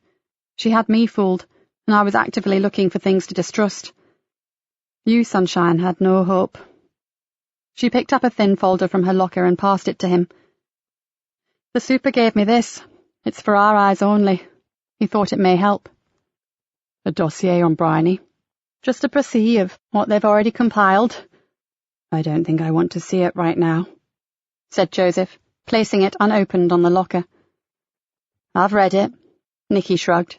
"You should too when you're up to it. The main thing to know is that she alone was designated to bring closure to the Gordon Peace guinea pigs, and that included Martin. She was no carer, Joseph. She killer the carer. She was the fixer." "I thought as much," said Joseph with a sigh. "When Dave told me about her expertise with drugs and their effects, it all fell into place. It was her organization that provided the white boxes of medication, wasn't it? In the guise of caring and generous healthcare professionals, they provided everything for their precious guinea pigs. The big financial payouts, the close follow-up treatment and ongoing medical care, which included their medication." Nikki moved uncomfortably. "The super reckons that 18 months ago there must have been a leak, forcing them to wrap up their British operations, but they decided to do it slowly and insidiously, so it wouldn't lead back to the old trials. And who would notice the odd suicide or accidental death when they were months apart?" "Exactly. Bryony was sent in to doctor their drugs and send them to their death. And she was doing fine until the organization wanted everything speeded up, and Billy Sweet was seconded to help out." She looked at him painfully. You did hear that Sweet was headhunted for his dubious talents by Bryony's organization, that they killed him off in South America, then gave him a new identity, as Kurt Carson. Joseph nodded, then added, "Did you know immediately that the last killing was Sweet himself?" "No. I only found out as I drove out to find you. His face was pretty battered, intentionally, of course. Bryony didn't want us to recognize him too quickly. And we didn't, but Dave had given a photo of Billy to Rory. In it he was holding a weapon of some kind, and it showed a badly deformed finger, and Kurt Carson had an identical injury. Rory then used the picture and a computer-generated version of Kurt's skull, and here presto, one and the same." "If you believe in karma, one would consider that a fitting end for such an evil man." Joseph gave a little shiver. "Bryony's organization may be powerful, but they made a mistake recruiting Billy Sweet. Although I'm sure he was very effective until he finished up in hospital, saw me, and went on that killing spree. One thing, though, I'm surprised that Bryony managed to get the better of him so easily." "Simple. She did what she did best. She drugged him. That was something else Dave informed me of on my trip to Cloud Fen. Rory picked up on telltale signs and later found that Sweet had been immobilized before his throat was cut." "Dear Lord, and to think that I—" Joseph shook his head. then swiftly changed the subject. And Bryony's organisation. Do we have any leads? We're out of depth there. With the Kowalski's statements, the super knew that we were onto something, but guess what? He's been ordered not to pursue it. Joseph gritted his teeth. And the shadows close ranks and block us out. Nikki nodded, and for a moment they sat in silence with their own thoughts. So when did it dawn on you that you were being spun a yarn? She finally asked. Joseph gently massaged his injured hand. Several things didn't ring true, but the main one was when she told me that Martin was going abroad. It took a second or two, but I remembered all you'd told me about him, about his love for the marsh, how fond he was of his sister, and his precious knot cottage. He wouldn't have upped and buggered off, just for the sake of some medical care. You're right. Linda Kowalski told me that they were all promised a big final settlement. Then their care would be down to their respective GPs. But in truth, the organisation could never have risked it. Their death sentences had already been signed. And the executioner dispatched. Joseph added painfully. But let's forget all that for a moment. He turned to her, and she allowed those dark, earnest eyes to bore into hers. There's still one question I have to ask. Nikki had known this moment would come, but said nothing. Did you really mean that you didn't value your life? I've played those last few moments over and over, and I'm still not sure why you did what you did. Nikki stared down at the pale green counterpane. What could she tell him? The truth was that there was no way she could have risked his life again, not for a second time. She had to stop Bryony somehow, and her method may have been a tad gung-ho, but that was Nikki Galena for you. I guess I saw the red mist, that's all. I thought if I could distract her, you might finally get your finger out and actually do something. Right, I see. Joseph pulled a face. Okay, so you're not going to tell me? Not yet. Maybe I'm not sure of the answer myself.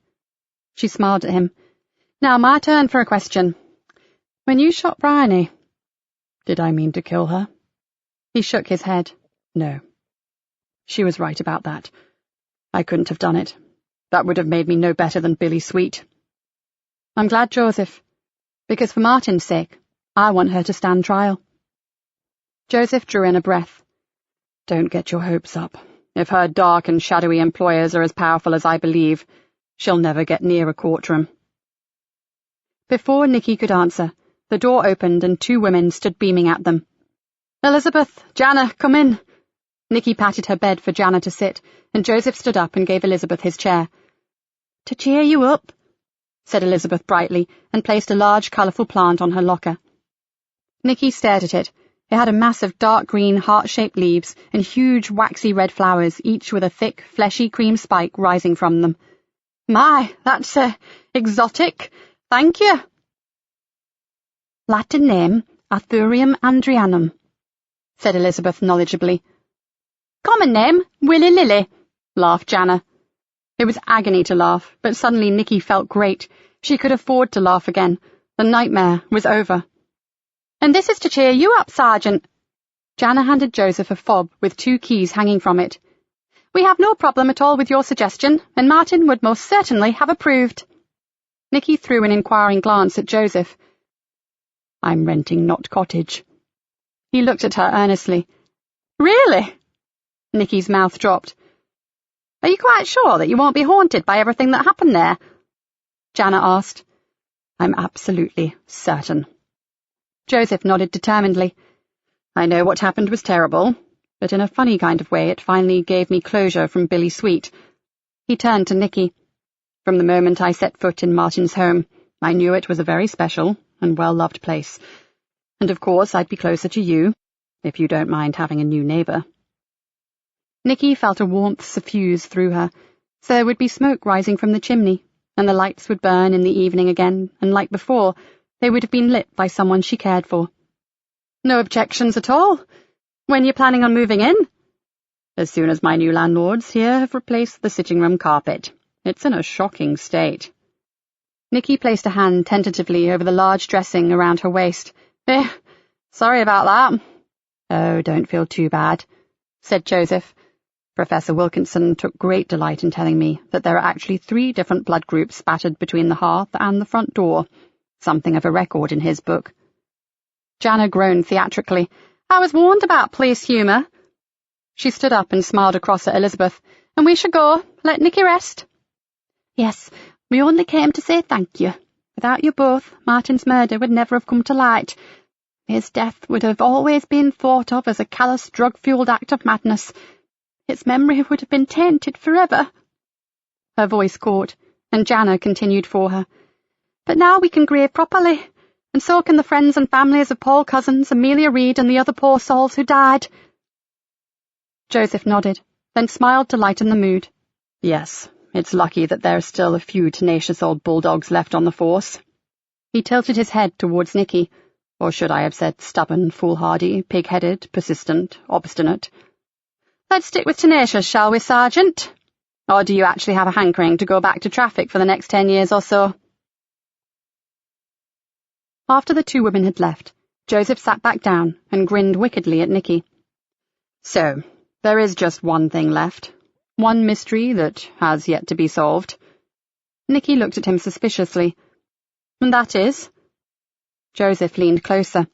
Dr. Helen Latimer, Martin's GP at Cloud Fen, you said that when the case was over, you'd dish the dirt regarding your mysterious feud. A knowing smile spread over Nikki's face.